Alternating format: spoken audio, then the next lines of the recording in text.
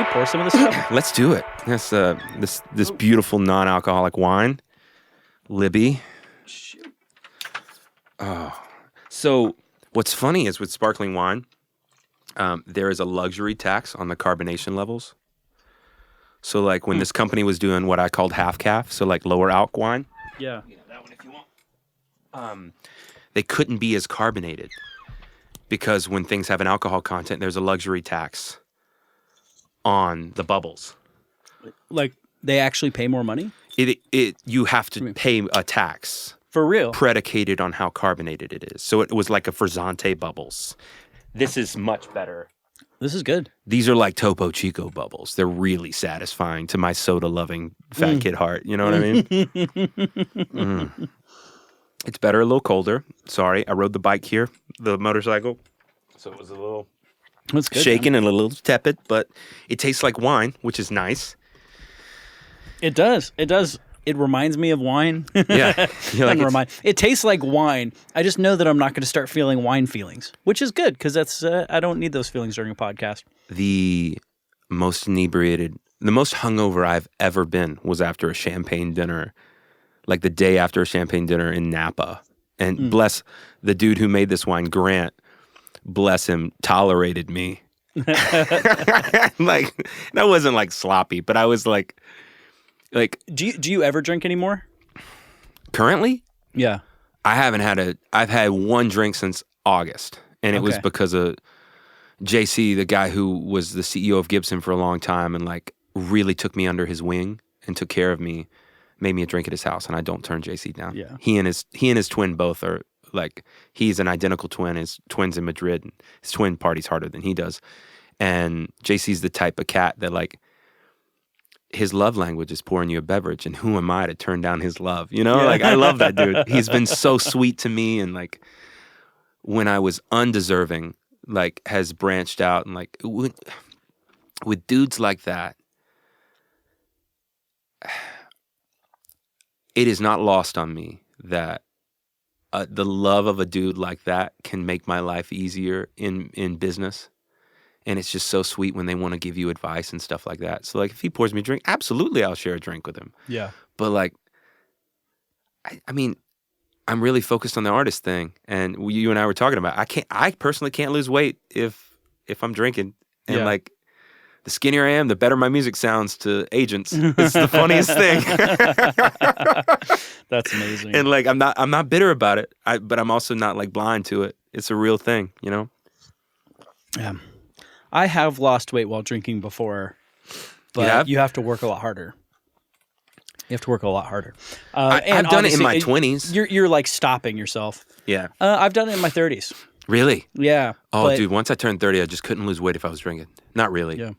No, I was on a super strict eating plan. Okay. Yeah. And I was and working out every day, you know. Right. And so you'll still lose weight. It's just I also changed my drinking habits. So I shifted from, this is probably like 5 years ago, I shifted from beer to all the sparkling water ones, you know, your Topo Chicos and Trulies High noons. That stuff. Yeah. Because then you're like 100 calories a thing. So the claws of the law, little White Claw. Dude, I was 4 or 5 years ago, I would drink like 2 beers a night, you know, sometimes 3 beers a night, like sometimes 4 beers a night, but honestly, usually 2. Yeah, so we met through Joe Montague. Joe, that's right, yeah. Our beautiful British friend, who, the Brits are funny. There is no such thing as a 1 beer night. Oh, yeah? No, you go out for pints. Yeah, I've only had a few pub encounters, but we did go like 4 rounds each time. Every time. Yeah. Every time. And I can't, like... Yeah, I definitely can't lose weight if I'm having multiple beers a night or, Yeah, beer will fuck you over. Plus, I'll drink a lot of like porter stouts and darker stuff. And so you're talking about like 250 calories like per beer. Yeah. So I'm off the sauce completely right now. But you guys are trying, right? We're maybe considering. Thinking, Considering. Which is a great way to just get the sex reps up. Uh-huh. Yeah, cool. Yeah, that's fine. Yeah. So we want to wait wait, like give it. So supposedly I don't know if this is the podcast or not. We can edit this out. This feels very. Because I was about to get real edgy on this. No, we so can. We can edit this out. No, maybe it's in. I don't know. Maybe it's in. You never know. Carry on. But so they say that sperm takes 3 months. You regenerate. You get a new batch every 3 months. So I'm actively changing my habits now for like 3 months from now. So we're not trying right now, but I'm changing my health habits. Right, because your fitness directly impacts your kid. Yeah, that's right. That's true. Which, like, I feel like this is like a new revelation of the internet that none of our parents or forefathers knew about. Yeah, you weren't know thinking about like, Yeah. oh, the mom's eating habits affect their kid's musculature, and like if the mom's lifting weights, it affects the kid's musculature and that kind of thing. Yeah. Like that's all new studies. Well, it seems like it's more to do with the before pregnancy. It's more to do with the man. Correct. And after pregnancy, more to do with the woman. So we're listening Correct. to you know Huberman. Oh no, Andrew Huberman. Yeah, Dude, yeah. I went so deep before we had kids because we tried for years and thought we couldn't, and so we did all the research, and then like Ainsley came to Spain with me on a gig, on like a trip, and I went over to play some shows, solo shows. Because another buddy that worked at Gibson was like, you guys should come to Spain for the holidays. My wife was like, book Jonathan a show and we're there, bro. Yeah. And he did. And it basically sold out and it was a great time. And now I have a whole thing in Spain and I go there and tour as much as I can. But yeah, he like set me up with radio too. He like, for someone not in the music industry, did an amazing job. Just dipping into the music industry. Nacho's a force of nature, dude. But yeah, just what worked for you guys? Like, what did you do? Borderline oversharing, but Yeah. so there's been a recent study or a recent development where with people that are donating sperm, they ask them to come twice and they take the second batch because the second batch has better swimmers in it. Really? If it's done within a couple hours. It was an exceptionally good day. So we just went 2 rounds and then we were pregnant. I heard the same thing recently from So- somebody else. Just go for 2, bro. You know? Well, I mean, if you have a problem resetting, peeing in between is a great trick. if you're stronger is in the second batch, should you? The second batch have better swimmers. So should you like ditch the first batch, pull out, or is it like all? I mean, are the stronger swimmers better sperm? Maybe. Are they better kids? Perhaps. I mean, my kids do pull-ups. So like my twins do pull-ups. So I don't know. Really? And they're 2.5. They do pull up like on the pull up and leg lifts. Yeah. But that's Shit. they're a little second monsters. round. The second round, bro. I kids. don't know. That and it was just a lot of rainy days. So I just brought in. I have a touring pull-up bar because I've always been like a workout junkie. And so I have one, and it has a lower setting for dips. And so I brought it inside, and I was just like teaching them to do assisted stuff. And I mean, there's still a little assisted on pull-ups, but they can do leg lifts on their own, and dead hangs and stuff, which is good because then you won't get the nursemaid's shoulder thing when they dislocate if you yank them. Yeah. But if they can dead hang, they're fortified. You can yank those kids. Yank them through a parking lot, they're good. Yeah. Yeah, so. Were you a fat kid? I was chubby. I had horrible eating habits. My family had the classic American Southern diet. Yeah. And it's, when you're, I feel like we just found out that Chick-fil-A has powdered sugar in their batter. I don't even know if that's still public knowledge yet. So I hadn't heard it. Yeah, I have a friend that's a celebrity chef. Well, she's not a celebrity. She is a private chef for celebrities. and she did a dupe for a certain American sweetheart. And she told me like, yeah, I nailed the Chick-fil-A batter. I was like, what was so tough about it? She's like, I didn't realize it was powdered sugar. And I was like, pardon me? I had no idea. She's like, yeah, that's why it melts in your mouth. And I'm like, oh, that was the healthy option, was like Chick-fil-A, Yeah. growing up. In the South, you're like, Yeah, chicken. so like horrible eating habits I had to undo. So yeah, of course, naturally chubbier kid. And I was a late bloomer. So like, you hit puberty the first time and your voice changes and you get awkward. But then the second time when you actually start to get like the growth hormone and stuff like that took longer for me. Can we curse on this podcast? Yeah. Okay, good. Gracious. Good. Heck yeah, brother. Fucking A, I was nervous for a second there. I was like, am I going to make it? Please help yourself. Yeah. No, thanks, dude. This stuff is good. Yeah, it's solid. I capped it just to keep the bubbles because the soda kid in me loves it. Mm-hmm. Yeah. Well, you've got you have what If your wife digs this, I'll hook her up. Yeah, I'll have to ask her. Well, here's the thing. She doesn't like bubbles. Oh, maybe this isn't her Yeah. thing. Does she like cocktails? No. She likes gin gimlets. I have a phony Negroni in my bag too. I'll send it home with you. Okay. Do you know what that is? No. It's the best mocktail, ready to drink mocktail in the game. Phony Negroni. Oh, I haven't felt like I needed non-alcoholic replacements for alcohol, but this kind of makes me. I'm sort of into it now. it's a vibe. I still love the social aspect of drinking with people. Yeah. And I never want people to feel self-conscious just because I'm thinking about tomorrow's workout because I'm obsessive, and I want to do it. When I was a kid, one of my chores was mowing the yard. And I remember distinctly, we had a riding lawnmower because it was big. I grew up on some land in South Carolina. So like a 3-acre yard. So, and one day I had the brilliant idea of like riding lawnmower fast as possible. Like, let's Ricky Bobby this thing. But that was before Ricky Bobby because I'm old. So, but I was like, let's just, NASCAR it and go. And as you can imagine, pretty half-assed job of mowing the grass. And I remember I went inside and I was, playing guitar. And I remember I had a Vox AC-15 at the time. And my dad comes in, turns the amp on standby because he knew, you don't kill the tubes, like turn it all the way up. Turn it on standby. And he's like, son, I need you to go out and mow the yard again. And this time use your whole ass. And like walked out. No raising a voice, just so chill. That my dad's way of being like really witty and like, and I hear his voice all the time when I do things of like, need you to use your full ass. Need you to use your whole ass on this one. Yep. And so like that's in my head all the time. So if I'm like, oh, I'm gonna get fit to,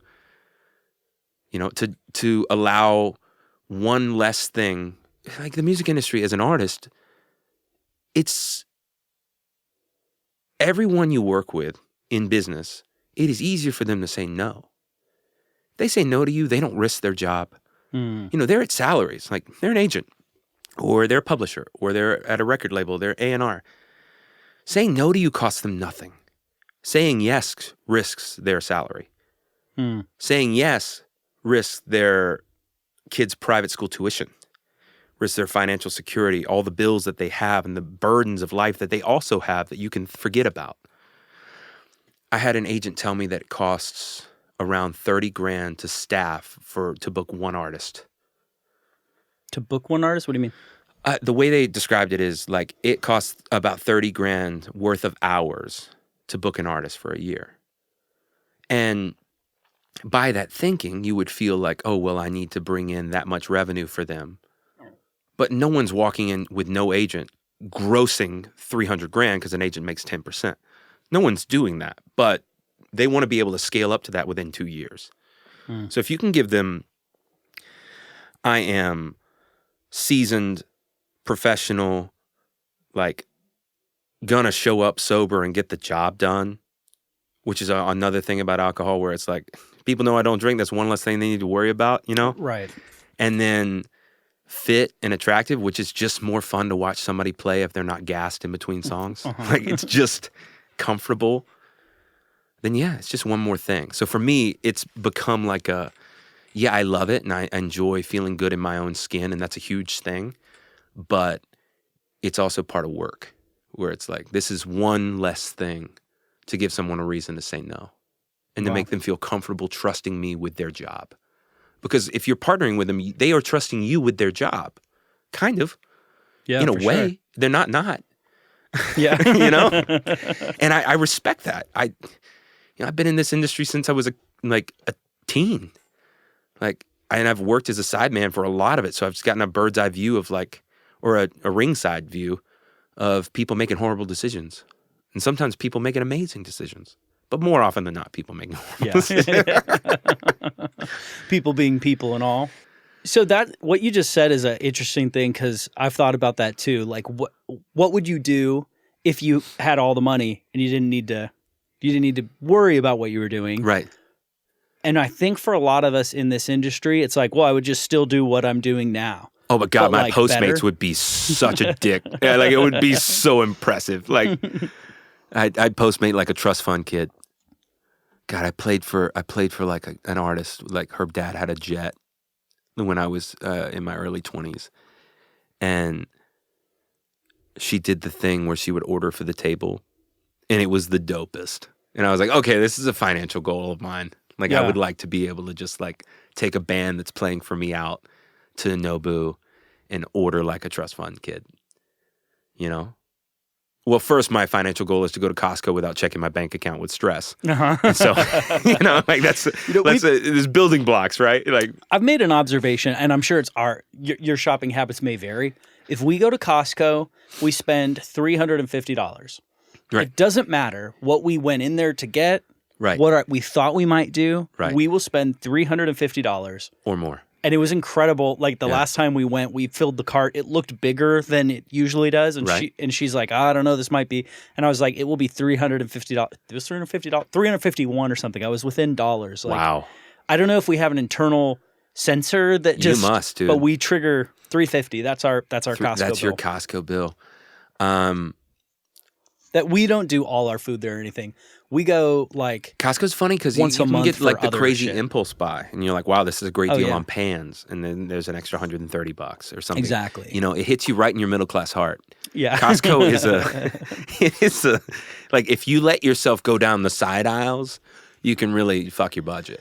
So we only go like once a month, and we have to do every single fucking aisle. Oh, okay. And I don't let myself do every aisle. We don't do all our food there. We do certain things there. Okay. Yeah. So like certain bulk things. But what are like, your Costco things? Like, what are your top 5 Costco food things? This is a fun little because I'm thinking about it right now. How do you know you're old? Sometimes we'll do the big like chicken breasts for like if I decide I want to try to do like meal planning or something. Okay. But honestly, I don't feel like their chicken breast is the best. Right. You got to do the organic one. And it still is like a lot of trimming.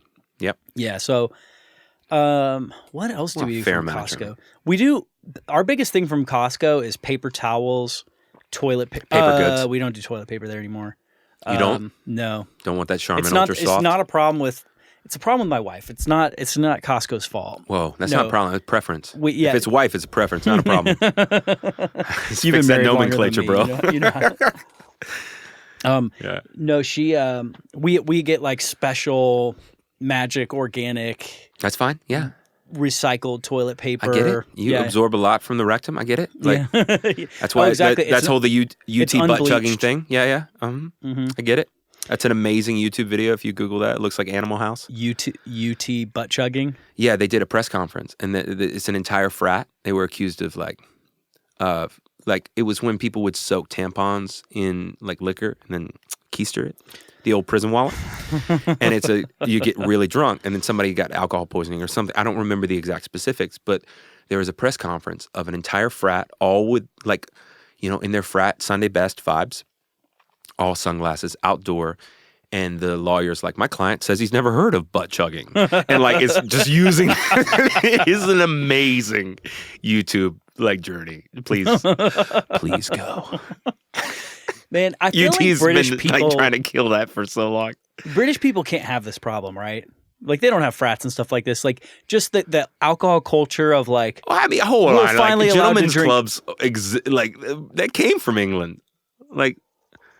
I mean, frats is just like the junior version of like a gentleman of like a country club, and country clubs are from England. The culture of I'm going to shove a alcohol tampon up my ass because I've been so repressed my whole life, and now I can finally drink. Like that pushing yourself to new heights to where every frat seems to have killed at least one kid by alcohol. Like in fact, I don't know if I've told you this. Above us is a frat, not a frat house on paper, but it's all dudes in a frat. Like this house? This house. Oh, above our head right now is living frat guys. Oh, nice. So I'm well acquainted with, I've been here 8 years. Okay. So I've gone from like frat house. I know almost nothing about their fraternal system. I know I was never a part of one or anything. Okay. But I do know, not this frat. The frat here right now, they're pretty chill. Okay. But I thought you lived upstairs. That's interesting. I don't. I wish. It's like $1 million house.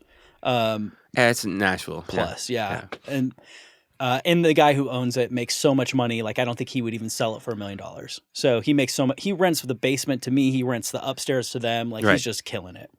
Yeah. So in either case, the trick is to have liquid cash when the next 2008 happens. That's the trick. I'm not trying to be like I've been waiting for doom 2008 for a while. Yeah. So I mean, just when you're like he wouldn't sell it, it's like yet. It's my favorite word in the English language. Yeah. Did you get to take advantage of 2008? God, no. No, we're not the like right age. No, I graduated high school in 2010. So like 2008, it happened and I didn't really understand it. Yeah. So I had one friend. Because you're a little older than me, right? Yeah. So I graduated in 2005. Okay, so you made, but you're in the arts. So you had a broke 20s. You didn't take advantage of it. Yeah. And I was in college. So the one friend I have that took advantage of it didn't go to college. He was working in the trades or something? Exactly. Yeah. He went into the trades. And so when 2008 happened, and then Obama gave you like a $9,000 tax credit. Yeah. Because they were begging people to buy houses. Yeah. People today won't understand. But they were begging you to buy a house. Like, we'll give you $9,000 if you buy a house. Please save the world. Yeah. And so he got his first house that way. And, you know, his whole adult life from 23, 24 on, he's just pivoted to the next house. And it's a move. It's worked out. Yeah. It's the original middle class, like, wealth building. Yeah. What do you think? Did you hear this week that Trump he put out a tweet. I don't know if he just does that. It seems like he can just do things, but he put out a tweet that's like investors, like BlackRock, investors aren't going to be allowed to buy, what do you call it? Single family homes anymore. That would be amazing. That would be a difference maker. That would be nice to see someone who campaigned on making a difference make a difference. It would be nice to see. I have a political group chat and guys on the spectrum all the way from left to right. Yeah. And that we've debated this over the past year or so. Okay. And supposedly our one guy who's like the numbers graph guy, it pisses me off. But numbers graph guy, he pisses you off. He pisses me off. I love because he always has a great infographic, or yeah, any argument you have, he'll be like, he'll be like, hey, here's my chart. Oh, really? Do you think he's using ChatGPT, or is he actually just like an Excel wizard? I think he's looking them up. Okay. But it's interesting that the charts. So he's like always me with GIFs. Kill it. That's all you. Just kill it. His charts always support his political viewpoint. 100%. So 100%. So does his political viewpoint align with yours? You don't have to give your point, because I don't. Yeah. Me either. I don't talk politics. Although British people do. When we went to England. Oh, they always have opinions. They were all like, "Who did you vote for?" And we were like, "Whoa, like you might as well have asked me to get naked right now." Well, for me, not to change the topic because I want to get back to Graph Guy. Yeah, but I'm in music. I sell escapism. I let you forget about your bills, your politics, your family bullshit for 60, 90 minutes, 120 minutes if I have enough hits for you to hire me for that long. Like, on shows. Like, that's what I do. I sell escapism. I help you connect with emotions in 4-minute increments. Politics aren't my calling. Yeah. Of course, I have opinions. I'm an intelligent human. But I also, I spend my spare minutes watching Mix with the Masters and getting better at my craft. I don't spend my spare minutes educating for the next debate on that. So, right. I have opinions that I reserve the right to change my mind on because they're not terribly informed, because I'm trying to figure out how to do Atmos mixing, to support the next format. Like, I only have so much bandwidth, and I have kids, and I'm writing new songs, and I'm turning in mixes for clients, and I'm going to have to trust, hopefully that the destiny aligns and the right people feel called to make the right differences, and I'm kind of along for the same ride as everybody else. Right. Which is wild because then people get really impassioned and they're like, how dare you not know everything about it? And I'm like, I don't know that political debates have ever made a family get together better, but well, and you can dive in and start learning, and then you form an opinion. I think the thing that's most valuable about my group chat is it keeps me humble. I've said it on the podcast Interesting. before. It keeps me humble because you'll see, we're all getting our own individualized algorithm that's showing you snapshots of the world when you go on social media or the internet or anywhere else. They're all tracking you and being like, what will Jonathan engage with? Yeah. And which is fascinating. Over time, they're like, ooh, he seemed to engage with this. And they show you more and more and more. And it starts forming your opinion and your idea of what's going on in the world. And so now, at a certain point, you're probably pretty sure of some things. Right. There's some things that you're like, well, I think that's bad. And there's someone in Portland who gets a totally different feed from my father in South Carolina, and they're totally convinced of the opposite, inverse. Exactly. And then you go to your group chat, because what I want to do is some certain things, I'm careful, but there's certain things where I'm like, oh, I know this is, I'm like, I got to get this out to the world. And I'll be tempted to want to go on social media. I have never done a political post on social media. Okay. Or at least not any sort of video of like, here's my political opinion, you should believe it, or anything like that. But I will want to go to social media and be like, people. Instead, I go to the group chat and I'm Healthy. like, this thing. Healthier, yeah. And you're like, in your mind, it will be black and white and clear as day. And you'll think that all of your closest friends you grew up with would agree with you. Yeah. And then it'll be like a melee in the comments of your group chat. Yeah. Where like. Instead of a public forum. We have a private forum. And you realize like, wait, my thought that seemed so clear to me, not even like a dude who grew up in the same town as me that I've known forever fully agrees with what I'm saying. Yeah. Or has a counterpoint. And sometimes you walk away going, oh, I was thinking wrong about this. Sometimes you go, my friends suck. I'm still right. Yeah. But in either case, you avoid having that conversation in some sort of public forum where because you think that you could mass blast out to your social media and like the 100 people that see your story or the 200 people that see your story are going to be like, fuck yeah, of course. But like, they're not. If my group chat is any indication, they're not. Like, they're going to be all over the map. Everybody's seeing their own thing. They've all got their own different opinions. Yeah. So it's great to have a place to test those theories out, try, and then when I realized like not even my 10 buddies can agree on any one detail of life, we're not going to figure it out on social media. It's just not going to happen there. Do you find you are less embarrassed because it's not public and you're more coachable and willing to change your mind or entertain other people's opinions because it's private forum? I would actually probably be more humble publicly. Oh, interesting. Okay. I think. Okay.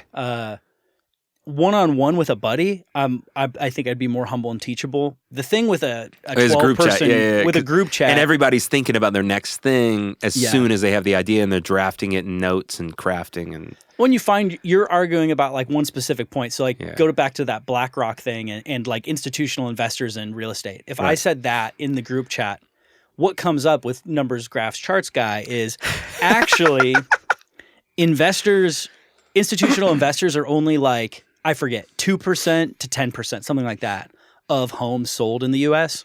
It's a smaller percentage.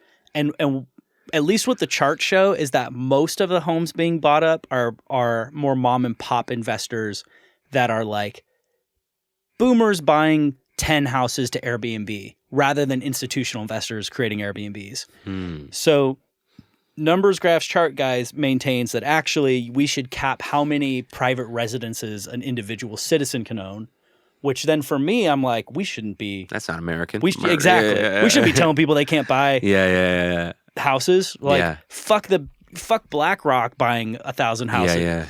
But supposedly, according to Numbers, Graphs, and Charts, supposedly it's more of a problem with. But I don't really know, because then I'm like, where do you get your numbers, graphs, and charts from? Exactly. And can I find some other ones? Right, and that innate distrust, because like the world's at your fingertips. So like all information is there, so nothing is now.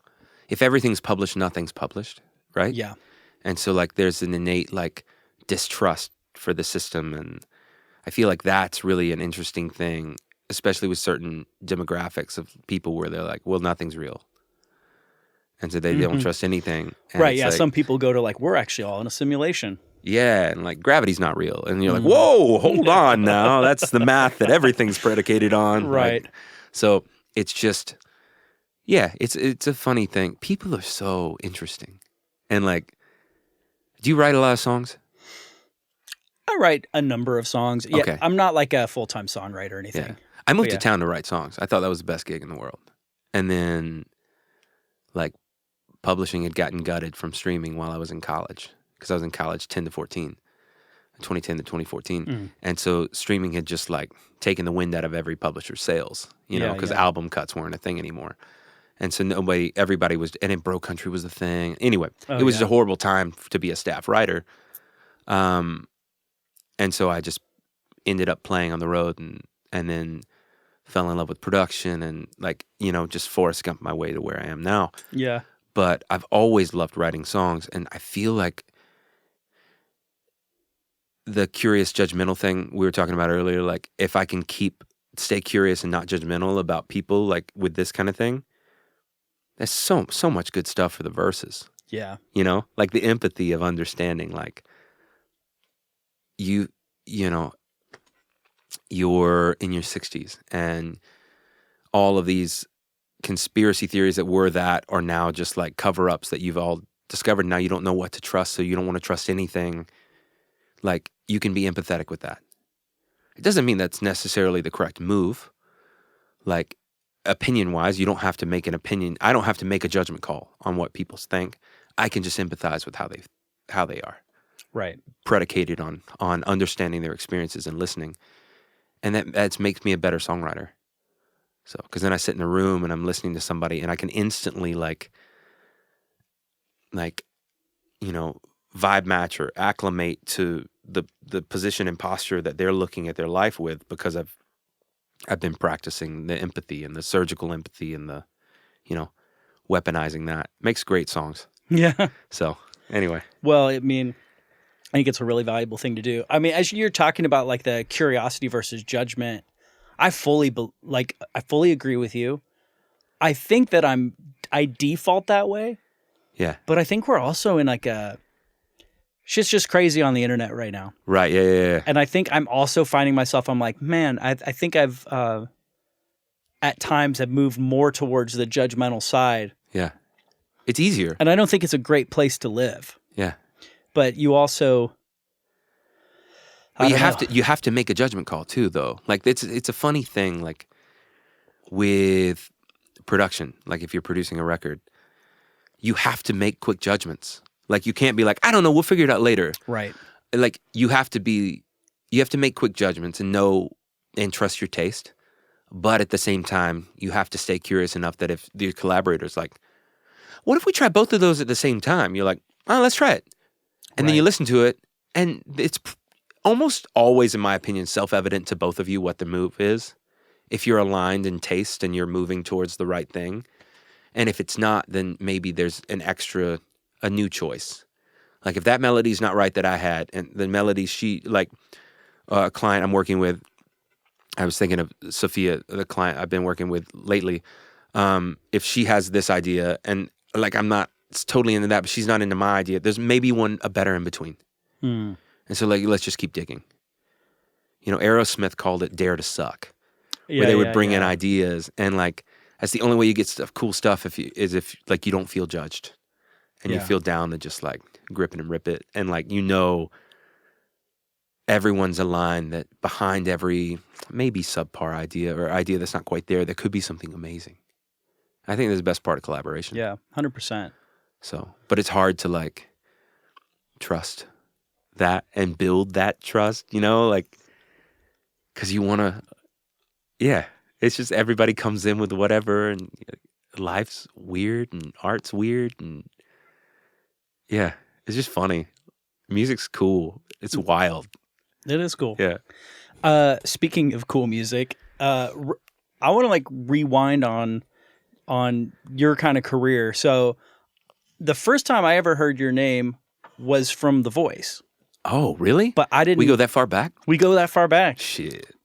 But I didn't. I was a young lad. Yeah. No gray hair. So that your season was at 7 or 8? 7. So season 7 was the only season of The Voice I ever watched. No shit. Yeah.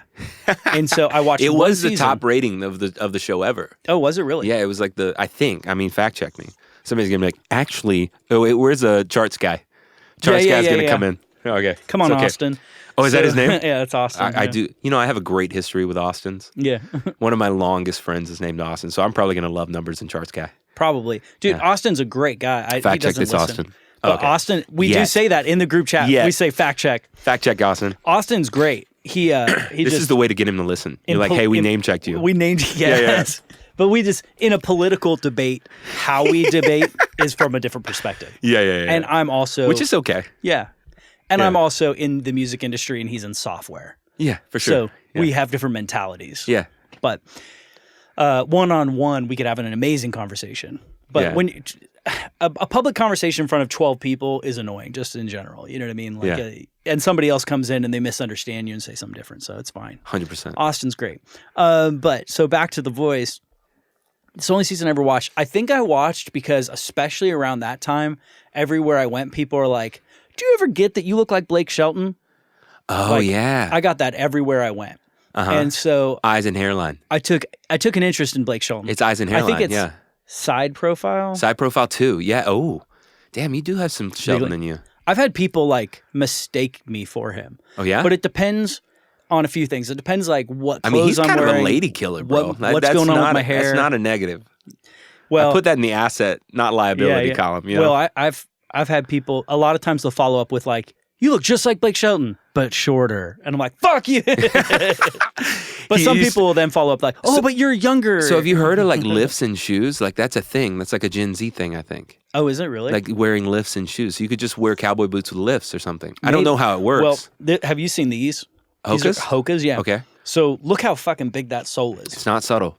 It adds a little bit of height, I will Does say. it? Or is it all like cushioning on the sides? Like I have a pair of Brooks that are like that, but they don't add any height. It's just like all posting on the sides. So Definitely adds some height. okay, cool. It's not the point. The point is to have the most like cushiony walk. Right.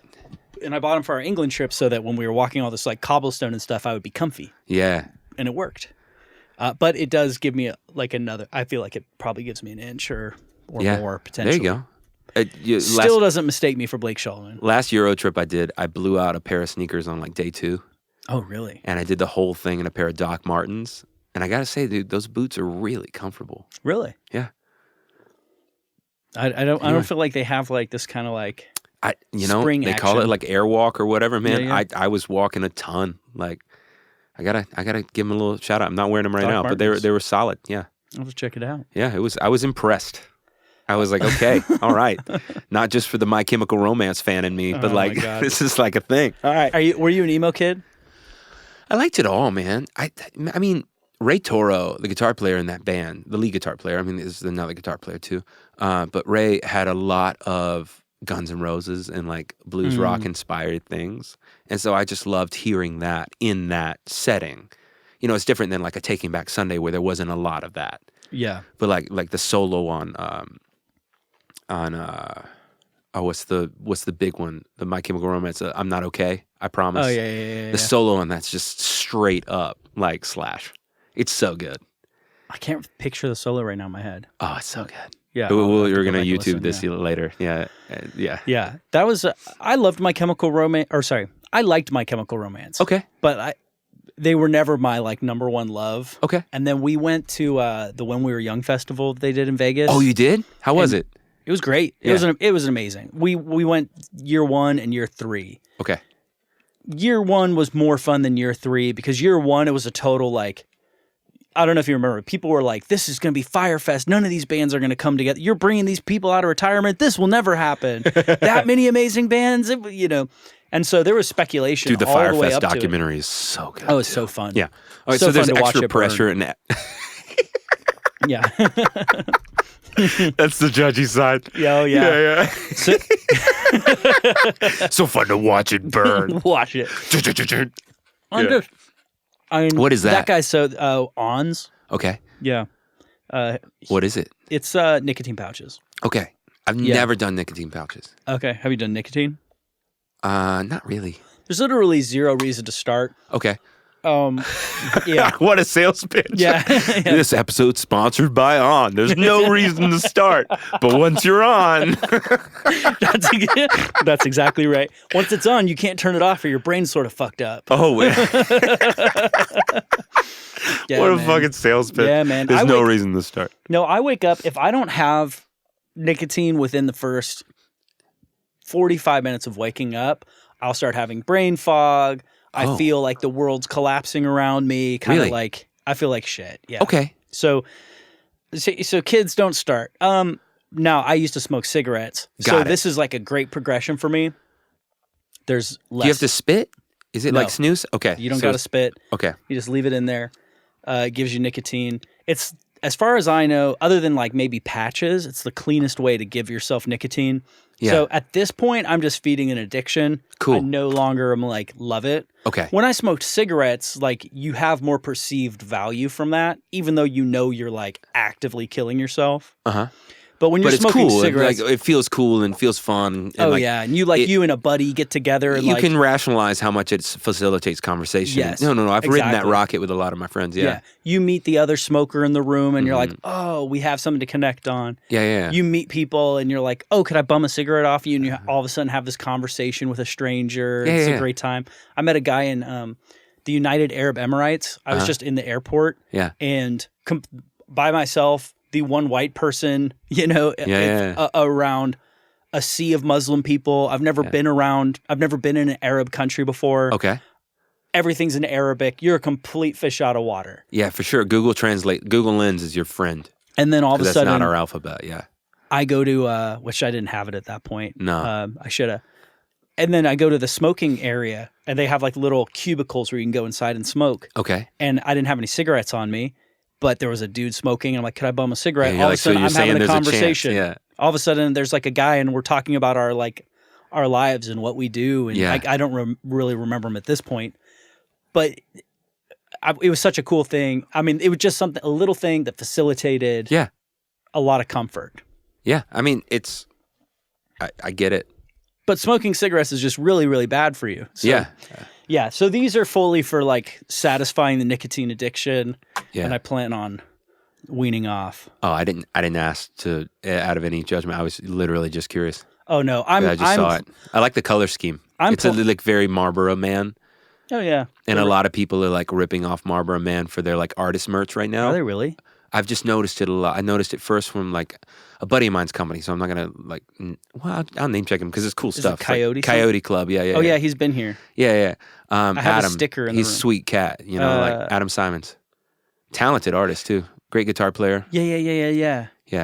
Yeah, he was on our podcast, so I have his sticker in the back. And then, but like other people have done it as well, and it's like a thing. And I mean, the colors are so good, and like obviously Ferrari F1 team used those colors until they were banned from using them because people are like, you can't use tobacco, and they were still using the color for a long time. And are you an F1 fan at all?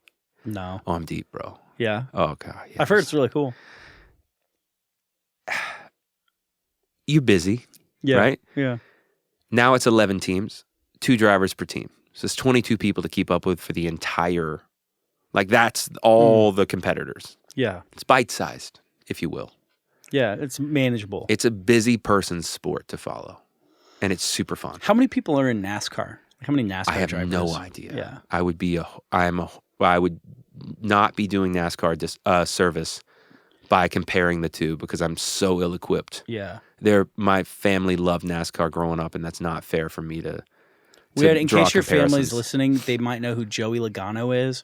Probably. I think he's North Carolina, but he was here doing not my podcast, but somebody else's podcast. Okay. And so in here, yeah, cool. where you're sitting. Oh, and no afterwards, his manager gave me and my wife pit passes. Oh, cool. And so that's the way to do it. So you're in there in the pit right next to where they're changing the tires and everything. Dude, it's so cool. Right before, I didn't tell her how long NASCAR is, and she didn't ask. So right before we go, she's all dressed up, we're about to leave. She's like, so how long is this thing anyway? And I'm like, 4 hours. And she's like, what are we going to do for 4 hours? Well, the second we get there, she was like lit up. Yeah. She was like trying to find his car to take pictures with because obviously we're going to be on his team now. And, trying to find 22 and we're running back and forth. And you're right Great there. Great number too. Right in all. Oh, yeah. Yeah. We're right in all the action. We had one moment where Joey comes in to pit, and as they're changing all the stuff, he starts driving off, but one of the guy, whoever's refueling, still has their like little tube, little gas tube stuck in. Right. And so as the vehicle pulls out, it makes him fall over. Oh man. And then terrifying. Somebody else stops him from going outside of their square. So we found out there's a little white square around the pit. And if any of the crew goes outside of the square, then you're docked points. Yeah, probably. I mean, safety violation. Yeah. Yes. So somebody else stopped him just in time, and then it was fine. He drives off. I happened to be filming right at that moment. Oh, wow. And it was just like an exciting moment or whatever. We didn't know any of the ramifications of this. Well, then we went home afterwards, and they were broadcasting it on Amazon Prime. On the video, it becomes one of the big highlights of the night that they keep replaying. Like, look at this, where he almost falls out, but the other guy saves him. We're like, we were 5 feet from that, and we filmed it with we have it on our phones. Like, that's crazy. It's cool, man. We also like snuck behind where they were doing where the announcers were kind of recapping the game and everything. Not the game, but the race. I know what you meant. And we went and like jumped up and down, and her mom's like, "Oh, I see you. I can see." She's like watching live in Chicago. She's like, "I see you," and we like kissed on camera. Oh, and cool! Just, like, little kiss cam.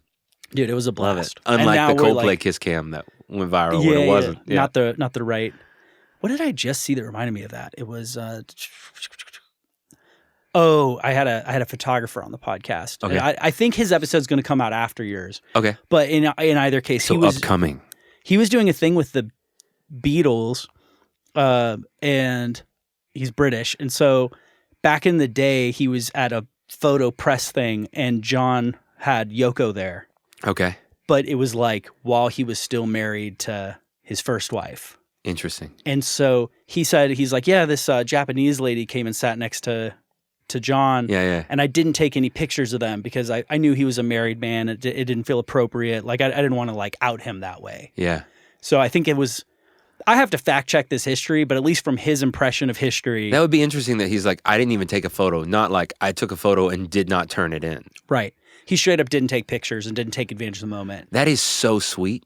And I'm like, so I thought of the Coldplay kiss cam. I'm like, oh, that's a very opposite. Yeah. Mentality. What's funny is like if the dude wouldn't have overreacted, it would have been fine. No one would have noticed. But like, not to get all like Bible belty on you, but like, the guilty man flees when no one pursues. Like it was totally that.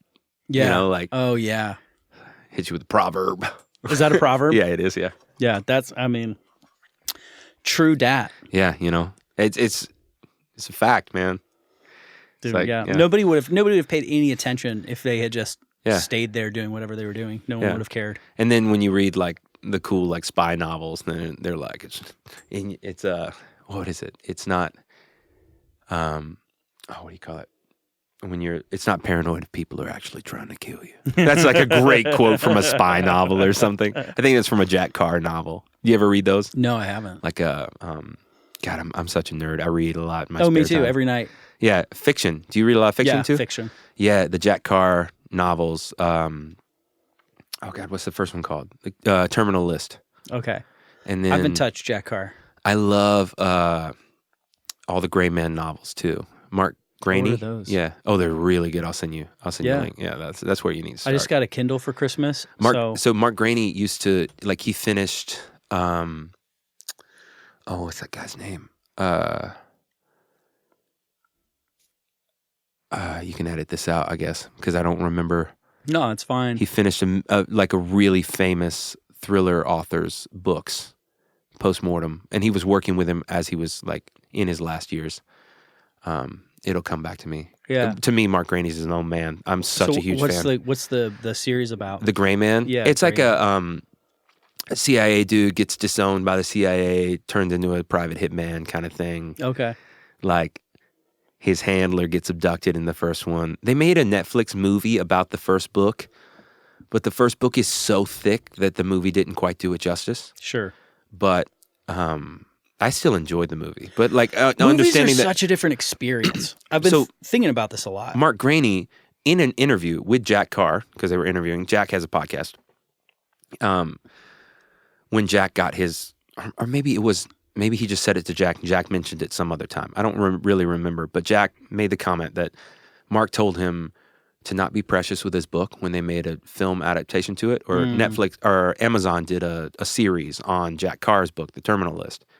And he said, don't be precious about it. It's a different format. It is a billboard for your book. Yes. It exists as a billboard for your art.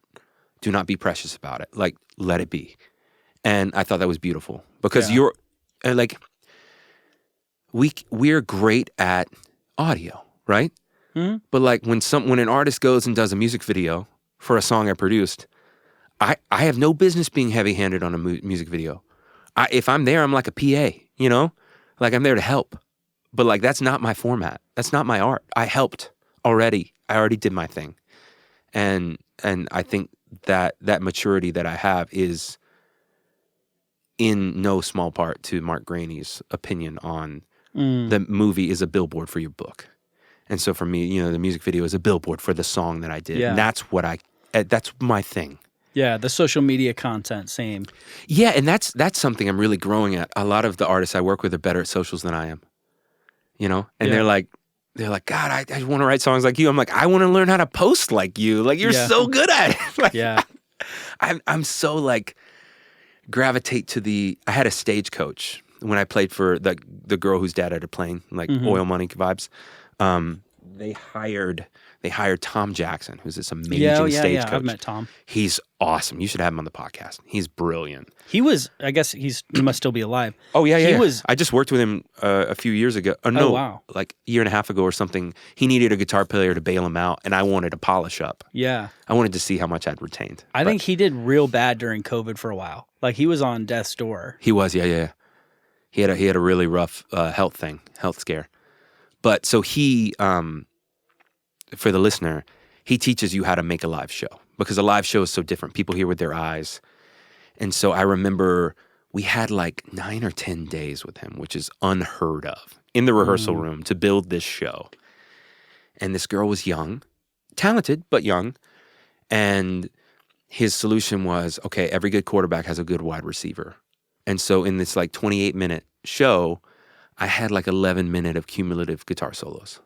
Wow. And so he had me like doing call and response with her from other sides of the stage and walking together, and it was amazing. And I remember halfway through the first day, and I grew up playing like blues jams and jazz gigs and, you know, the occasional indie rock gig and then a ton of church stuff growing up just in the South, in South Carolina.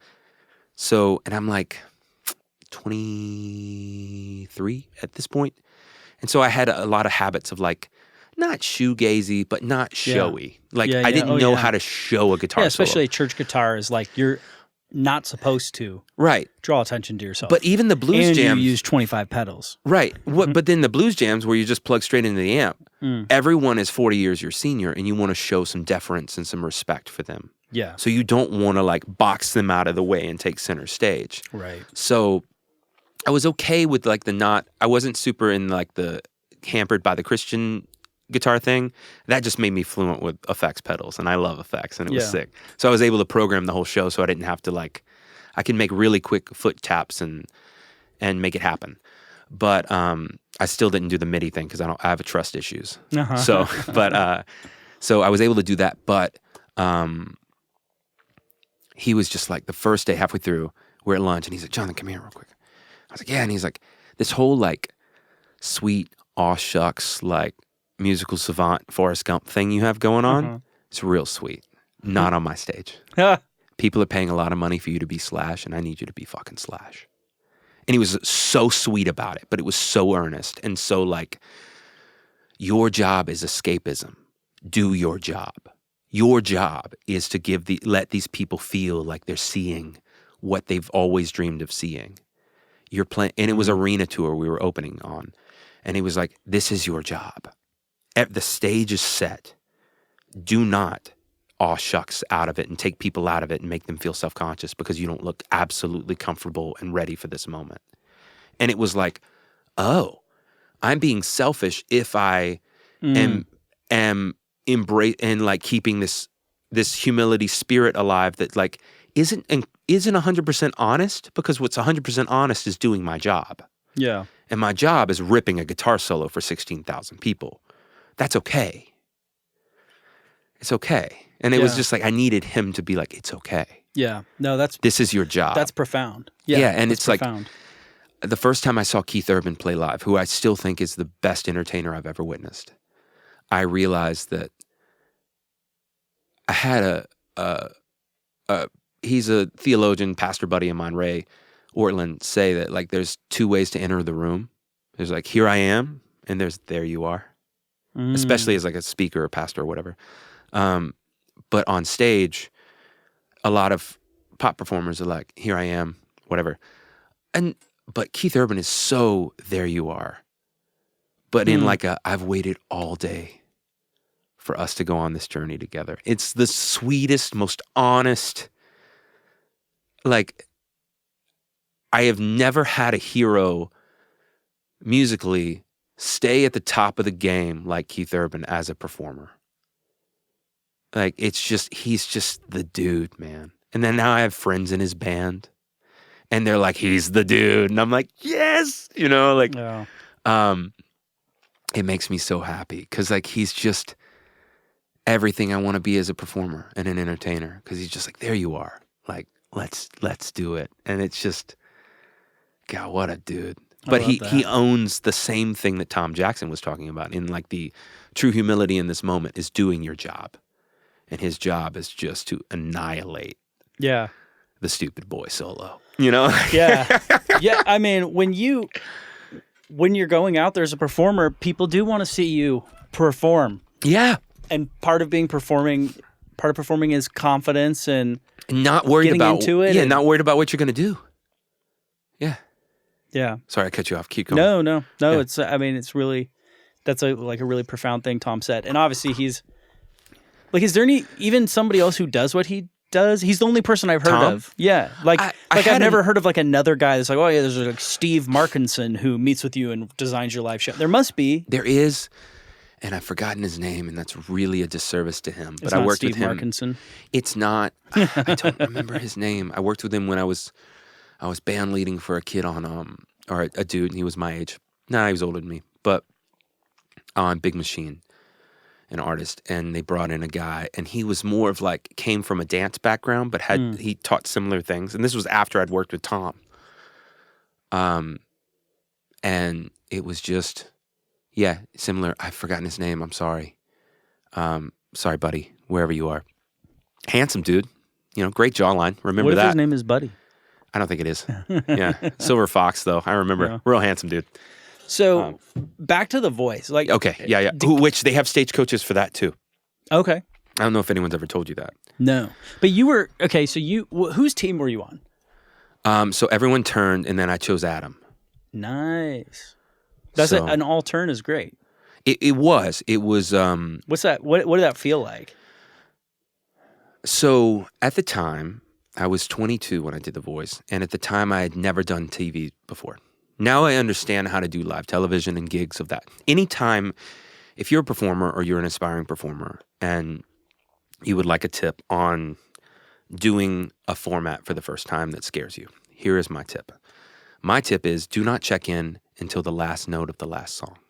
Do not think about what you're doing. Do your job with the humility that Tom taught us to do, which is I'm there to entertain and not bring in any insecurity into this. Do your job to the best of your abilities. And then at the last note, when the gig is already to where it could not mess up, think, oh my God, I'm playing Madison Square Garden. This is dope. Bask in it. Sit in it. Encores are for after you've checked in and you're like, okay, this is free. I don't care if I screw up from the nerves because like this is free. Yeah. I've played for artists who are like, I don't like encores because it's like adult peekaboo. I don't think that's what it is. An encore is like I have gas left in the tank and I'm going to do it. And, you know, I don't have an army of agents and managers I have to go meet with after the show and like, or I do, but I feel so good I'm going to make them wait for one more song or I'm going to try a new song. Like, in my opinion, encores are for I'm having a great time and like, let's go. It's like cuddling after sex, you know? Like sometimes you gotta get on with your day and sometimes you're like, no, we can lay here for a minute. Like that's what an encore is. But anyway, that's my advice for doing TV for the first time or whatever. And I did not do that for The Voice because there's a guy with a PhD in psychology that puts you in front of a camera right before you go on. Oh, really? And they say, what are you going to do if they don't turn? And I am 22 years old. I have never had vocal issues. I had nodes after The Voice, like from playing honky tonks and stuff and drinking liquor and Red Bull and singing Wanted Dead or Alive when people had a request, which is, you know, was out of my range at the time. But anyway, I'd never had issues. My voice had never failed me. I literally wanted to be known as a guitar player and a songwriter. So I was like, of course I sing well. Who cares? Like, sure. So I went into The Voice very laissez-faire. Like, and then they're like, don't play guitar. We don't need that on the show. We already have guitar players. Like, this is called The Voice, not the instrumentalist. We just wanted you to sing. And I was like, sure, I'll sing whatever. Like, I was just happy to be there. Yeah. I had gotten on the show because a producer had spoken at my college, and my teacher was like, one of my teachers was like, you should hear Jonathan's music. It's really cool. And I sent him an original, emailed him, and he was like, sure, kid. I emailed it to him, and he was like, oh, wow, you should come by the studio. And I went to his studio. It was immaculate. His name's Keith Thomas, amazing producer, amazing writer. I admire him so much because he's so modern. Like, he's been in the game a long time. Like, he produced Colors of the Wind for Pocahontas and Baby Right. Baby for Amy Grant, and still has the most modern sounds. He's such a killer. I've still never gotten to work with him like that. Like as a producer? Yeah. I've never gotten to work with him like that. And I hope, life's long. I'll get it. So I love Keith. He's a talented dude. Yeah. I think I told you when we hung out with Joe, but we used to do a songwriting group at his house. At Keith Thomas's? Yeah. Oh, that's cool. Yeah. So talented. But so anyway, he had me over and he's like, you should do The Voice. And I was like, sure, everyone says that. He's like, nah, I know a guy. Like, and so he's like, just play a cover. And so I played like Bill Withers' Ain't No Sunshine, guitar and vocal in front of like a beautiful Sony mic at his studio. It was perfectly lit because Keith's a nerd. So everything's perfect, Yeah. He always had the Sony C800 out. Yeah, it was a C800. Yep. With the big like airfoil or whatever. Yeah. That's so crazy. It's so sexy. What a great mic. And, perfect lighting and everything. And I like skip to executive callbacks. So then you go and you perform for the producers. And then that's when they're like, we don't need you to play a guitar. And I was like, oh, okay, cool. I've never been on stage without a guitar at that point. And then you make it to the blind auditions. Then you're at a hotel for like 6 weeks while they do the whole contract thing. Because you sign the contract before you do anything. Before you like perform. And the contract is, hey, if you win, you're on right. the label now? Everyone signs the same contract that's predicated on whoever wins is bound by this contract. Interesting. And then you split you into two groups, and each group is I think two groups. I don't remember. Anyway, you choose a lawyer, and everyone meets with the lawyer. And I remember like I stayed up all night when they gave us the contract and marked it up and handed it to the lawyer the next day. Because I'd gone to school for music business. And he was just like laughing. He's like, no one does this. You're so extra, kid. But I was really proud of the provision he got, which was they couldn't the way the contract was, they could sign anyone to a publishing deal with your entire Schedule A, so every song you've ever written included, for $10,000. Anyone of the contestants. Wait. So if you're a contestant on The Voice, The way that contract read before we signed it, it was like they can sell your catalog. For no, $10,000? they can. I think it was Universal could sign you to publishing with your entire back catalog, so Schedule A, everything that was unpublished, and like a year or 2 years or whatever for $10,000. And I was like, can you change that to just whoever wins? That's all I cared about, because I've always been a songwriter. That's all I cared about was songs. Yeah. I was just like, I don't want to give my publishing away for $10,000.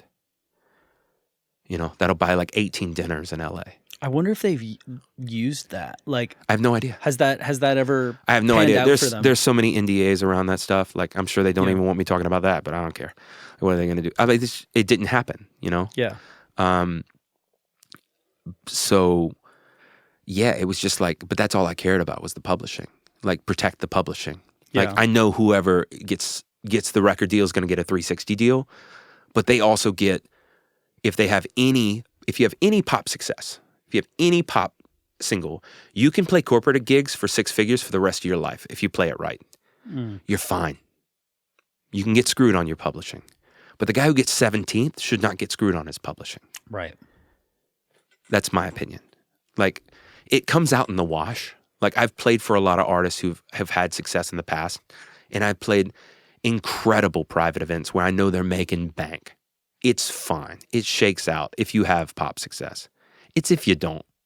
Yeah. Like, don't take people's songs. So anyway, and I think they just had it in there because they knew That's part of negotiating, right? Like, you know, you're going to give people something, so you overreach so that you can reach back. And Right. Well, it's so interesting how much of the world doesn't know how to negotiate.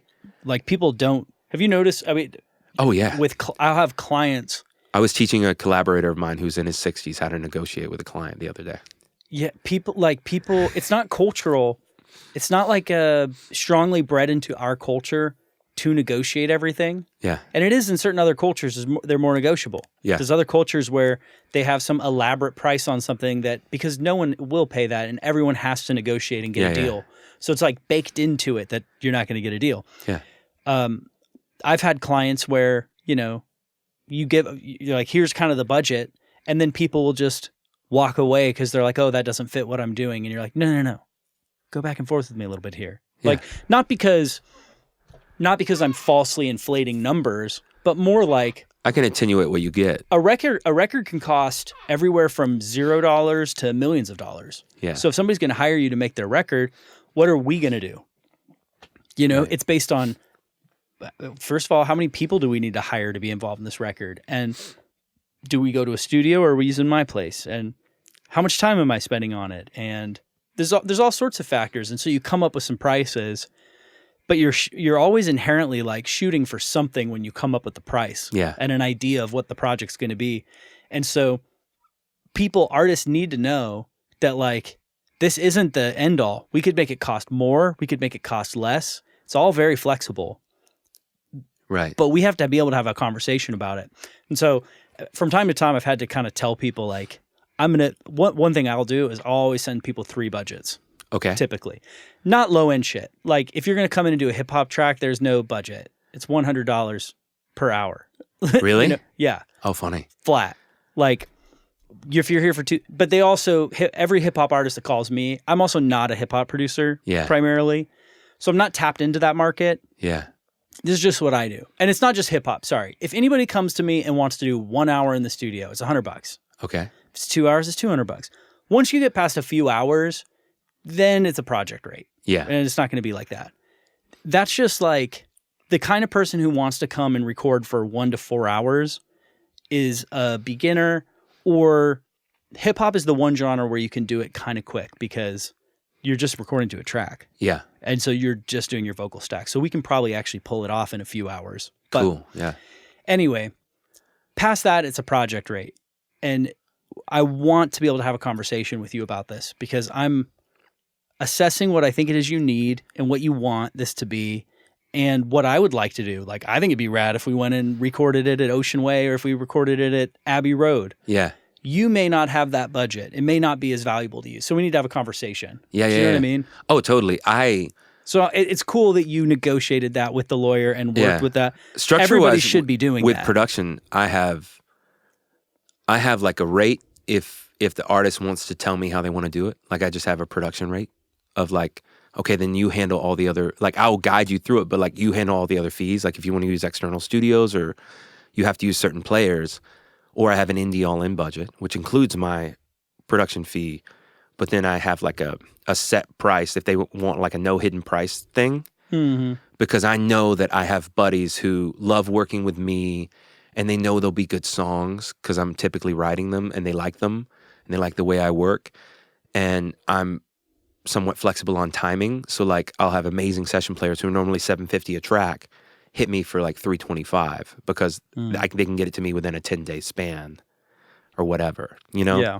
And so I can mates rates it down to like a more bite-sized nominal thing.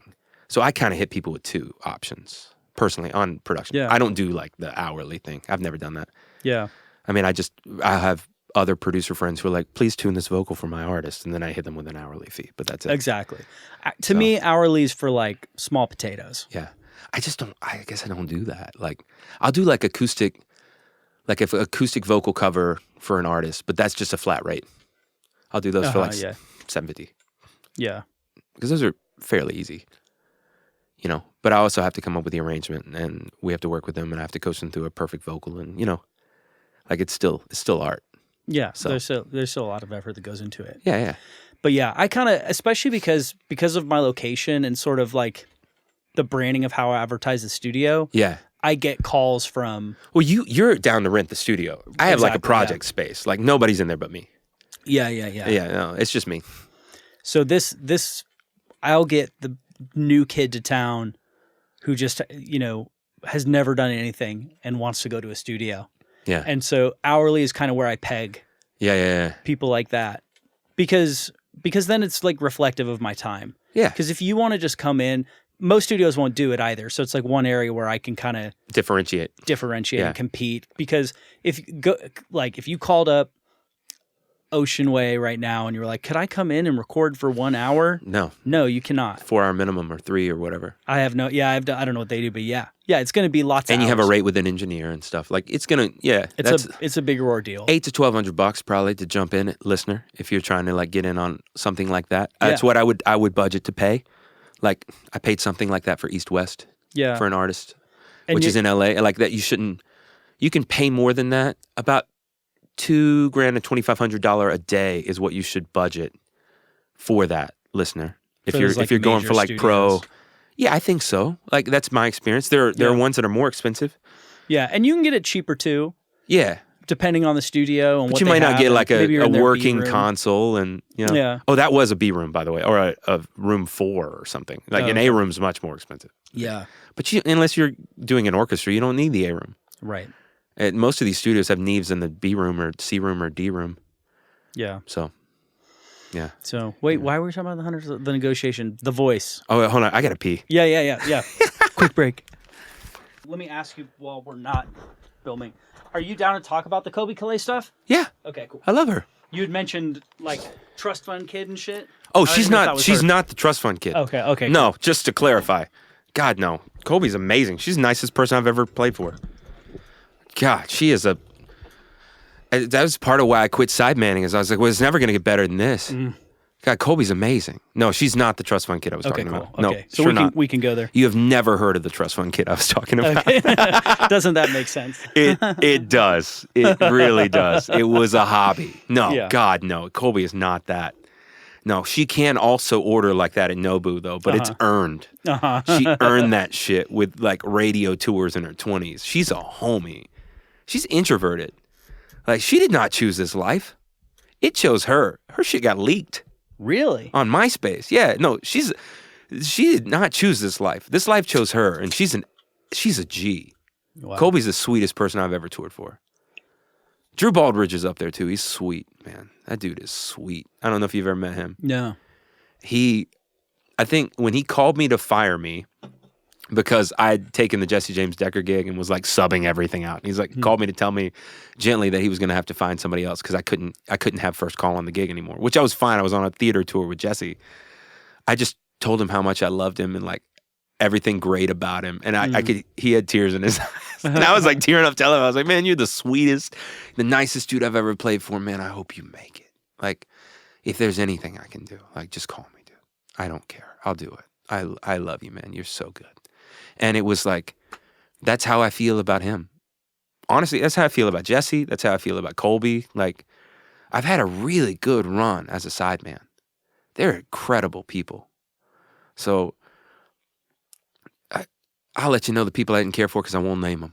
Yeah. You know, like, Yep. So, I probably archived the Instagrams too. So, like, good luck finding it, you know, but like, Yeah. yeah, if you can see it on my Instagram, I'm probably proud of it. Yeah. Because was Colbie before The Voice or after? Oh wait, I just finished with Colbie. And then you went to The Voice? No. Like just recently. now, Okay. recently. No. Okay, so I mean, Colbie was hitting. Yeah. Like, but I wasn't seasoned enough to play for an artist that good. Yeah. I mean, Colbie's show is like wipe the plates Michelin star restaurant. Like, her music is a simple recipe, but if anything's off, you know. It is like a Michelin star restaurant. Playing for Colbie is one of the most musically satisfying things I've ever done in my life. Really? It's studio acoustic guitar in front of thousands of people. And studio perfect vocals with a vocalist who is perfect in front of thousands of people. It's live studio. It is the dopest. God, it gives me chills thinking about it. She is ill. Like, she's the best. Colbie Caillat is the best artist. Like, come on, dude. Now her dad, is one of my heroes. Yeah, when I met her, I was like, great to meet you. Huge fan of your dad. yeah, Ken Caillat, for the listener, co-produced with Lindsey Buckingham all the Fleetwood Mac songs that you love. one of them is to the left of your arm. Yes, Rumors. He did Rumors. He did Dance in the Night. He did Tusk. And then he's done a lot of the Atmos stuff for everyone re-releasing. Oh, really? Yeah, so I called him about Atmos, like to just get some tips. Ken is amazing. He's the sweetest. Getting to meet him was like the extra boost I didn't need on that gig. But getting to hang out with Ken Caillat backstage right before I went and played. And the first time he walked in, he's like, man, I haven't heard acoustic guitar sound that good since Lindsey was in the band. And it was sound check, and like I melted, bro. Like my entire body was just like, I can die. Holy shit. Ken Caillat just compared me to Lindsey Buckingham while I play for his daughter, like who's also amazing, who I also love. Like, gah. Well, speaking of, like, Colbie healed my relationship with acoustic guitar too. Oh yeah, Acoustic guitar and were you on the outs? Yeah, because like acoustic guitar in Nashville is like bringing a knife to a gunfight. You're just not in the mix. You're like a hi-hat. Yeah. You know?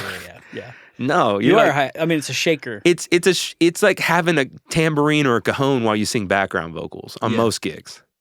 So like, but no, with Colbie, it's like it's the mix. It's the thing. Like the ship is you. Like there's a reason the guy who I replaced had been in their band 15 years. Like he was the heart and soul of that band. It was huge shoes to fill. And she was so sweet and so gracious. No, you'll never hear a dirty word out of my mouth about Colbie Caillat. I love that woman. God, she's so sweet. On the Rumors album, Yeah. the big acoustic song, Big Never Love? Going Back Oh, Never Going Back Again. That's Yeah. my soundcheck song. Yep. Have you talked to him at all about that song and how they did it? No. Should You I? should. Yeah, I don't know. I it don't know how tricky? it was done. I was going to ask you. You mean how he played it? Yeah. Because Drop like, D capo too. But I play it in standard because I'm lazy. is it two guitars? No. It's just one guitar. I think it's just one guitar. but it's doubled, right? Maybe. I don't know. Unless I should there's ask. chorus. It's either doubled or ADT. They might have done ADT at the time. I should ask him. I'll ask him. Yeah, you should. Yeah, I'm sure there's people who have written about this for 40 years on the internet. Probably. Well, not back in 40 years ago. They weren't on the internet. It's probably in his book, which I haven't read yet. Oh, does he have a book? He just put out a book. Just His put plug. out- Ken oh. Caillat put out a book. What's it called? I want to hear it. Read it. Listen to it. This is why I kept my Absorb phone it. in here. Yeah. Dude, Ken is amazing. I would be reticent to ask him a story about that without reading his book first because it feels disrespectful to not just read his book. I put it in the book, damn it. Yeah, well, a little bit, but also like I've just been ready to read his book. Yeah. Let's see, book. I don't know much go. about him. I just know- Making Rumors, the Making inside Rumors. story of classic. So it's on there. I actually need to. Yeah, I wonder if he It's read the out? audiobook. I love his voice too. Oh, yeah? Yeah, he's like one of my favorite uncles now. So like if he read the audiobook, I'm just gonna audible that baby. Dude. Yeah, I'm going to have to listen to it. Ken is such a I don't know such a much G. about him. I just know Rumors, and Rumors is meticulously engineered. He is an amazing engineer. He's like Bill Simzik, who worked with the Eagles. He's just like he was the engineer that let them make the dreams happen. Yeah. The sound in their head, they had the artistic vision, and he gave them the tools. He was the translator to the gear. And that is your role as an engineer, is to gear translate and to mobilize creativity as quickly as possible. And so sometimes you're also an artistic force, like a producer engineer. And so you're doing multiple hats, which is why I was gushing about that engineer, Chris, that I worked with Yeah. at East West the other week when we were on a session, because like he allowed me to just trust fall into him. Like once we were like 10 minutes into it and I was like, oh, this is perfect. He is such a G. What's his last name? I tagged him. Look him up. I tagged him on Instagram, and of course, I had to get the credits right anyway because I'm a nerd, and I'm not going to not credit someone correctly on a record. But I've had very few sessions. Chris Kahn. Chris Oh, Kahn. God, what a stud! Like gentle, vibe tech to where he needed to. So capable, so And sweet. is he a staff engineer at East West? He's not anymore. He used to be. Okay. He works freelance, and he works for all sorts of folks, like crazy names that would make you pucker when you said, I don't know if it's official. Like, I don't know if he's public about it, so I'm going to keep that as his news to share. Yeah. Which is, but Chris is, dude, any record's better if he's on it. Wow. It was awesome. I was like, dude, I love you. Wow. I love you so much. You're so good. I've had very few records where I didn't also engineer, but I had one where we hired an engineer, and it was I'm like, do I say it? His name is Was it a less than stellar experience? No, well, was it great? Yeah, it was a tough experience. Oh, it bummer. But it was good for me. His name is Craig Alvin. Okay. So Craig eventually, a few years later, won a Grammy for the Casey Musgraves Golden Hour record. Oh, interesting. But he'd been around for a long time in Nashville. Oh, funny. And he's done... they did that record at Sheryl Crow's space. Oh, did they? So Alberto Vaz engineered most of it, but I think he's credited as an assistant. Because they did that at Cheryl's, and Alberto is a fucking genius. Did he play with her or something? The name rings a bell. Alberto, he was Casey's monitor engineer for a long time. And then he went over to Cheryl, did monitors he was Cheryl's studio guy. And then she fired a couple monitor engineers in 1 year. And he was like, Cheryl, I could do monitors. He's real sweet. He's from Brazil. He's an absolute genius, amazing guitar player. Went to Berkeley on a full guitar scholarship. So like astounding musician, sweet countenance, Alberto. And I call him Birdie. And so Birdie's like, I do monitor. And she's like, Birdie, I don't want to yell at you. He's like, you can yell at me, Cheryl, but you won't have to. And he was her favorite monitor engineer from the get, because he's mixed her ears in studio, like, getting her cue box ready or whatever. And then he went over to front house, and then, Alberto is a G. I think he just subbed in front house for Paisley this last winter. And Alberto's like, dude, best. I just used him to mix this EP for this artist that I was working with, Sophia, and she's just like blown away. It was like the mix recalls were so small. Alberto's so good, dude. He's so good. And he has no ego. Like none. Like he let me do the recalls. He didn't care. Oh, that's awesome. He's such a stud. Like, no. Yeah. So maybe I should be careful with Craig. I don't know what he did on the record. I know he was an engineer. He probably is credited as engineering. But I'm just saying, like, and I some think of that magic's probably Alberto. Probably. There's also like multiple engineers, and then like different people mixed it, and so I don't know which part he did. Sean Everett mixed that, right? Maybe. I don't know. Yeah, I think so. I think Sean, I think he did that. And then, dude, I used to do my old podcast. We would have a guy in there who could fact check shit. And pull it up on the screen. And I find myself wanting to fact check. It was Ian Fitchick and who's the other Daniel Tashian. Yeah. And Casey. Yeah. And they did Cheryl's spot, which is like members only, like hangs. It's only personal invite. No, I'm sure. That's cool. Yeah. So when I hired him was before all that. Right. Not before, like not early. He's like significantly older than us, and he's like a goated engineer who's been around for a long time. So it wasn't like I discovered him and then he did. And everybody has off days.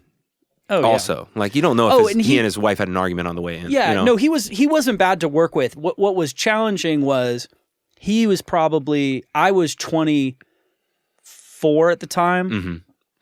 No, sorry, I was probably 26. Okay. And he was like 40 something. Yeah. And he's been in the industry forever working on records. That's a tough thing. And I was young. I was like 4 years out of college. Mm-hmm. And this was my like, we recorded at RCA Studio A up here. Okay. Which was dope because you kind of can't record there now. I'm sure you can if you know the right people. Yeah. But like, that's how everything is. It's not like commercially available anymore. You can't just like call up and get it. Right.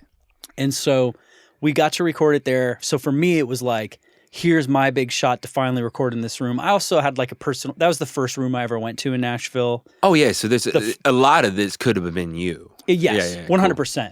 I was new and green, and this was my big opportunity to record in the fucking biggest tracking room in Nashville that I know of. Yeah. In this legendary space for the first time on a record that had a budget. Yeah. And I'm the producer. And I hired Craig because I loved records he had worked on. Yeah, for sure. So I think a lot of people have probably had this, but I hired the older gun who was more experienced than me. Yeah. But as the producer, the hierarchy is supposed to be you're the producer, they're the engineer, right? Yeah. And that was just tough to manage. Right. For me at that age. Because I'm working with somebody where I respect, they have more experience than me. I respect their opinion. Did you find but I yourself also had my ideas. giving authority to him out of insecurity? A little bit, yeah. Okay. And so a bit maybe your personal journey more so than him. Yes. Yeah. It's personality-wise, we're different kinds of people. That's I'm sure a big like thing too. I don't think him and I would ever be like the perfect collaborators anyway. The personality thing is huge. Yeah. Casting just different is personalities. everything. Yeah. But it wasn't we had a good time. I'm proud of the music that we made. Okay. But it was also stuff like I was happy with a musician's performance and he wasn't. And I'll divulge. Yeah, just spill it. Spill the tea, my friend. Spill it. My buddy, best friend, was a drummer. Had lots of experience as a drummer. Right. But not as a session drummer. Right. Red light fever? What's that? Did he get a little red light fever? No. In fact, if anything, he was like overconfident in his drumming skills. He's been playing his whole life and he's really good, and he had played in a rock band and he had his own studio and played drums for all of his clients and stuff. Great drummer. Yeah. But not a session A-level Nashville drummer. Yeah. Meanwhile, Craig has worked on all of these with all these A-level guys for 15 years in Nashville. Yeah, he probably had Chris McHugh yesterday. Yeah. And so he was like, dude, the drummer's just not working out. Like he's not right to the click. There's some flamming going on. Like, so he had this kind of level of perfection. Right. I'm also younger. I'm newer in my journey. My expectations are lower, which is as a side note, I think one of the most valuable things about coming to Nashville is that you get around people that are so good that it elevates your understanding of what good is. Oh my! It increases the only who people you I envy in life are the people that grew up here. Because they just grew up with that understanding. Their base level of excellence at 17 took me until my mid-20s to get. Yeah. It's just amazing. Like my buddy Gideon Gabriel Klein, God, and Sam Hunter, like those dudes. Oh, I love Sam. They are like, yeah, it's so inspiring to hang out because they're just so good and they have no ego in it because it's all they've ever known. But anyway, sorry, carry on. Yeah. No, Sam's amazing. Yeah. Gideon and Gabe are too. Good God. I just haven't met them. They're all in a band together. It's really? Awesome. Yeah, Skeleton Crew. It's real cool. So anyway, carry on. No, so he was like, dude, we got to do something about this drummer. This is holding us back. Yeah. We're paying way too much for this room and everything else. And so he's like, he's feeling the weight of expectations that you don't even have. Exactly. And he's like, worried. I've got a guy I did a record with. He's perfect for this, and I could get him in here tomorrow. So, how many days were you guys in there? 3. Okay, so he's like, oh my God, we're not getting the take. Drums are everything in the mix, which they are. Yeah. You know. And meanwhile, it's the artist is a buddy of mine. This drummer is like my best friend. Right, yeah. And I had a manager at the time, and we're all friends together. We all work together all the time. Yeah. And now they're saying your best friend isn't good enough. Right. And the thing is that my other friend, who is the artist, right, might as well say his name at this point, Roger. His name's Roger Gager. You can look him up. Cool. The album we made is called Start Over, and I'm proud of it. It's great. Cool. But basically... But the engineer wanted him to keep starting over. Yeah. Yeah, got it. So Roger and I had a conversation that night. Right. We all went, Did you my get manager any and him. good takes that night, that day? One, yeah. One that we ended up using. Okay. For the first song? One whole song. Band or just drums? Do you guys spin your wheels all day on the drums? No, we pivoted and did a bunch of acoustic tracks. In fact, the way that day was set up was like day one, we're going to do more acoustic tracks and we're going to do 1 or 2 drum songs. Just to get drum sounds. Tomorrow, we're doing the full band. Day 2 was full band with and we were doing drums live in the room with piano and bass and guitar. Yeah, which is a monster. Like everybody's got to be buttoned up for that. 100%. I've done a session like that where it was full band, all in, and we had the room. Everybody has to be good. We had the room for like 6 hours, and we had to videotape it, and we still got 4 songs all the way through. It was like, but it's balls to the wall, and you can only do that when you're seasoned. Please don't try to bite that off when you're young. You'll hate your life. Yes. But anyway, so the dinner. So at that dinner, we're basically talking about it, and I'm like, I don't know what to do. Like, I feel like if we, at this point, I'm going to lose respect with Craig if I turn down his advice to go with somebody else and end up hiring my friend instead. But at the same time, we've promised my friend, and he's counting on this money. Yeah. And we think he's good enough. Like, we were happy with his performance, more or less. Yeah. You know, but the other thing is, like, I'm the producer. I'm not supposed to be letting the engineer make personnel decisions. Right. Yeah. But at the same time, we hired a guy who's way more experienced than us. But you respect him so much because he's so seasoned. Yeah. He's some, and so you're this is something every young creative connects with. Like, I'm so glad you're telling this story because I've been in a different, you know, a different way of it. Yeah, but keep going. Yeah. And so but at the end of the day, I'm supposed to be serving Roger's vision. I'm here to make sure Roger's thing happens. And so right now, he was basically, it came to a judgment call. Right. Of do we keep our friend on? Right. Who we're more or less happy with, but we kind of saw his point. We're like, yeah, maybe another person could do the gig tomorrow better. Or do we go with what the engineer wants? Right. And at the end of the day, the client, the artist, Roger, says to me, he's just like, he's like, I hired you. I'm paying you to help me make this record. I just need you to make the fucking decision. Correct. Which Roger doesn't say fuck very often. Right. And that was like the one time he said fuck to me. And that is part of the producer's job is to take that burden of responsibility and carry that weight for the artist. That's part of my job. Like, that's part of your job when you're producing. And so I called my best friend and was like, hey, dude, I'm sorry. Like, here's kind of what's going on. And I probably threw Craig under the bus. I don't know. I don't know how I explained it to him. Yeah. But I'm just like, this is what I think we got to do. Like, I just knew if I brought Ryan back the next day and... It was going to be a thing. It was going to be a thing. The engineer was going to be checked out. Right. And... So you had to fire Roger or the engineer? Or no, not Roger. Craig or the engineer. Craig. Yeah. So you had to fire Craig or Ryan. Yeah, you had to fire one of them. And Craig was being paid more. He's more seasoned. Right. He was who we wanted working on the record. Right. The other thing is there is a world where we don't fire either of them. And I go, look, Craig, this is the decision I'm making as a producer. But also, I think he had a point. Right. And at the end of the day, we fired Ryan. Okay. And I paid him anyway. And that's a classy move. And I was that is the classy move. That's what I would do. I was, at the time we were hanging out all the time. I know his wife and his kid. He just had a baby. Yeah. And I'm like, I want you to still get paid for the day, but also we're going to try this other direction. Yeah, we're going to do this other. That was at that point the hardest decision I had ever made in an art perspective. Yeah. The next day, I woke up feeling like a new man. It put some kick ass into me where I started going, all right, if I could fire my best friend, I'm like, I don't like that I had to do that, but I do think that's what I needed to do in this case for this project to move forward tomorrow. Right. Yeah. Still love the guy. But if I can do that and I had to do that, this band, I came to the studio with new expectations and a new, like, this band is going to perform for me. We're going to get the things. Right. And if it's not working, this is a fucked up way to say it, but everybody's expendable. That's not what I mean, but kind of. Like, that put hey, if me doing my job means I might have to do something that really hurts me personally. Yeah. We're fucking making this record and it's going to be good and everybody's going to show up and give their best. And if they're not, even if whether it's the seasoned engineer or it's the youngest guy on the crew, like, it's not. I had new expectations for what I could ask of people. I think it is we have the luxury of options living in Nashville. We do. Like, love or hate this town, there are 20 people I can call in every position for every instrument. There's 8 that I like on every instrument that I can call. Like, I was Colbie's musical director, so I would pick her band for her. And there would be a lot of times where it's last minute, and it's like, hey, can we get a utility player to fly out with us this weekend and do this thing?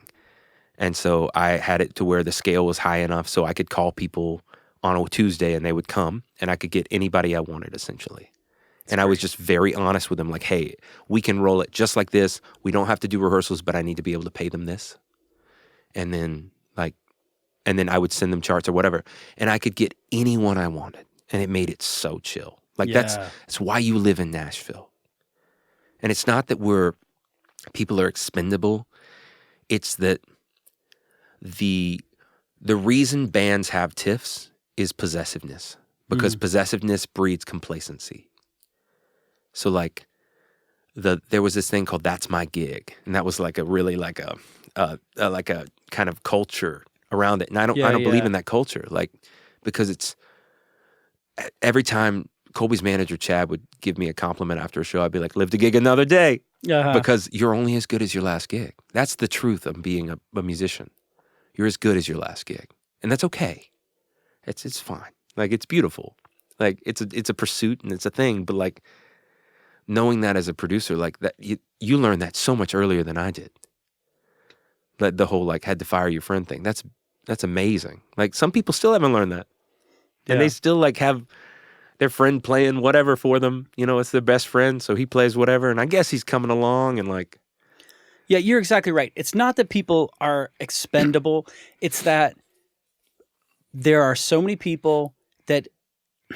God, I still don't know how to say it right. We're all here today in service of making this album. Yeah. Everybody's got to bring their A game today.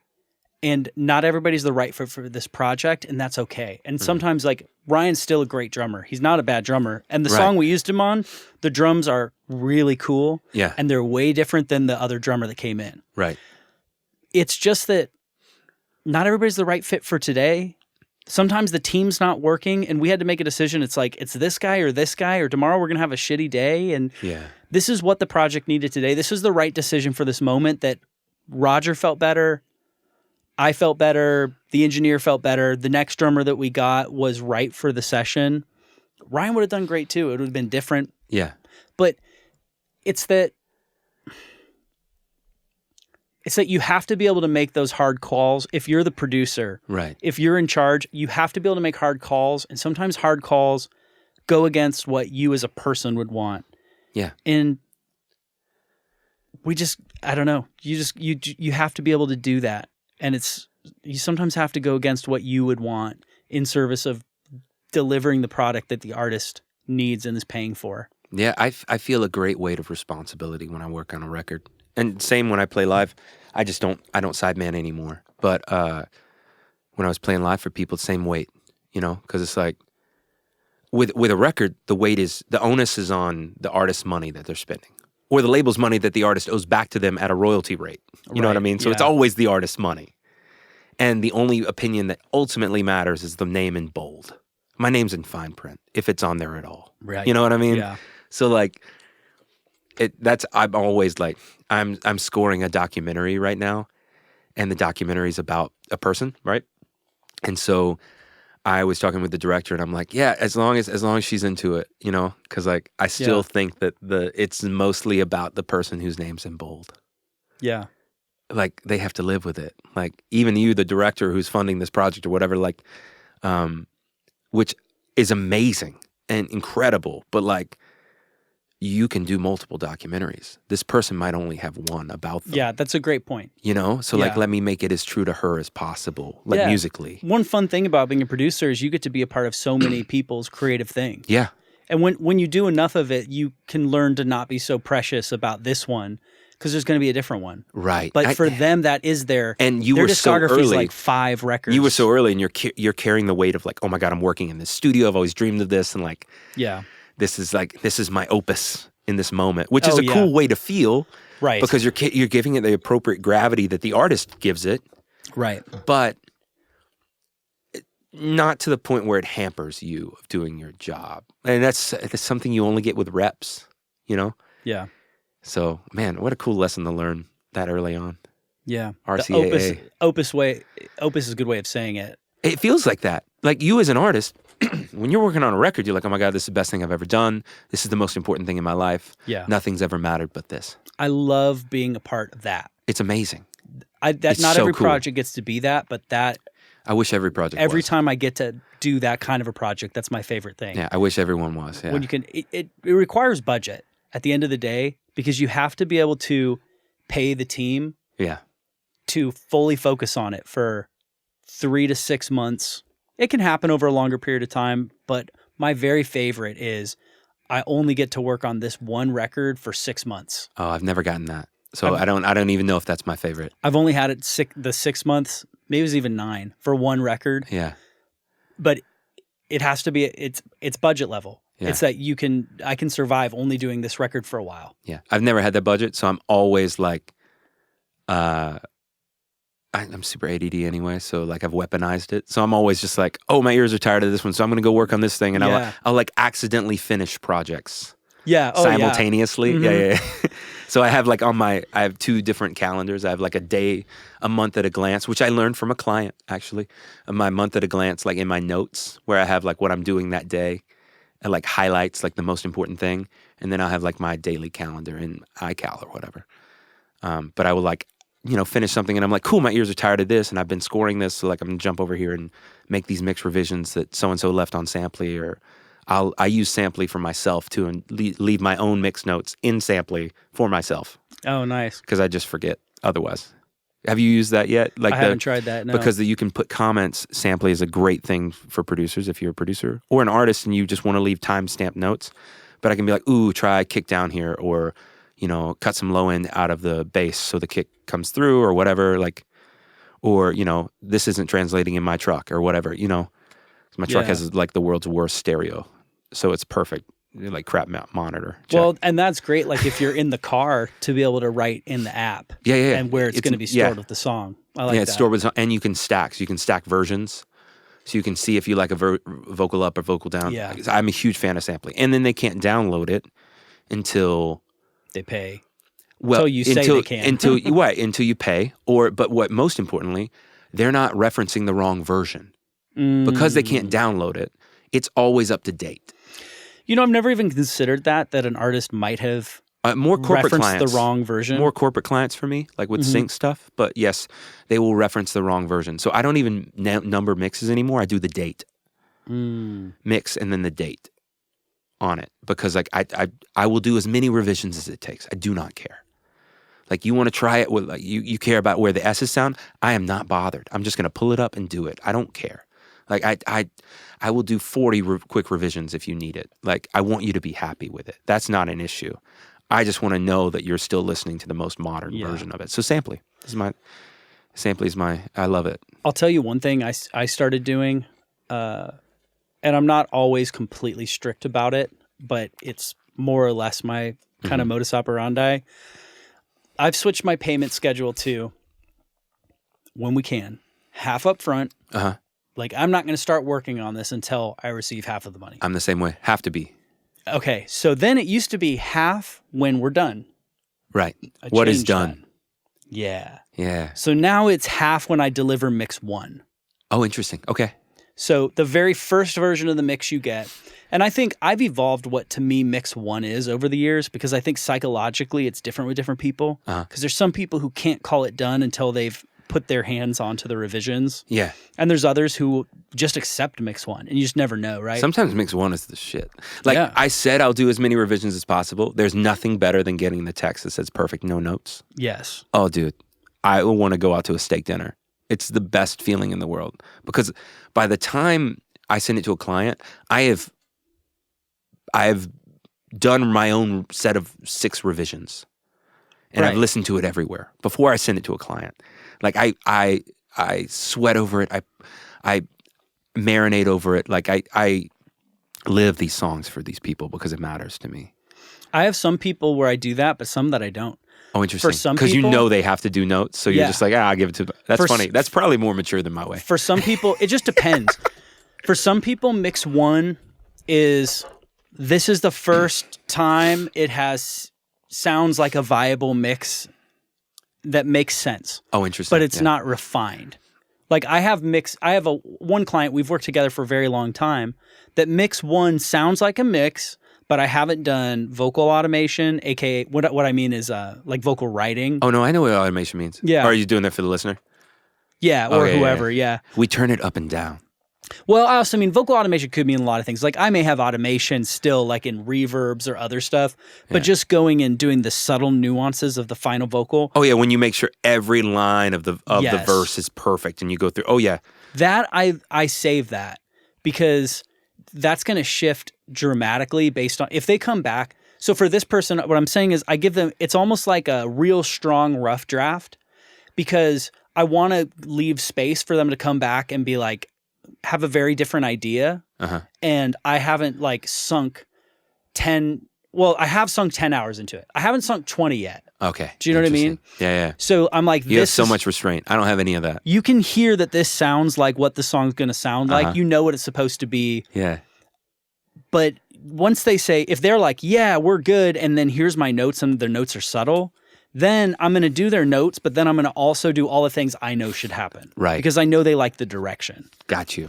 But that's not everybody. There's other people that I'm like, it's basically a finish line. I'm trying to get you to the finish line. It depends on how well I know you and your taste and how they are personality-wise. Yeah. And so I'm strategic about it depending on the person. Interesting. But now I do it so that you pay me once I give you the first mix, because there are people who want to hear 9 revisions. And you'll start to resent that because it feels like they're dragging it out. Exactly. I've only ever had that happen to me once, where they didn't want to pay, so they kept making mixed revisions. Yes. And they just didn't have the money. And I remember the conversation I had with them where it was like, hey, you could have just told me we didn't have the money. You wasted my time. That's not cool. Yeah. So, and we haven't worked together since because it was uncool. Yeah. Oh, and just like, hey, if you don't have the money right now, tell me when you might. I don't mind that. I get it. I mean, hell, I have kids. Like, I understand finances. Like, just be honest. I don't mind. Like, I'm not judging. Yeah. So the 9 mix revisions and I'm not paying until the final one's done is what made me go, no, when I give you a mix, I've done my job.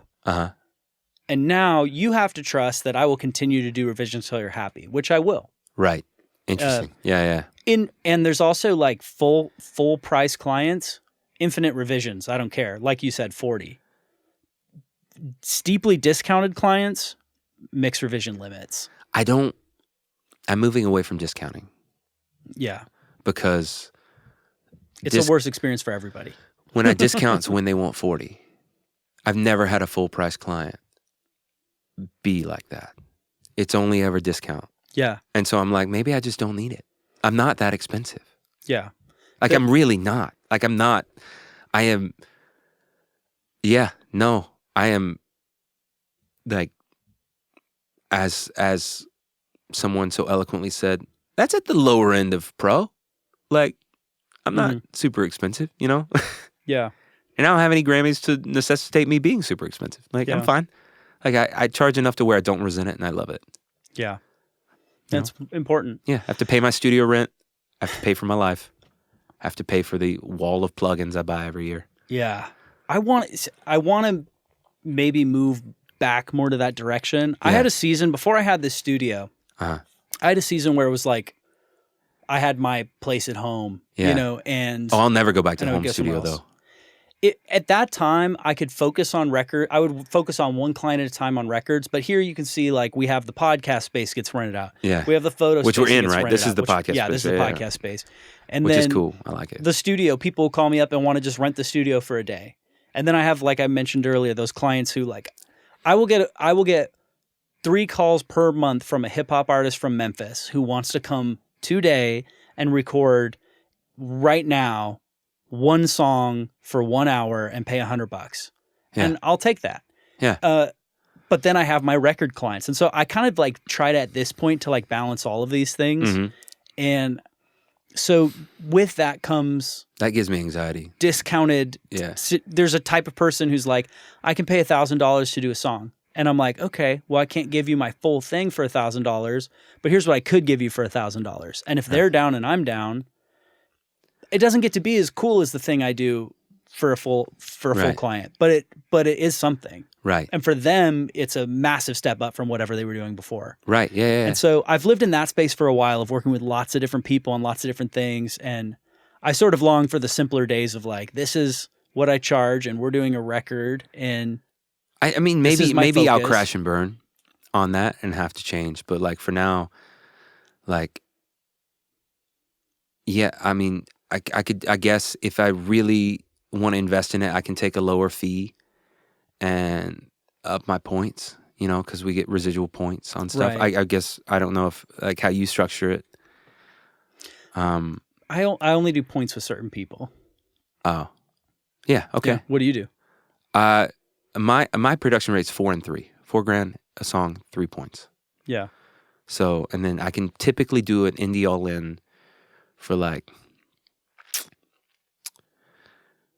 without mix and master 5250, typically. I can kind of keep all the session players inside that 1250. Yeah.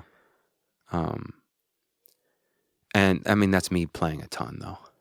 Like, so the indie all, and I play everything but drums. So, but I will still like cast people. And that doesn't include strings. Like I can't do string section or anything unless it's like an acoustic thing and I don't have to hire a drummer or something. Yeah. Then maybe I can get like one or two, like maybe Betsy will come over and we'll like, get she plays viola and violin and stuff. And maybe I'll get Gideon to come over and do cello or something like, or Alex do, like there's amazing players. So like, there are situations where I can make strings work inside that as well if it's like a piano ballad or a guitar ballad or whatever. But I'm just honest. Like if an artist wants something different, like if they want to record at a different studio, it's like cool. Like if you pay for that, like we'll go there. That'll just be on top. Like that's cool. Where do you do your normal tracking? At my studio. So it's in the Nations. So I rent the B room from Jamie Kinney. He turned the house into a studio. It's amazing. He's great. I'm trying to think. It reminds me of somebody else, but it's not the person I know. Jamie's amazing. He made like Billboard Top 10 producer this year in country. Wow. He's a stud. He did Colbie's record that I joined her band on the tour, and so I met him there, and we're just Insta friends. And we had the kids, and like I had a really slow year in my home studio. The first year we had kids, and because it's home studio, right? Yeah. And I wasn't like, I didn't want to bring people in because it's like nap times and stuff like that. And so the largest room in our house was just all gear, like me doing this like huge studio thing. And it was a slow year. And I was like, oh, maybe I have an efficacy problem or like, maybe I'm in a slump. Like, and then I had an artist from Canada hit me up because we'd done something else where we'd written a song and started producing it for a documentary series that never came out because the dude was like, whatever. But I met her and she was like, I want to do a whole EP with you, like without him there, like vibe blocking. And I was like, cool. Let's do it. Rent a big Airbnb and I'll move all my gear into it because I can't, like the kids and, stuff. Yeah, yeah. And we did like 5 songs in 6 days, written and principal production on all of it. Like me playing everything and programming. And then I went through and like I had Joe play drums on it all and whatever. Yeah, so, I'm sure that felt good. I was like, oh, I don't have an efficacy problem. I have a space problem. This is amazing. And so I instantly was texting people like at studios, like I had a conversation with my wife and she's like, you need a studio. I was like, I need a studio. I was like, cool, let's roll. And so like, I called a bunch of people and at the same time while I was touring different studios and talking to people that ran like commercial studios to see if somebody's B room or D room or E room was somehow affordable for me, Jamie posted on Instagram like, yo, if anybody needs a room, like just had my B room open up. And I toured it, signed the lease that night, was making music within 8 days. I'd flown my cloud. I'd moved everything in alone. Wow. Like, I was making music within 8 days. He was impressed. I moved all my sound paneling and everything that I'd built for my house into there. And it was epic. So how long have you been married for? 9 years. 9 years. So I'm at like 1.5. Okay. Yeah, 1.5. Cool. So for me, I'm working to like asking you for advice because God, I do not know if I'm the guy, man. I mean, I'm doing it. Or commiserating, but I was single for all this time, and I had the studio for 6 years as a single person. And so this was my life. Yeah. Like I lived here. You know what I mean? I didn't live here, but I did. I was here. For all intents and purposes, My normal day was 10 hours. I felt like a bum if I did an 8-hour day. And very regularly, if I'm in a project, it's 12 hours or maybe 16 hours. Yeah. And then that sounds normal. I hit a point of going, okay, I would like to get married one day. And it's not just happening when I live in a basement. So what do I got to do? And so anyway, long story short, dated, engaged, married. Right. And here we are. This is a relationship podcast now. Yeah, it is. The studio engineer lifestyle is really hard to mesh, at least the way I do it. 100%. Mesh with being married and then talking about like moving towards kids. Uh-huh. And then moving towards we haven't bought a house yet, so we're still renting, so we'd like to buy a house. So we'd like to take all these normal people steps. Yeah, we still rent. And meanwhile, we rent twice because we rent our house and then we rent the studio. My studio. Yeah, that's where we're at right now. Which is fine. The market's wild. It is wild. Run the numbers and just realize that if your HVAC goes out, it's you paying $9,000, not your landlord. Right. Right. Yeah. You and I want think that we on top talked of before, babies and diapers? You've got a good deal. Yeah. Yeah. Sure. Be sweet. Be sweet to your landlady, Yeah. or landlord. You know, like be kind. Be the exception to the rule. That's my thing.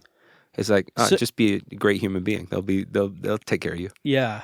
As we move towards like kids and stuff like that, Yeah. it's becoming God, the hidden costs in kids, bro. Yeah. You think records are bad? Hidden costs in kids are terrifying. Like medical expenses, Sure. toys, Sure. vacations, Diapers, extra wipes, plane tickets.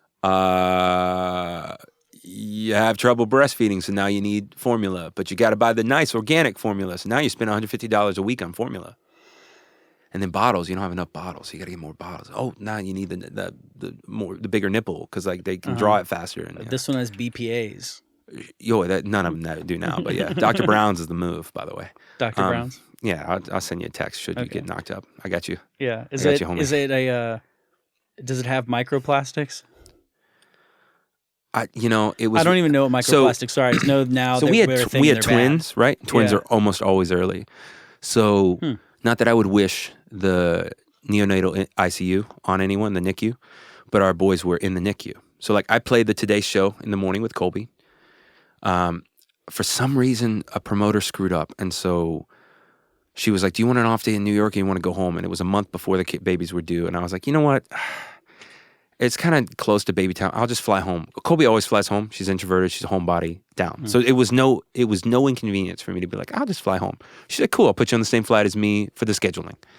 So, because we'd done the television and whatever, and then so did Today's Show, which is like a 3 a.m. load and it's horrible. So I was up at like 2 or something, and like a little nap, and I'm a horrible napper. A bunch of press junket or whatever, and then we were flying home at 5 p.m.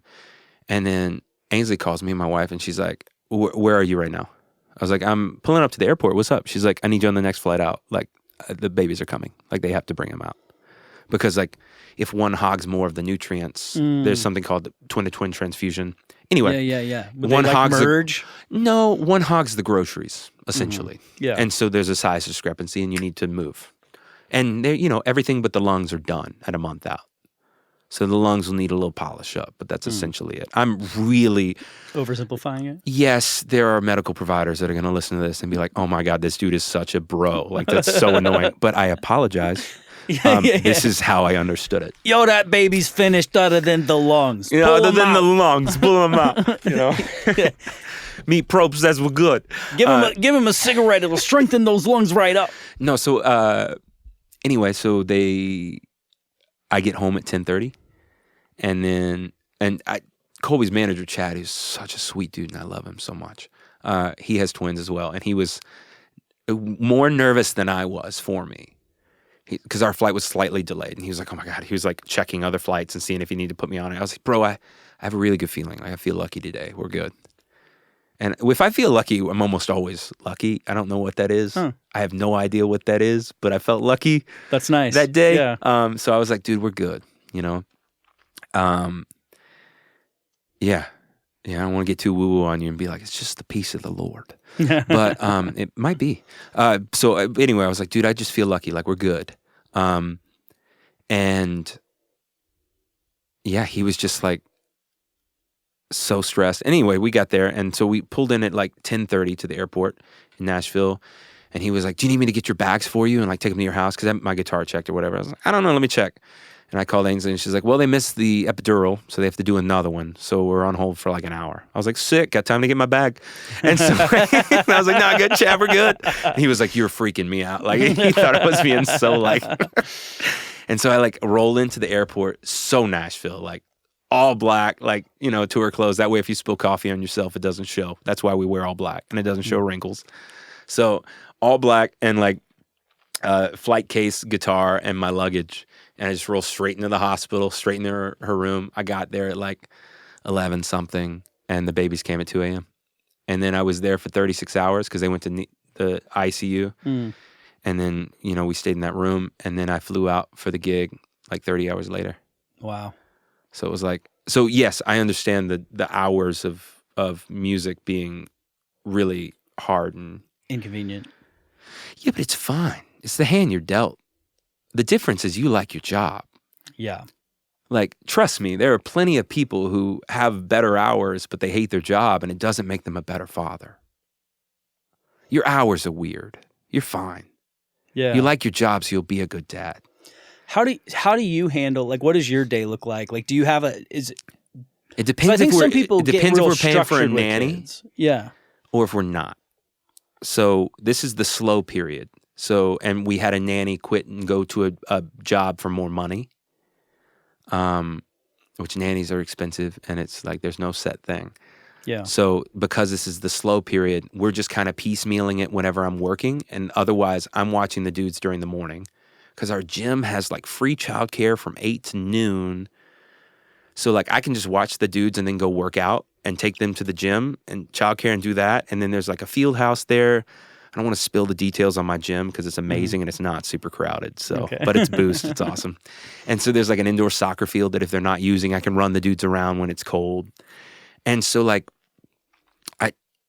I just take the mornings and then I put them down I do lunch with them, put them down for a nap at 1, and then I go in the studio. Maybe 1:30, and then I go in the studio. So like I just start every day at like 2. And while they're napping, and then I work till is your wife back? Or she works, yeah. So she works in wine sales. So is she like back home by then, or is it? She works from home.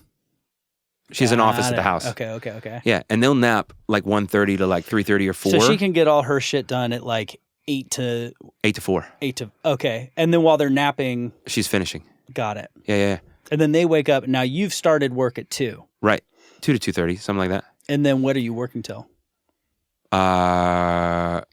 Earliest I come home is about 9. Latest I come home is about 2. Yeah. This is what it is. And that's light. And then if I have a client in town, I will pay for the nanny.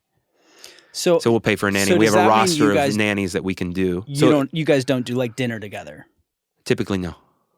Do you ever like drive home and do dinner and go back? Sometimes, if I'm not working a ton.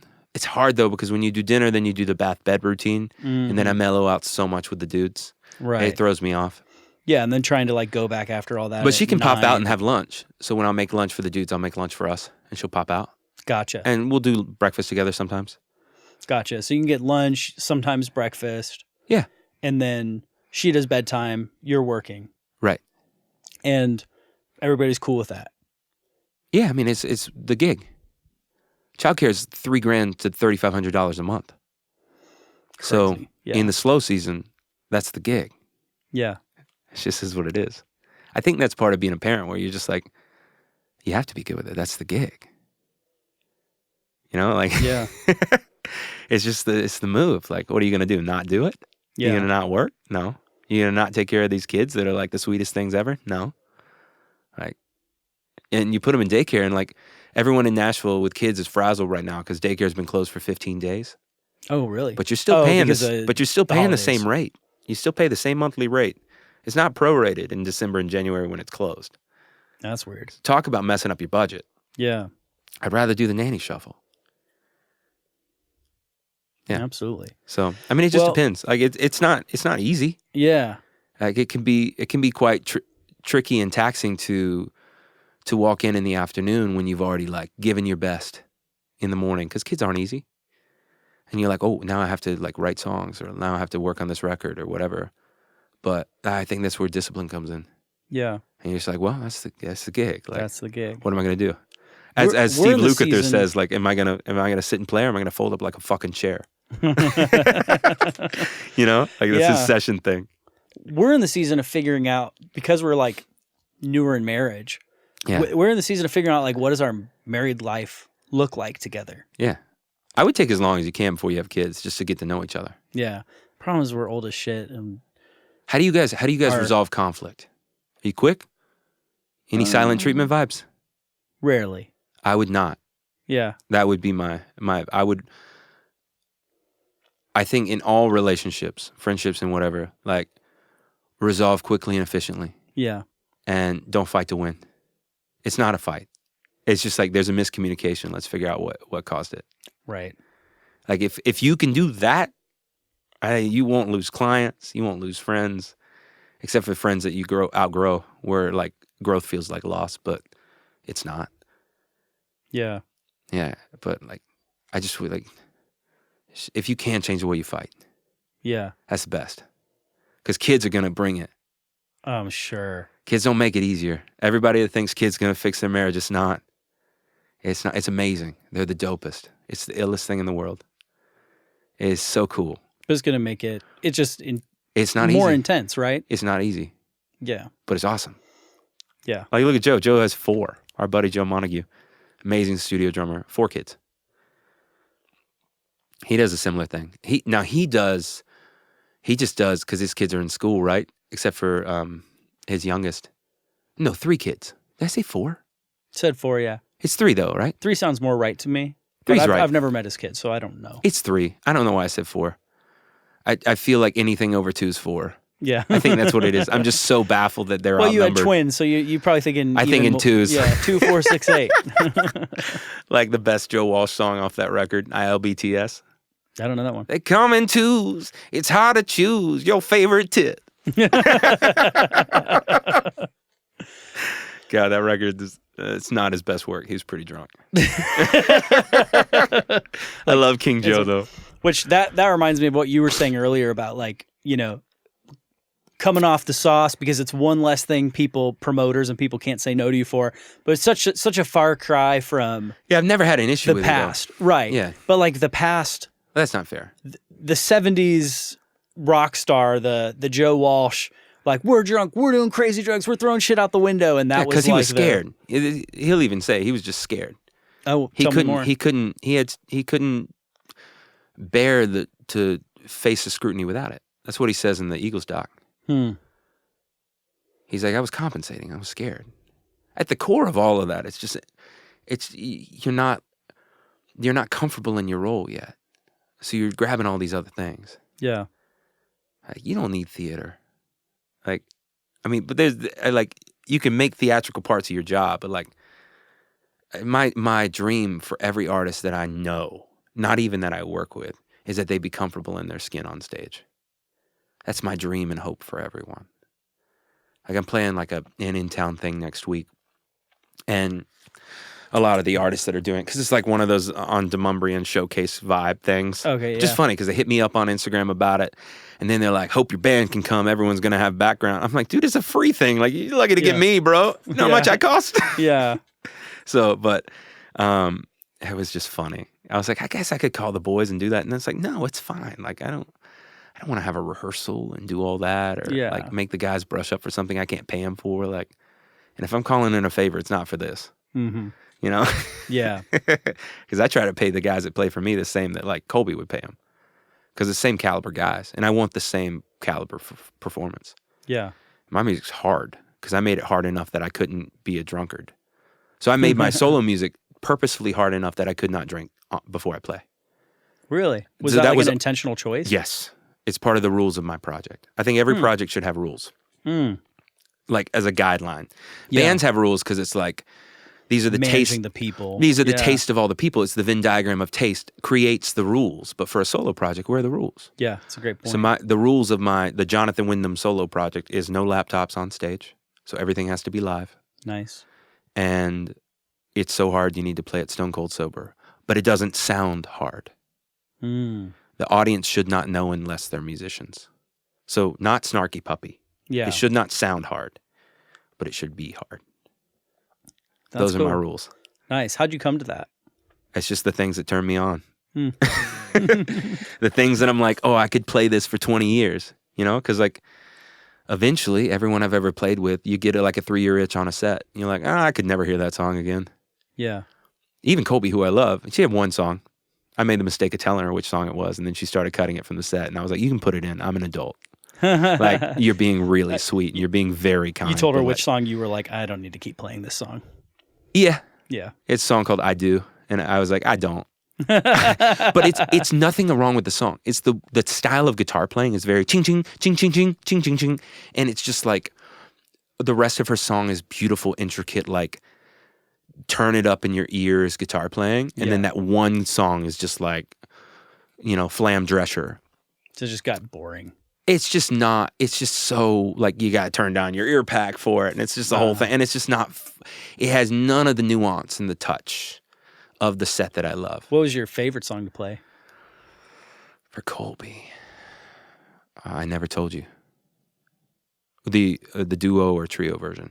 The full band version was really cool too. Full band maybe a different song, but the I Never Told You, the duo trio arrangement we had, because it ebbed and flowed tempo too, and the dynamic range was insane. She started trusting me, and I just like, I was like, well, we can only be this loud, so what if I make the quiets way down here? Like how like Colbie helped me heal my thinking that going on stage and playing acoustic alone would be lame. Yeah. Because it was the rule of that gig. Like half the shows I played with her were just the two of us. So it's like I have 4 things I can add. She plays guitar on like 4 songs and piano on 1. By the time I finished, she played guitar on like 6 or 7. Because I was always like, play guitar, play guitar, play guitar. You know? Yeah. I'm like a fun bully. I'm like, you should play more. Like, you know, like encouraging people, like always. Yeah. So I had her guitar, my guitar, her vocal, my harmonies. Those are the pieces that I have to paint with. And her vocal's going to be the same every night. Perfect. She's an assassin. Pow. Her guitar playing and piano, same every night. Exactly where it needs to be. Cool. So the only things that can change are me. What can I do? You know? And then you bring another person in like, oh, we should do utility. So I bring in like Gideon Klein to play pedal steel and dobro. Because she loves country, so we'd add that. Or every now and then I'd have Kurt Ozan, like Luke Combs' dude, play pedal steel. Or Lars from Kane Brown's band play like fiddle and banjo and stuff, like different palettes and stuff. Yeah. One thing for the song, that TV show, you know that one? Where they do like different arrangements of it? I did what I called the country quartet, which was I played acoustic guitar, but on one of them I had a guitar that I'd tuned down with heavier strings. So it was like a step and a half below, so like D flat standard. So it just voiced differently. Yeah. And then we had stand-up bass, pedal steel, and violin.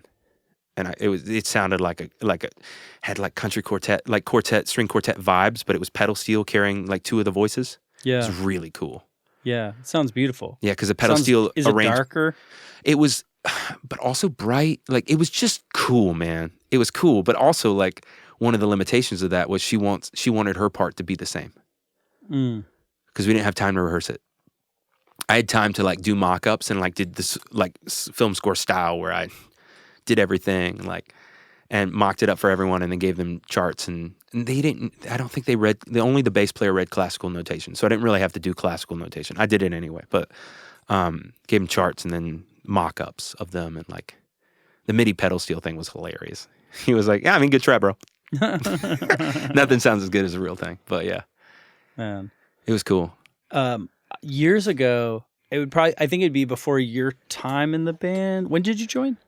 Oh, I just 22. 22. Right? Okay, yeah. So this is back in the day, but she did like I think it was like an Apple Sessions or something. Oh yeah, like way that. before me then. And she did or maybe it was like an iTunes. Oh, iTunes Music Festival or something. Something, but it was a Guitar Center. No, it was a live recording she did of "I Want You Back." I don't know from the that Jackson one. 5. Oh, interesting. And it was like, it's other than the Jackson 5, it's my favorite version of that song. Oh, that's cool. Yeah, she's good, dude. Like she's good. Yeah, I think it was like her and piano. Okay, probably Will then. Will Gramling, who was the pianist when I joined the band. Amazing. I've used him on a session in LA before. He's a great MD of his own accord. Yeah, like musical director. I think he MD'd their Christmas tour they just did. Okay, nice. So after I left, he like circled back and did it. He tours a lot in Latin music too, so he's been on like an arena tour for 2 years. So what was the decision like for you leaving? Because it's like kind of a dream gig. It doesn't get a lot bigger, and from what you're saying, it doesn't get nicer. It doesn't get better than her. No, nobody's nicer or better to work with. No one's better. And there's a lot of people on gigs. You meet a lot of people on gigs who like don't love the artist they're with, or they that's get a bummer. jaded. Yeah, that's a bummer. Because the unfortunate thing about when you see people that don't like their gig is typically on Instagram they pretend to like the gig. Yes. So no one's calling them for other gigs because it looks like you like the gig. Yeah. So it looks like you're busy, even though you hate that guy's stinking guts. Yeah. I've never been able to stay on a gig of somebody I don't like. I don't. If you like, I've never had that thing though, because I can typically get along with people. Yeah. Even people I haven't really cared for in like I wouldn't go to dinner with them if we weren't working kind of way. I can still get down with it and play and do the job. Yeah. And I end up empathizing with them and loving them in their own way. Yeah. And accepting who they are. I would have a really hard time making music with someone I really hated. But I don't have a lot of hate. So yeah. That's an atrophied muscle in my body. It's a good one to atrophy, yeah. So you're with somebody that So what was it like to quit? Yeah. What brought you there? It seems like a hard decision to make. It isn't, man. I love her, but music's not true to me. And like I was releasing my own music, I'm doing my own thing, and like I sold out a tour in Spain, and no one cared because I just played like this big thing for Colbie.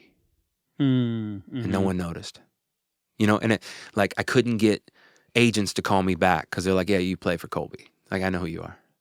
You're her MD. Her agent raves about you. He loves you. Like, they're like, you're blue chip. Like, you are an MD. You are a player. Yeah. And it was terrifying because it's like, all that money, gone. You don't get it. Like, if you say no. Terrifying. I sweated about it, thought about it, prayed about it for months. But I knew I had to do it. Hell, the first tour I did with Colbie, and I loved it, and it was some of my dearest friends, my favorite drummer in the world, Randy Cook, was on it. He called me for the gig. He's like, baby boy, would you come out on the road with me if the money was great and the music was great and the artist was great? I had just told him I wanted to quit sidemanning in 2022 when he played on this record I produced for somebody. And he was like, I know you just said you didn't want to tour anymore, but just one more. Because he wanted me on the road with him. And there was an opening finally. And he was just like, yes, Jonathan's perfect. And I was like, for who? Like, what are you talking about? If you're on it, I'm interested, because I'd never gotten the tour with him. And I'd loved his music. He's mentored me and like taken me under his wing and been so sweet. And so for years, since I was 20 in LA. And I was broke. And he was like, screw this, man. Let's go get drunk and eat sushi. I was just like, Randy, I had enough money to be here for 8 days and I've been here for 12. Like, I can watch you eat sushi. He's like, no, baby boy, my treat. And then like we've been homies ever since. I guess I was 22 because it was right after The Voice. But anyway, but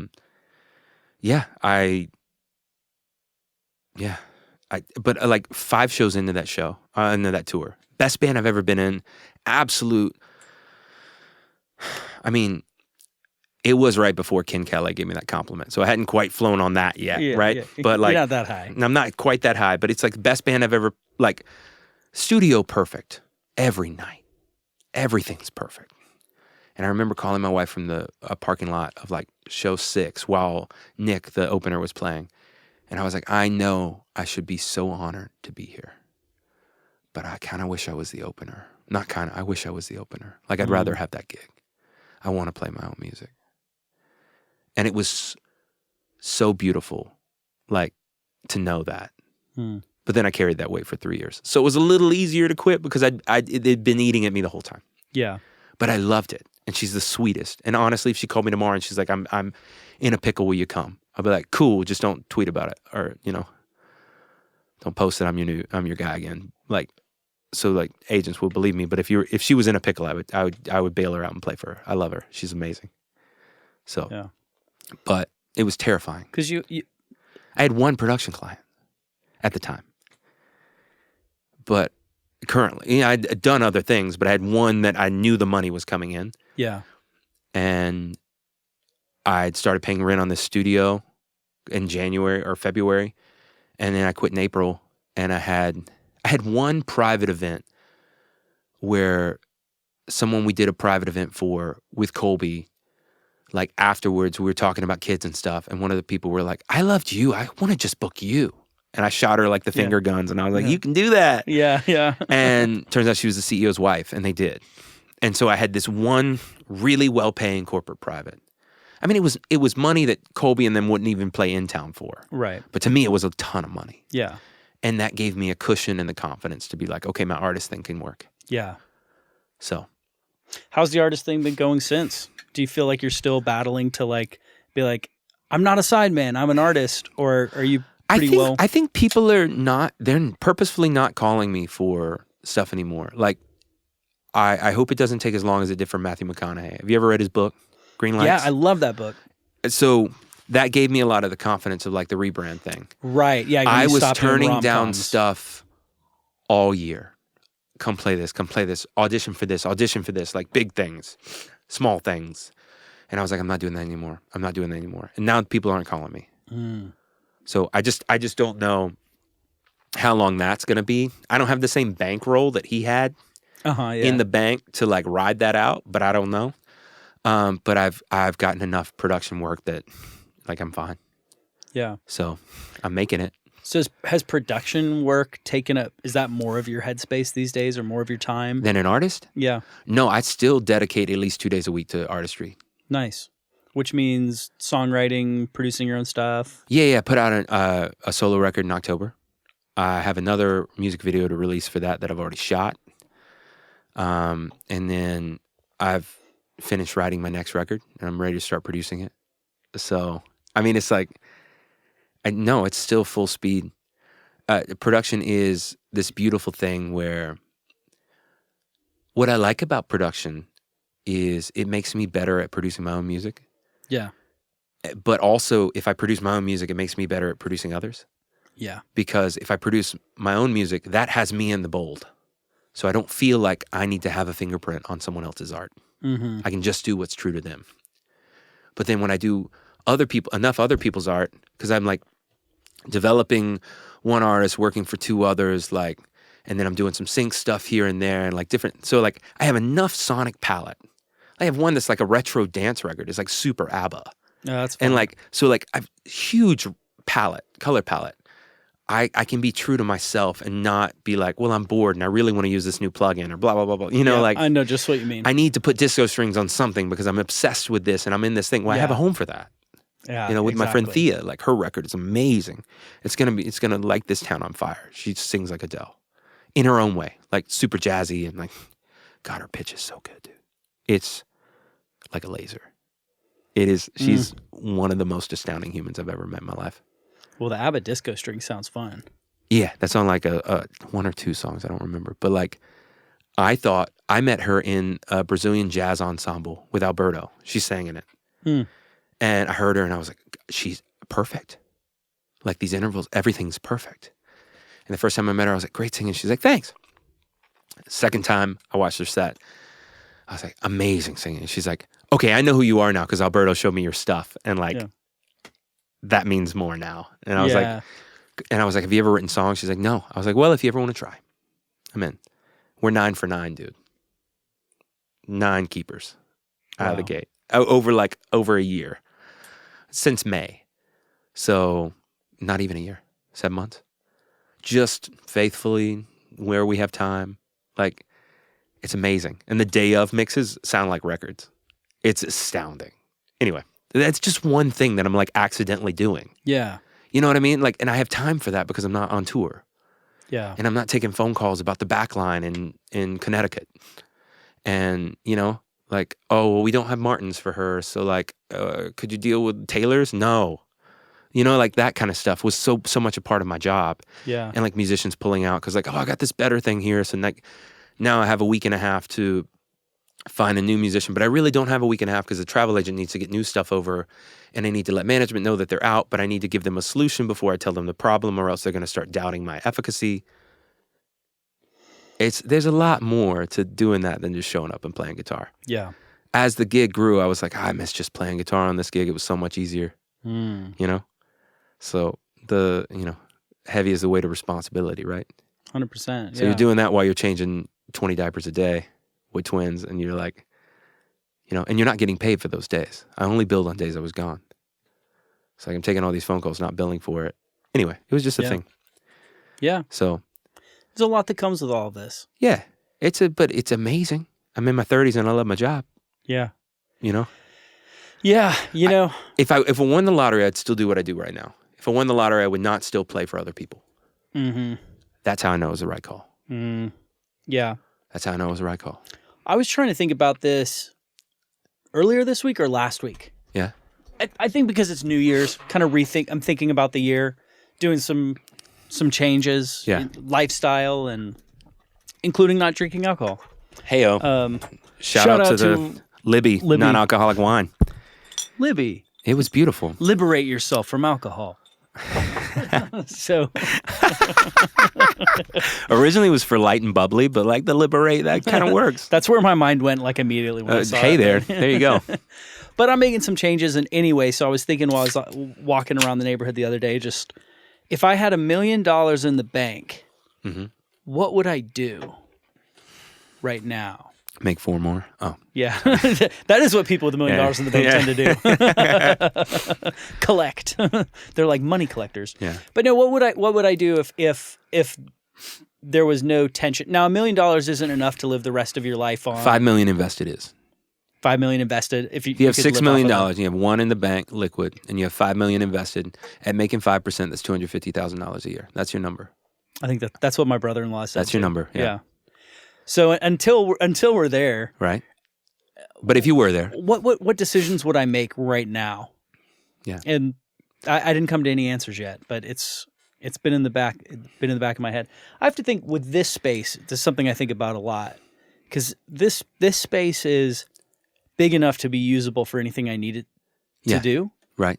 But it doesn't have any windows, which means I don't see any natural light throughout the day. Light's huge. I have good light in mine. We'll probably come out of this podcast and it'll be like dark outside and we're going to be like, what the fuck happened? We came here during the fullness of day. Yeah. And so I think like when you don't have natural light throughout the day, you lose track of time. Yeah. Which is cool, but also... Yeah, it is cool. It's like getting less cool. I love natural light. Yeah. The older I get, the more light I want in the studio. Exactly. Yeah. But when I was younger and we're doing a 16-hour day, it's dope when we're doing a guitar solo at 4 a.m. and it still feels the same here as it did at 10 a.m. Right. You're like in it. Right. And you can spend all of your energy that you have to get the art and never leave and feel like it's like a casino in here. I think you'll like windows. I think I like windows. Yeah. So if you had $6 million, you'd have windows. I think I'd have windows. Yeah. Yeah. Down here somehow. Yeah. No, I think I would get another space. I think I would get a new studio. Would you rent? Ooh. If I had the money, no, I'd own it. Really? Okay. But if I had the money, I'd rent. I'd studio hop. Go from studio to studio that like already exists. I would be in room C and D of historic studios and I would suck the vibe out of each one and let the inspiration strike, and then I'd get bored and go to a different one. That's cool. I don't know that I ever want to own one. I'd say that I probably will want to own one day, but like I love stepping in and feeling the weight of history at a studio. It's so sexy to me. Yeah, no, it is. Yeah. And to imagine locking one out for 6 months, 4 months, 3 months, No, it's a cool perspective. It's just fun. And then you get to know the local dudes, and it's like a homie, and you have like a local dude like helping you translate to that console that's in there. It's like a Trident A series or whatever, and you're like, cool. Yeah, I think for me, owning a studio at somewhere along the line became a goal or a dream to like have the stuff myself. Yeah. But so much comes with it. Yeah. And I'm able to, in this specific space and with my budgets, I'm able to have enough stuff to do it well. But I'm not, like I can't have a vintage Neumann U47. Right. Like I'm not at that budget level. No. So that's okay. And I certainly can't have 6. Right, but if you rent at a studio, you have the locker. You have the locker. And takes a lot of weight off the spending, too. It does, yeah. But there is also something fun about the acquisition and having the things that you do have and that you can't afford, and having that want list, and chasing the kind of I have my few, would you say, like golden pieces of gear that I really want to acquire at some point. Yeah. Do you have that?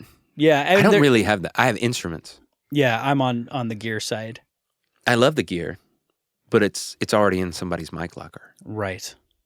I just have to rent the room. Yeah, and I'm like, I'll rent the instrument. Yeah. See, that's that's interesting. I'm like, I want the instruments, and like, I want to have them.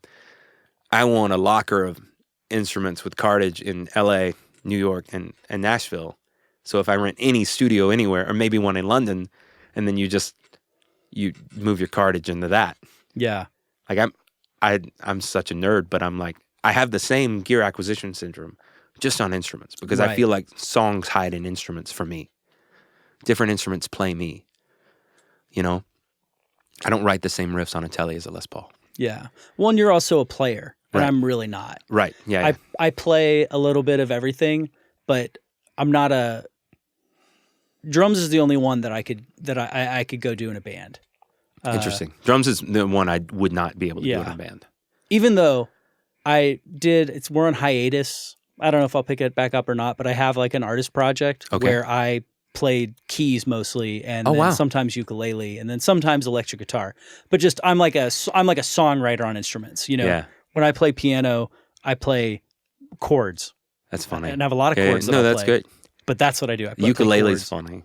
The ukulele's fun. I learned one key. I'm fluent in one key on ukulele because it was like the song I had to do in Colbie's set, and it was what was that? Tied Down, maybe something like that. I don't remember. It was on her first set. We did I came in for the 15th anniversary at Coco. That her first record. That was huge. Yeah. So we played it down, then we played the hits. Got it. And it was the song we did band intros on, so I had to like shred as my band intro on ukulele. Yeah, which key did you do? I don't remember. I just remember how to play that song. C's that song the like easiest, but I haven't. On the uke. We haven't played that song since that tour. So that's been 2 years since then. Oh, okay, gotcha. So it has left my permanent access memory. Yeah.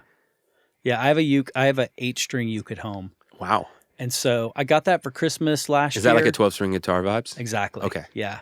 More like a Mando, but yeah, sure. The top 2 strings are octaved, and then the bottom 2 are unison. Cool. Yeah. So it's really fun. I think it sounds nicer than a solo, 4-string uke, which I have one of those here, but at home I've got the 8-string. And so that is now and we live in a small place where like there's not room for me to have a piano there. If I had a piano at home, I would just be playing on the piano all the time, but I don't. Yeah. So the uke is the instrument I pick up and just play at home because we have space for it. Oh, that's fun. And so I've got a little book that I picked up in Liverpool that's like all of the Beatles' discography for ukulele. Oh, that would get me in ukulele, yeah. And so I pop open a page, and there's always a few new chords that I haven't learned before on the uke. And so I learn those new chords, play through the song a few times till I feel like competent enough. And then sing it to your wife. Move on. Well, and usually what happens is, no, she goes to bed at this. I do it when she goes to bed. Got it. That's when I play my uke. But then at that point, usually one of those new chords I learn will inspire me to write a song. Right. And so I'll write a little something, just melody and chords, and then I'll put it in a voice memo and, Yeah, that's my cure to writer's block, is get better at your instrument. Yeah.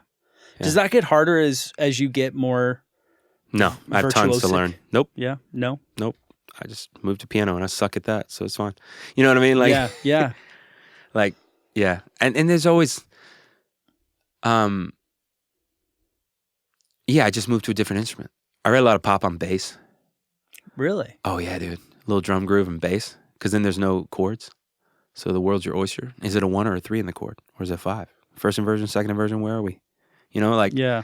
God, no, yeah. And then piano, then you got B3 organ. There's so many things like I'm mediocre at best at. So no, I have no problem finding things to learn. I have a problem finding time to learn, but yeah. Yeah. So back to the voice. Oh, I got to pee again. Yeah.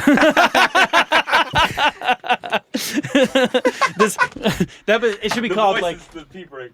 The one where we kept trying to talk about the voice but had to pee. Yeah. We should just never talk about it. Do you know? Oh yeah, we talked about this before. You know Tim Galloway. Yeah, amazing player. Yeah. Gracious. What a guitar player. Yeah, which he had played for Keith. Had he? Yeah. Okay. Yeah. I believe that. I feel like Keith's really good about, and I don't say this in like a hero worship way. I say this in it's the flip side to the story of like whenever people are like, oh, well, he's changed his whole band. It's really important to, if you're an artist, make sure the people around you are challenging you and inspiring you. And I think he's really good about that. Maybe he's not always been that good at that, but he's really good at it right now. Because like the people he's chosen, you can see they're pushing him. It's young talent that's like pushing him to be better. Yeah. And it's really interesting. It's cool. It's like what Prince did. Prince used to do that all the time. He'd get people that like challenged him. Now Prince was would never admit that they challenged him. But he did it, you know? Yeah. That's got to be why he did it, you know? Because he was picking people that were like incredible. Yeah. I think I'm in a place where I'm needing some of that. I'm starting to do some of that. Yeah, I think... Unpack that. What do you mean? I mean, I think the last few years I've gotten into like a lane. Like I think like I figured out a bunch of stuff, and I think I don't know how to say it. I think I'm like I hit a point as an engineer where I'm like I feel like I know what I'm doing. Yeah. Like I know what I'm doing, and I can do this. Like when I was younger, it was more like I've studied this, I've learned a lot, I've been practicing. I haven't quite ever made something that's the, you know, bee's knees, bee's knees, but like that I'm striving towards achieving. What I was always striving towards was a record that felt like as good as the records I loved, and I felt like that kind of proud feeling of like it was timeless. I'm so happy with this record. You know what I mean? Do you have to create the opus, like we said? Do you have sonic dysmorphia where nothing's ever as good as the records? Sometimes, but okay. At this point, I think I've fallen into a place where, I feel like I can kind of achieve what it is I'm trying to do. Right. Which I think you could fall into that on an instrument as well. Yeah. Within your lane, you know, I'm like, I think I can reliably. Yeah, it's much harder to fall into it as a producer than an instrumentalist, in my opinion. But I can create the results that we're looking for within a lane. Now, if I started working with an artist from like a very different genre that I don't typically work with, that might be the kind of challenge I need. Yeah. I think I'm in a place where I need to try to aspire to something that I haven't done or don't know if I could do, or like where you have to have that young energy of like, I believe I can do this, but I'm going to have to work my ass off to pull it off because somebody else is better at this thing. I don't know. In a lot of ways, what I'm saying sounds like I think I've like totally like arrived at what I'm doing, and I don't really feel that way either. No, you need a new angle to look at it, to look at the puzzle from. Yeah. It's like getting stuck on a Sudoku puzzle.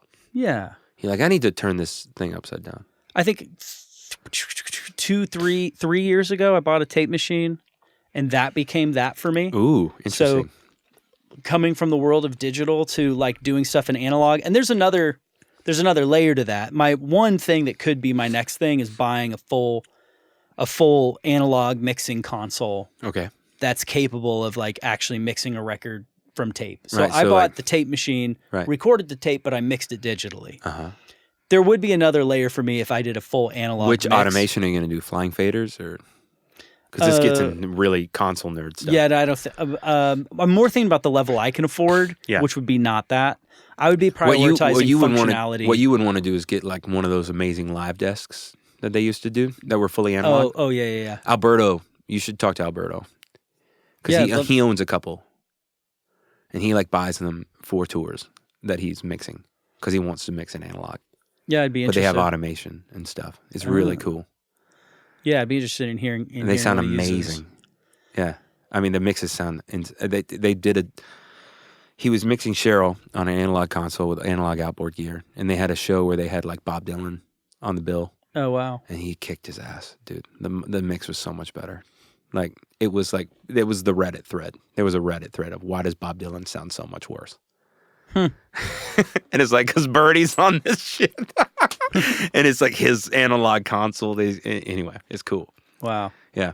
Yeah, I should find out. Birdie's awesome. I'll give you all his deets. Yeah. He's awesome. But I think I just need, like you were saying, like Prince or Keith Urban's hiring younger guys that are challenging him with new ideas. Yeah. I think I also work in a space where it's fairly isolating here. So like that is the hardest part about working out of your own studio is like it's like just you. And I don't know if this is true for you. I'm meeting more artists or occasionally like not labeled, like management. I meet way more people who are on the artist side, management side. Okay. Stuff like that. Here? Rather than producers or engineers. Yeah. Oh, for sure. I don't have that much flow through in my studio because it's mine. Jamie owns it. And so it's Jamie's project, like it's his studio. Yeah. And he works with a handful of clients. But like, it's not like I don't pop my head in if he's working with someone. Right. Like we'll see if we're downstairs, like in the lounge kitchen area and eating, and he and like his artist Ella will come down, and like I've played on a lot of his artist stuff, but like maybe not met the artist. It'll just be like, he's like, hey, can you come over here and do acoustic guitars? I'm like, I don't know if I can handle the commute. I'm across the hall, you know, like, and then I'll just walk over and we'll do it, or I'll sing backgrounds and stuff. Like I sang backgrounds on this record. I've never met the artist, never met him. He did borrow one of my guitars, still never met him. Yeah. You know, like, so mine can be incredibly isolating. What do you do to meet people, to get out? That's part of why I'm playing this showcase thing next Tuesday. Like, I don't need to show anybody I can play. Like, I don't know who's going to be there, but I get to meet 5 other artists. Yeah. That's cool. I meet a lot of people online, bro. Like, I met Joe on Instagram. Oh, yeah, yeah. I weaponize Instagram. And then I meet a lot of people through working with artists, because if I'm working with an artist and they do a music video, I'll be like, hey, you need me to come, PA? You need me to be in the video? You want me to play or whatever? And I know so many people from touring, and musicians are amazing at keeping up with you. Engineers, producers are not. They're like on their shit. Yeah. Every now and then I'll have an engineer like text me and be like, man, this is cool or whatever. But musicians will call you just to chat. Because it's part of staying top of mind to get called. Yeah. So like, maybe you need more clingy session musicians in your life. Yeah, maybe. You know, I'll introduce you to some of my boys. Yeah. They'll call you just to chat. Yeah, yeah. I need more. They will, dude. Steve Durst, my favorite bass player, he'll call you, man. He'll call to just and he actually cares. He really does. He just wants to know how you're doing. It's not even about a gig. He's just like, how you doing, bud?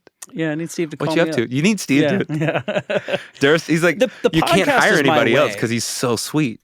Like, and he's such a good bass player. Oh, Man, yeah? You're like, oh my God, he's amazing. He was playing with like Devin Allman, Greg's son, at like 20. Steve's astounding. Like, Berkeley cat, so good.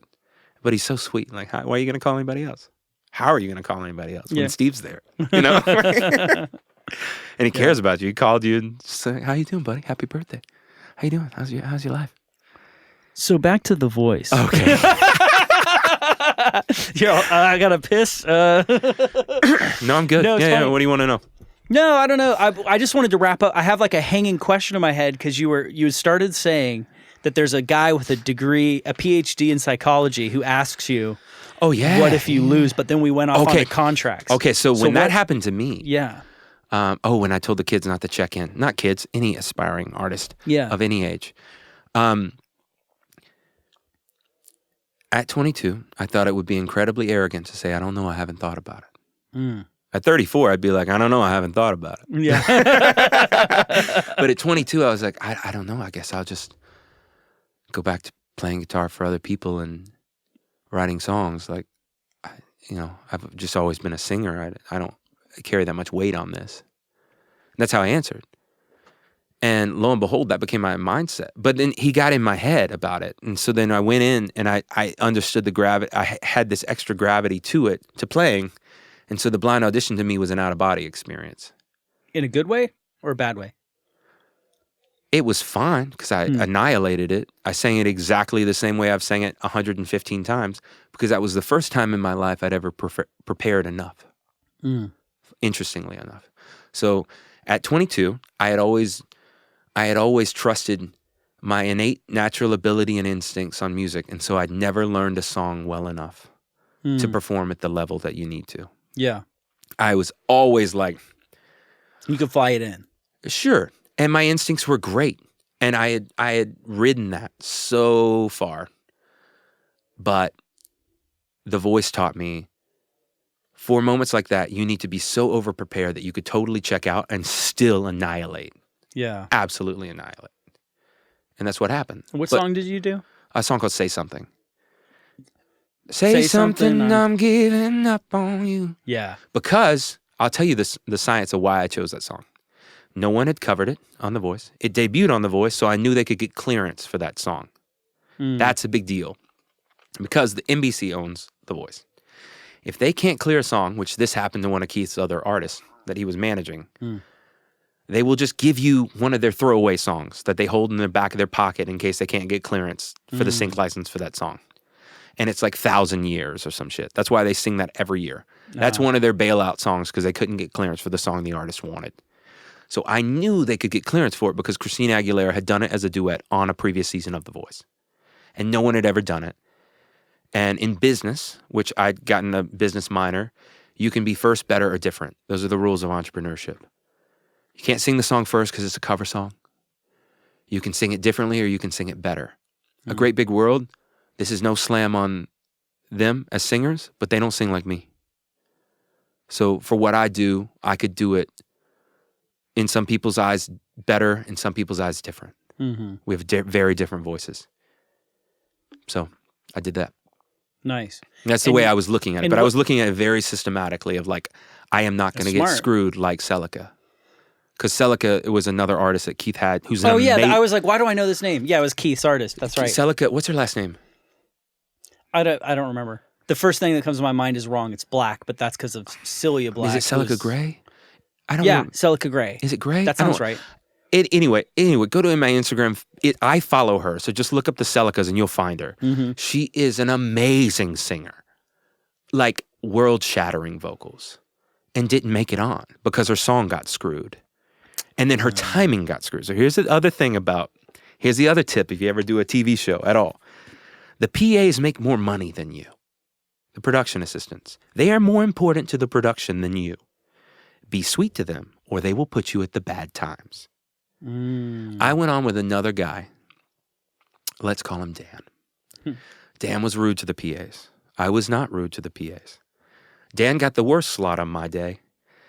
And after they did it, this guy named Nino, who was a PA, he's like the chief PA, afterwards, not an incredibly bedside manner guy, but ran that shit.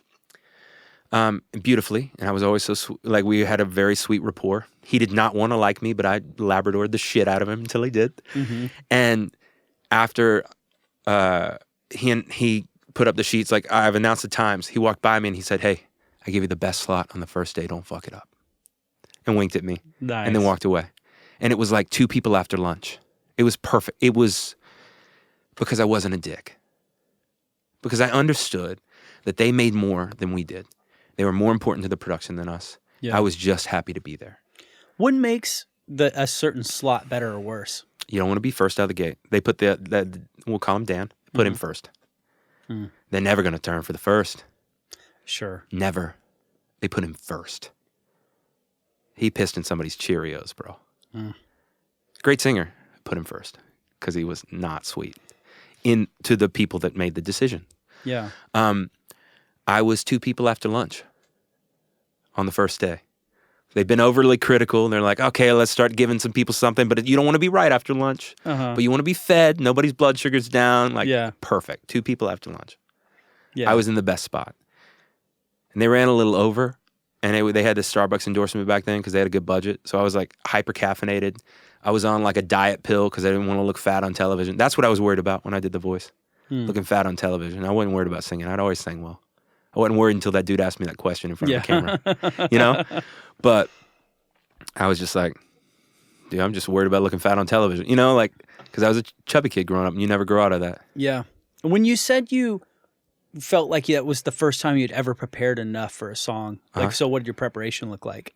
So they give you a vocal coach. They pair you with one of their vocal coaches, and they go through the way you approach a song. The only thing Pete, the vocal coach, tried to do with me, he was a great vocal coach. His only gripe with me was my southern accent. So he wanted me to do say something instead of say something. Yeah, I gotcha. So you can actually hear on my recording of it, because they didn't let me do 2 passes because I sang it well and they were really behind on time. So when we did the recording thing, and I'd already sung sessions before, so I was really comfortable in the studio. Because I had an internship that I lied about getting school credit for my entire college.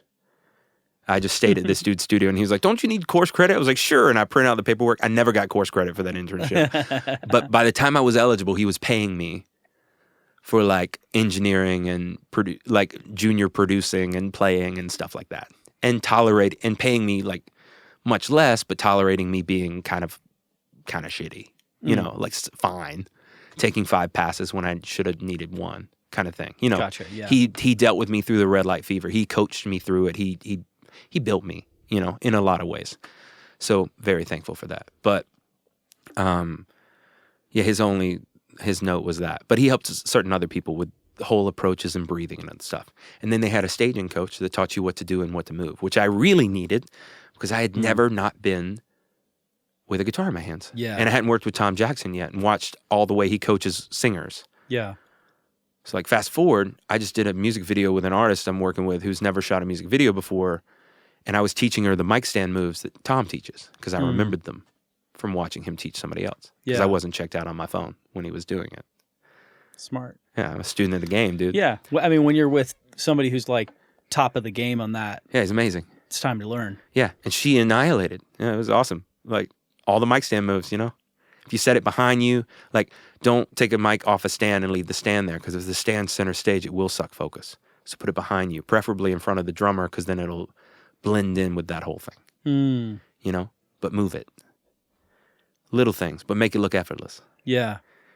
Pull in, approach the, you know, put pressure on the audience when you're going into a chorus to add energy. Little things. Yeah.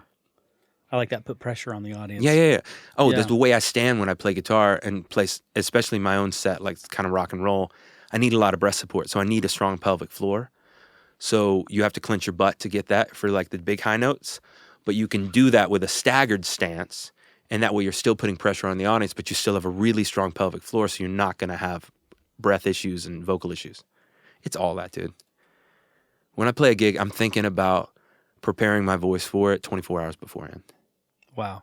Every time. In I'm thinking terms about what of- I eat, Yeah. what I sleep, how I hydrate, how I stretch my neck muscles around it. Because when I had nodes, I learned that tension in your neck can mess with your high notes and the resonance therein. Dude, as nerdy as you want to get on performing, I can give it to you. Like, Yeah, man. I have never, I don't remember my messing up on a show outside of a gear failure that I've worked through. I don't remember. So is that what it takes to be that way? Is If you want all to be that- great, yeah, That prep? all of it. Otherwise, you don't know what you're going to get. Your voice is going to crack some here and there. You're not going to know why. No, if you want to be great, there's a way to be great. It takes a lot to give a damn. Yeah. It takes a lot to give a damn. But you can be great. Like, everyone has it in them, I think. They can be their own level of great, whatever they're capable of. But I think Yeah. everyone has it in them. It's just whether or not they choose to do it. And the magic you're looking for is in the work you're avoiding. Oh, I like that. I adopted that quote from somewhere. I don't remember the zip code for it, but I say it to myself a lot. The magic you're looking for is the work you're avoiding. It's in the work you're avoiding. in yeah. the work you're avoiding. Yeah. Yeah, I like that. Which mine would be probably posting on Instagram. There's the magic you're looking for. Yeah, the response. The Yeah. magic I'm looking for. Yeah. Yeah. Is in the work I'm avoiding. I don't like to show my work. So you prepped that song. You did it with the vocal coach. You sang. How many times did you sing something? Say something With the before? vocal coach? Say something. Say something. I'm giving. I probably up on ran that you. song 10 times a day, for how many days? 6 weeks. Holy shit! Because I was at that hotel for 6 weeks. All I did was work out, watch what I ate. I hung out at the pool because it was what used to be the Sportsman's Lodge, not there anymore. And I would just, I had a degree in music business with a focus in commercial songwriting and a minor in entrepreneurship. So like I just finished college. So I was just standing in the pool so anyone who's under 18 has to have their parent with them. And there's no one more concerned about a contract or the music business than a parent of a minor at a reality television show. Yeah. So I spent, there was this whole subplot of like moms of minors hitting on contestants that I missed because my entire experience with the parents of minors was me explaining contracts to them ad nauseum. Like every bit. How does a publishing deal work? How does this work? How does this work? How does this work? And just regurgitating my college, my MTSU degree to them in a pool while soaking up sunshine That's funny. and living on, my per diem. But I couldn't leave the hotel except for when I sweet talked the PAs to take me to In and Out. Nice. So you're not allowed to leave the hotel. You're sequestered. Yeah. Because at the time, people, and this is not a slight on the show now, but at the time, people were trying to find what hotel we were at and who was on it because they like to spoil it on websites. It was hot, you know. Yeah. They still gave a car to the top 3.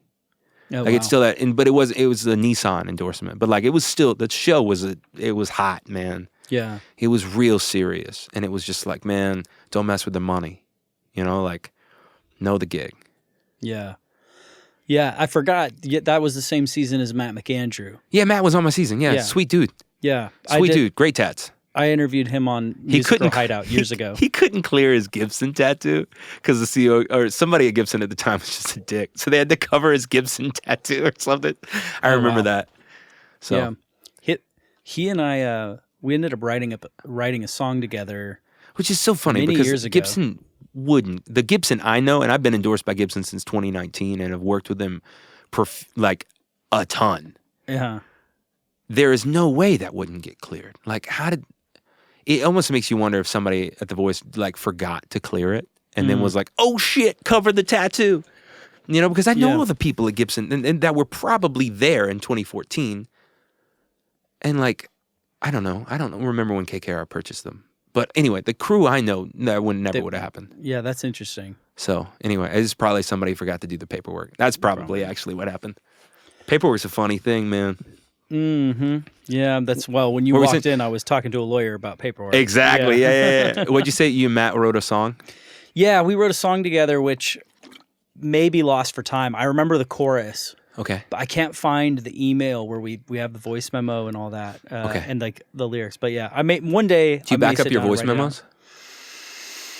I have. Uh-huh. This is now like 8-9 years ago. Yeah. I don't even think. No, I did have the studio. Anyways, a long time ago. Yeah. But yeah. I used to do that on flights. I used to go through voice memos and save them and catalog them and color code them. Save them onto your computer? Yeah, and catalog and save them on iCloud files and then color code them by like if it's a vocal start, guitar start, stuff like that. But I haven't been touring for so long that I have to like carve out time now to do it. I should do that, man. So I don't have that habit stack anymore of doing it on flights. I've just started writing song idea on anything that's a song idea so that one day I could search through song ideas. Typically my favorite songs I remember. So I could look them up. I say that, but like I was spelunking through stuff the other day and I was like, damn, these are great. Like, yeah. I was like on FaceTime with an artist, like looking through song starts for a project. And she was like, that's amazing. That's amazing. I was like, my bad. I'll put them in a folder. Yeah. You know, like, and then Joe and I have this thing where we'll get together and I have a folder with like 2,000 instrumental song starts or something ridiculous. Wow. And we'll just go through on a Saturday morning and we'll pick one and we'll do like a first sync instrumental track predicated on that start. And they're coded, they're already color coded by like a bass start, guitar start, whatever. And his thing has like a certain aesthetic. So I can look through and just harvest for the aesthetic. And yeah. You're an endless well of songs, bro. Yeah. As long as you keep growing, the well will never run dry. And stay inspired. So it sounds like you need to meet some clingy session players and you'll be fine. Yeah, the podcast for me ends up being the spot. The podcast would be good. Where I this get to meet great. people and get inspired. Yeah. And I think it helps me get out of my shell a little bit and remember there's a whole bunch of other people out there doing things and get challenged. And all right, what have I not told you about The Voice? You're looking for it. I've been charmingly evasive. I'm curious about the PhD guy. Like, why do they do that? It makes better television, baby. Ratings don't go up 7 straight seasons. It ain't no hobby, as my buddy Jimmy would say. Yeah, that's a good point. Yeah. James Clarence Herman. So they're trying to get you to say something interesting to see the stakes. Yeah. Well, it's not cool if people don't feel the weight of the moment. Right. It's just cooler for you, who's in the moment, to not feel the weight of the moment. Yeah. Because you look like Clint Eastwood on a sequel instead of some doe-eyed actor on their first day. But they want to blend to that. Yeah. So they're just shooting for the moon. And so why did you choose Adam's team? As one of the things I was not calculated on. It was just what he said in the moment. And looking back at it, I think I under-prepared myself for how much of a fan of his first record I was. I thought there was so much kinship because I knew that record so well. I felt an innate kinship with him from that. Whereas if I were to go back now, I don't think I would have picked him. I don't regret it. I was not. It was actually great because I had a great idol shattering moment because he wasn't anything that I cared for. Personally. He did not impress upon me anything, artistically or otherwise. Where it was like afterwards, if you're like, you can go to dinner with him, he's paying. It's like, I'm good. That was my take. So, you know, for better or for worse, that's what a 22-year-old picked up. But that was good though, because when you have a moment where you meet someone who you forget is a hero because you love the first 2 records, especially the first record, and then you meet them and you're like, oh, he's just another guy that makes dick joke off camera and doesn't care. I can do that. The only thing separating me from him is songs and breaks. Cool. Yeah. You know, like it was honestly an idol shattering moment for me in a great way. And then he brought in Stevie Nicks as a mentor, which was awesome.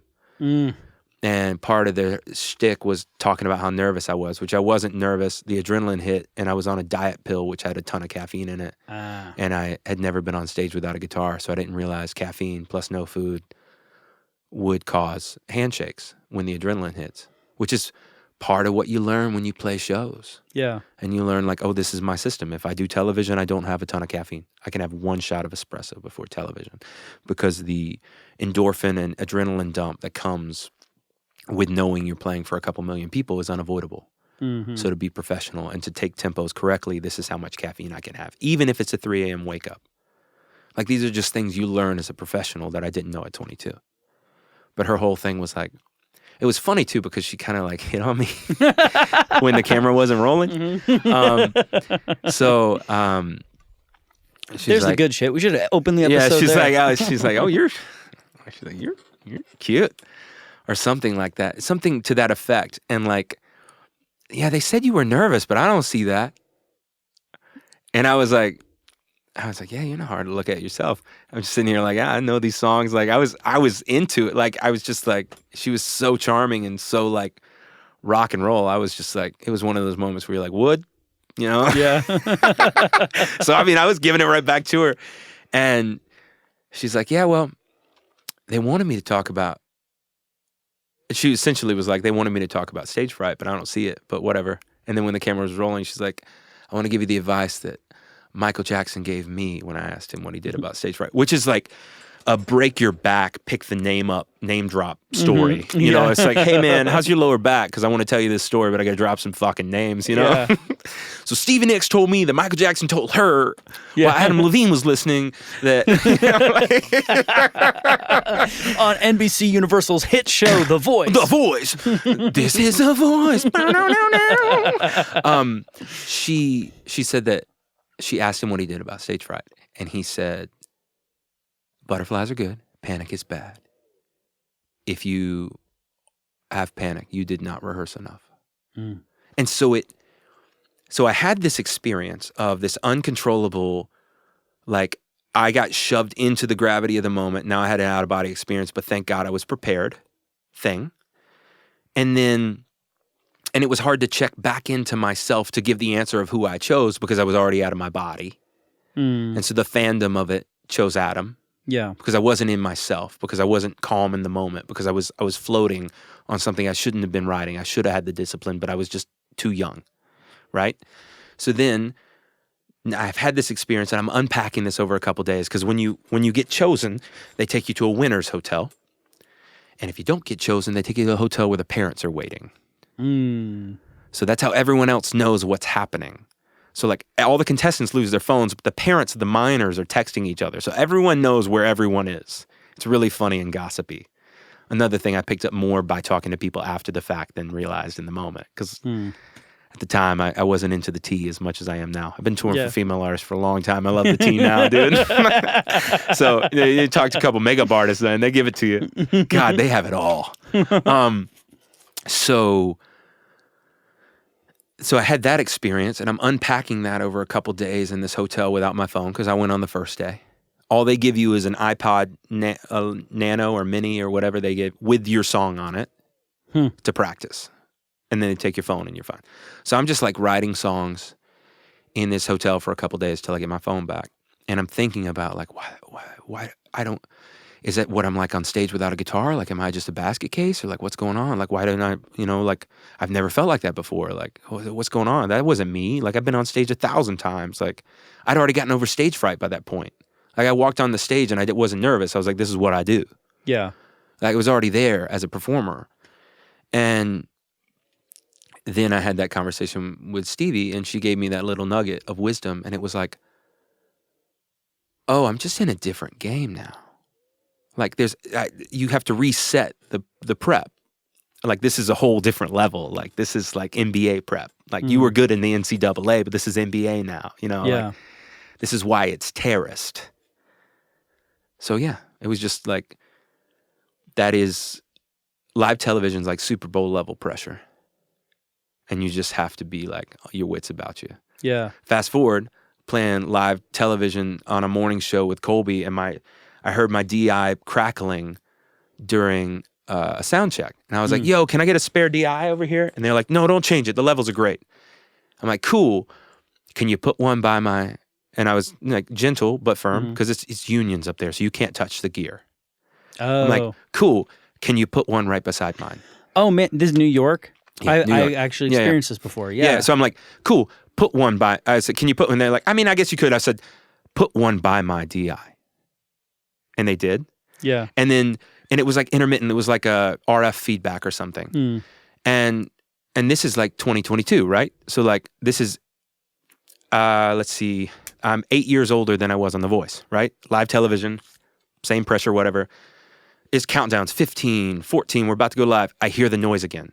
I'm the acoustic guitar on a Colbie Caillat live television thing. I'm the loudest thing in the mix, and I hear it on my line. And Will was the MD at the time, because it was during the first year of touring. The keyboard player, I was like, Will, feedback's back, permission to flip them, to switch it. And he looks at the clock, it's 12:09. He's like, do it. So I jump down, pop it out, pop it in, redo it.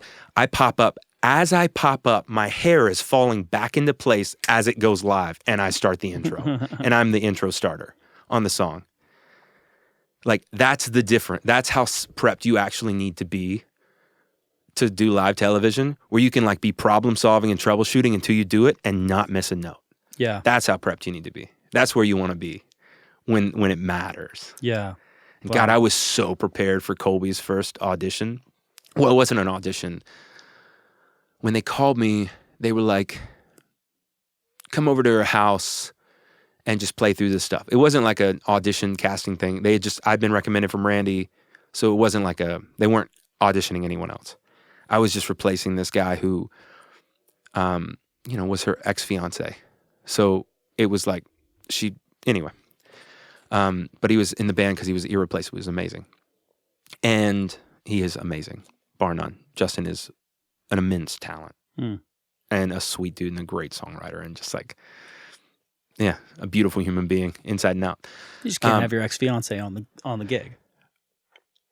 It makes it a little tense in the back room. Uh-huh. The green room's a little less comfortable at that time. I don't speak for other people's opinions. Anyway, the opening was there. They had it. So the first time we did the audition, like, something came up and we weren't able to make it. Like, they were just like, Chad was like, she can't do it. He's like, will you, her manager, I hadn't met him in person yet. He's like, will you send a video of the songs? And like, I got in the cancellation like an hour or so beforehand. And a lot of times change feels like loss for people. Mm-hmm. So I understand I understand. There's no grudge there. And I understood it at the time as well, which is funny because like I'm just a very empathetic human. So I was like, sure. But I also didn't want to like come off sheepish to the manager. So I was like, I started with Lucky. And I texted him. I said, yeah, we'll just start with the one that weeds everybody out, and send him a video of me playing Lucky. And he called me within 75 seconds of me sending him the video. I was like, cool, we'll meet you on Tuesday. Wow. Because it was like, it's Jason Mraz. Right. If you can sing that, she can play the weddings for billionaires that she's booked for. Yeah. If you can sing it as well as Jason Mraz. So, and what's funny is, I had stopped talking to my guitar teacher for 2 months when I was in high school because he saw Jason Mraz live and was like, I saw him live, man, he reminds me of you so much. And I was so pissed at him because I thought that music was so lame at the time. I just wanted to play rock and roll and blues. And like, I was like, fuck you, Don. Like, and then like fast forward and like I got a gig because I could do the Jason Mraz thing. Sounds like you owe Don an apology. I have given him one. I have given Don plenty. Yeah. But I didn't tell him. Like, I just kind of like was immature and skipped guitar lessons for like 2 months. Yeah. It was fine. Yeah. As you do when you're a kid. Yeah. That's awesome, man. Yeah, but it's funny. It was a full circle thing to be like, oh, I don't resent the fact that I'm good at this. Yeah, dude. And then now my next record My next record is kind of like super acoustic led, which is interesting. The one that you're working on now? The one that I just finished writing, yeah. It's beautiful. And I think I'm healed because of Colbie. So let's set that where that is, you know. Nice. Do you know when you're gonna release it? I don't know. I just did the track listing. I've got 15 keepers and it's gonna have 10 on it. So we're gonna weed out maybe 12. I don't know. We'll look at the timing. It's got to fit on vinyl. That's my rule for my project as well now. Always? No, well, I disobeyed that rule on the first one, and I was frustrated by the flow not feeling succinct enough. Yeah. So on my second record I just put out, it would fit on vinyl at 22 minutes a side. Nice. And it's a little under, that way you could make the grooves, you could master it a little bassier, you know, because those grooves get a little wider. Yeah. So you really get like 19 and a half to 20 minutes a side. So it's like, it would be perfect on vinyl. First record I ever produced that we went in knowing we wanted to do vinyl.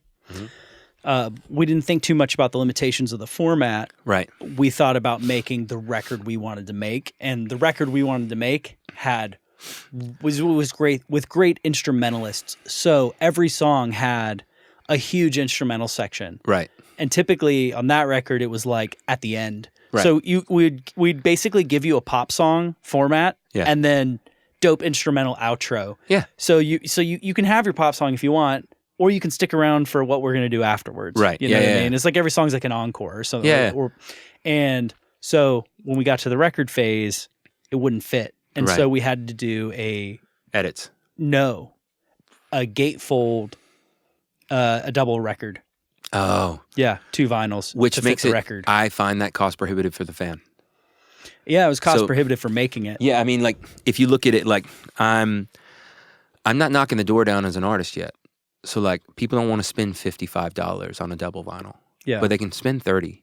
They spend Right. 30 on a fucking t-shirt, on an Instagram ad. They'll spend 30 on a vinyl. So, yeah. So, like, keep it on one vinyl. And then you can make a great product for your fans. But, like, you've got to know your audience. Like Taylor Swift, she knows her audience is rabid, so she'll do 8 different versions of vinyl with different album art and inserts or whatever. Like, cool, party on. That's not me. And artists don't need to emulate that when they're not there. You need to be honest with yourself. Yeah, and do what people can actually afford and will buy. And like, yeah, because who wants a storage unit full of stuff you didn't sell? I don't. Yeah, that sounds horrible. Like, I've seen it with artists. Like, it stresses me out. Yeah. Like, the idea of doing that, because it's like, that's money that you're not spending on other things. So, yeah. Yeah, I think,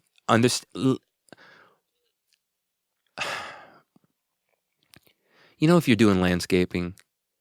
Like, actually, I have landscaped, yeah. Yeah, you know what I'm talking about? I worked for a landscaper for like a month, yeah. The borders of the yard are as important, are as important a part of the planning as the client's taste.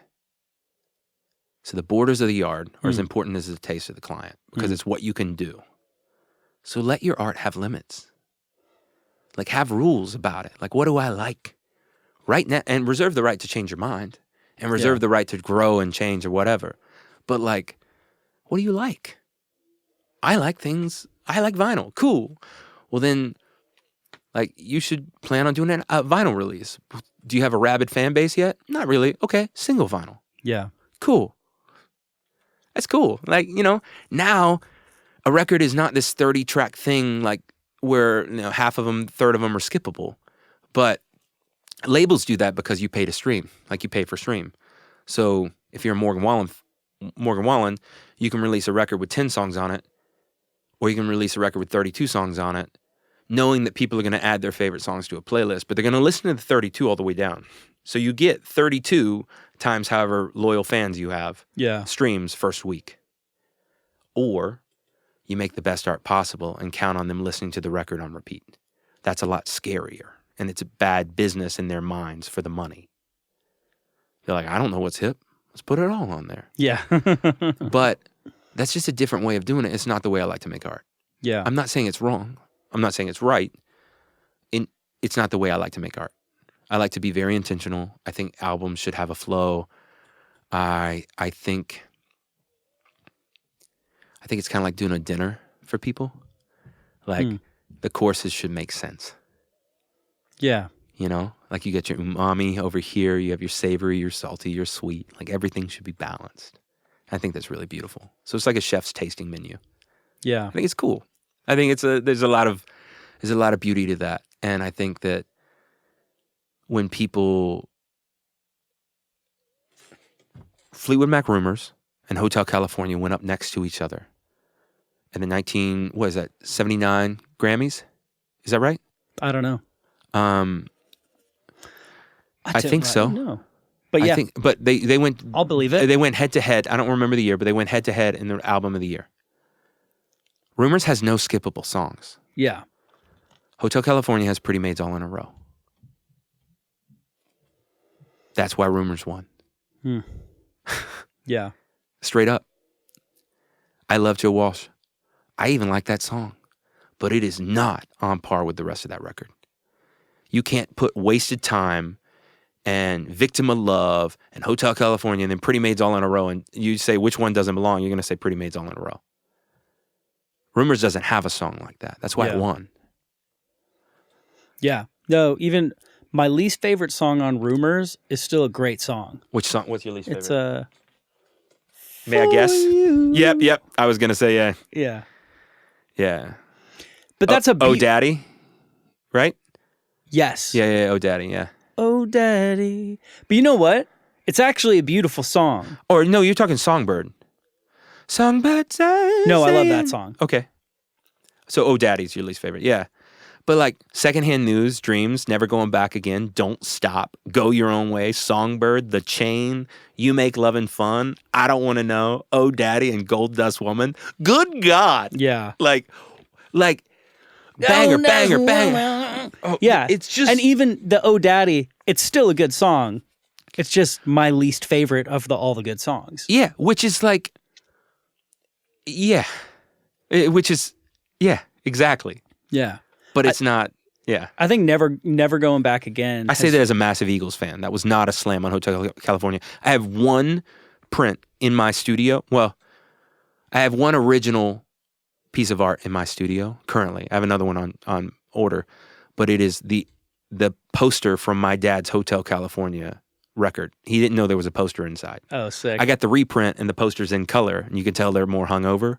And I had that. I sent that to my mom to get framed by her framing guy because my mom has a framing guy because that's what moms do. Yeah. And you should send that to my framing guy. Dad was like, "There's a poster in there?" I was like, "Yeah, the original ones had it in black and white, but this one's in color." And like, I'm such a nerd. And my dad just quietly was like, because he had like 5 versions of that record in college because people would borrow them and steal them or like wear them out or whatever. Yeah. So he went in his storage and like the barn that we have at the house and found that, and Mom also had that framed.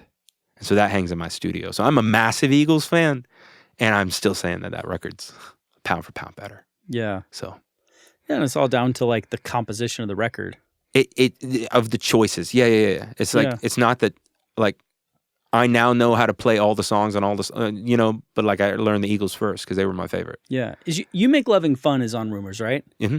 God damn it. Because I'm like, Never Going Back Again's my favorite. Wait, well, kind of Dreams is my favorite, but actually You Make Loving Fun is my favorite. Mm-hmm. So, and that's the kind of record that is.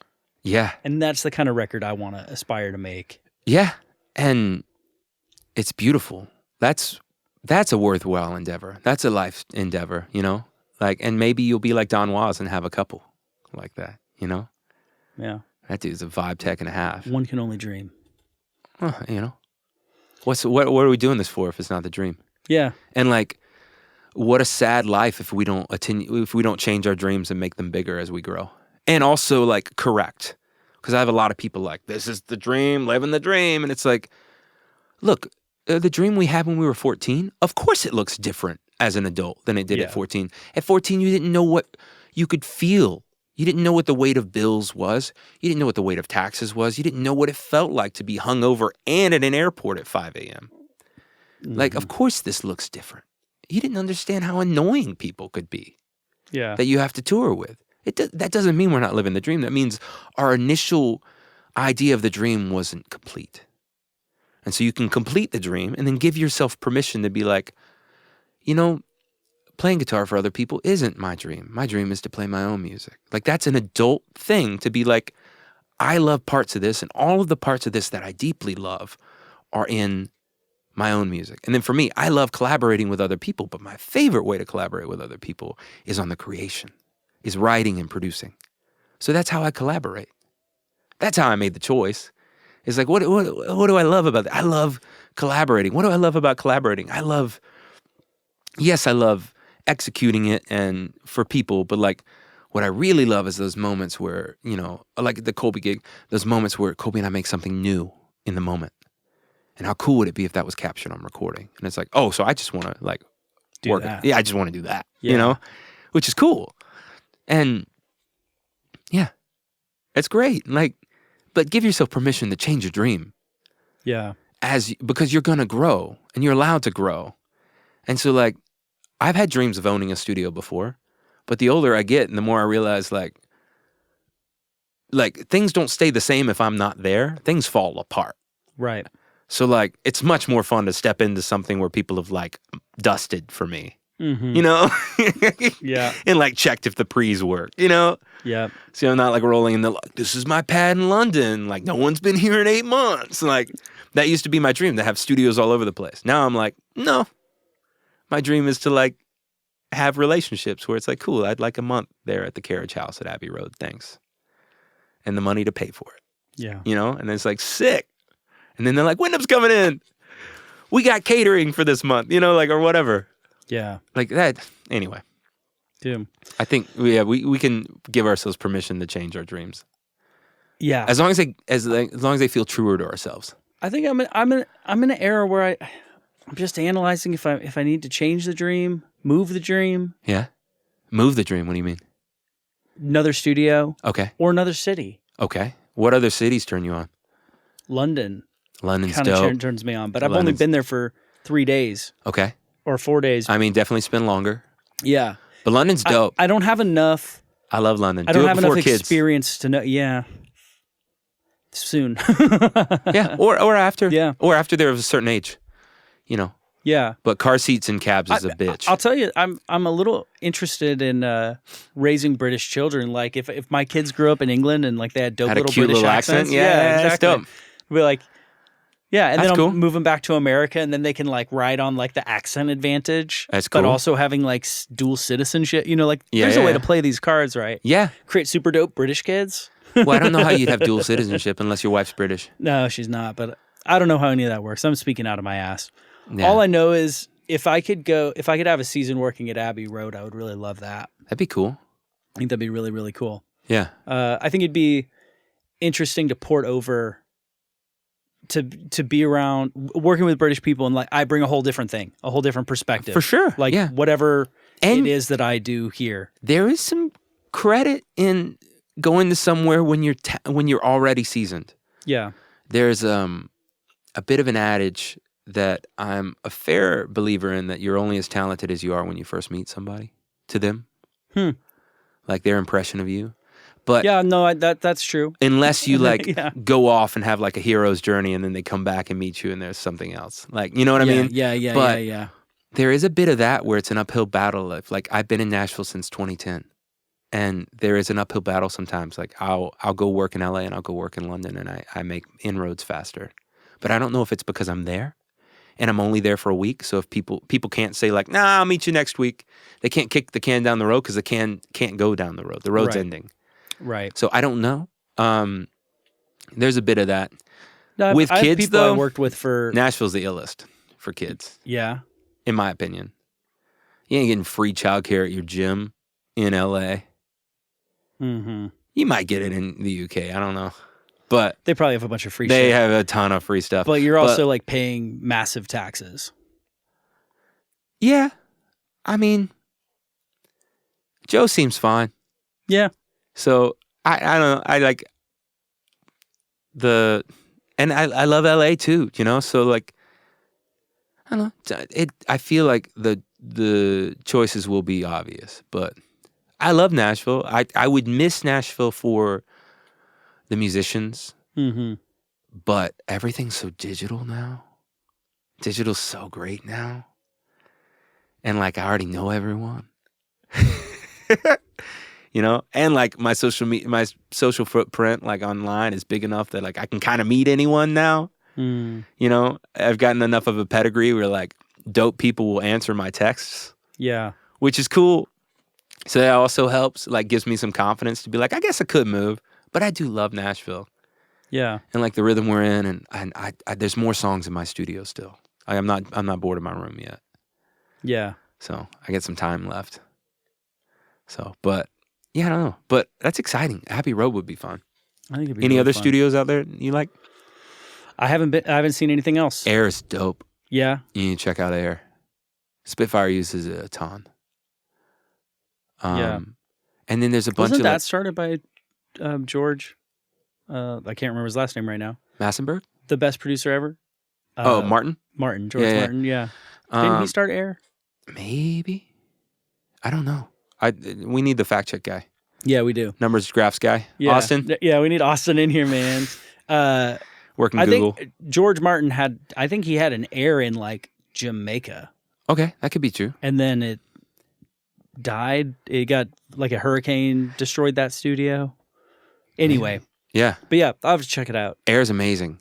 I did buy a book while I was there that was like the Great British Recording Studio. So I mean, there's a bunch of cool project studios out there too, and like I'm sure, yeah. I mean, it's as an engineer, it's cool too because you could get a job working for a client like my buddy Chris Kahn in LA, who I worked with at East West. Like he's like a relief pitcher for them at East West. Like they called him in for me, which I'm so thankful for because he's so talented.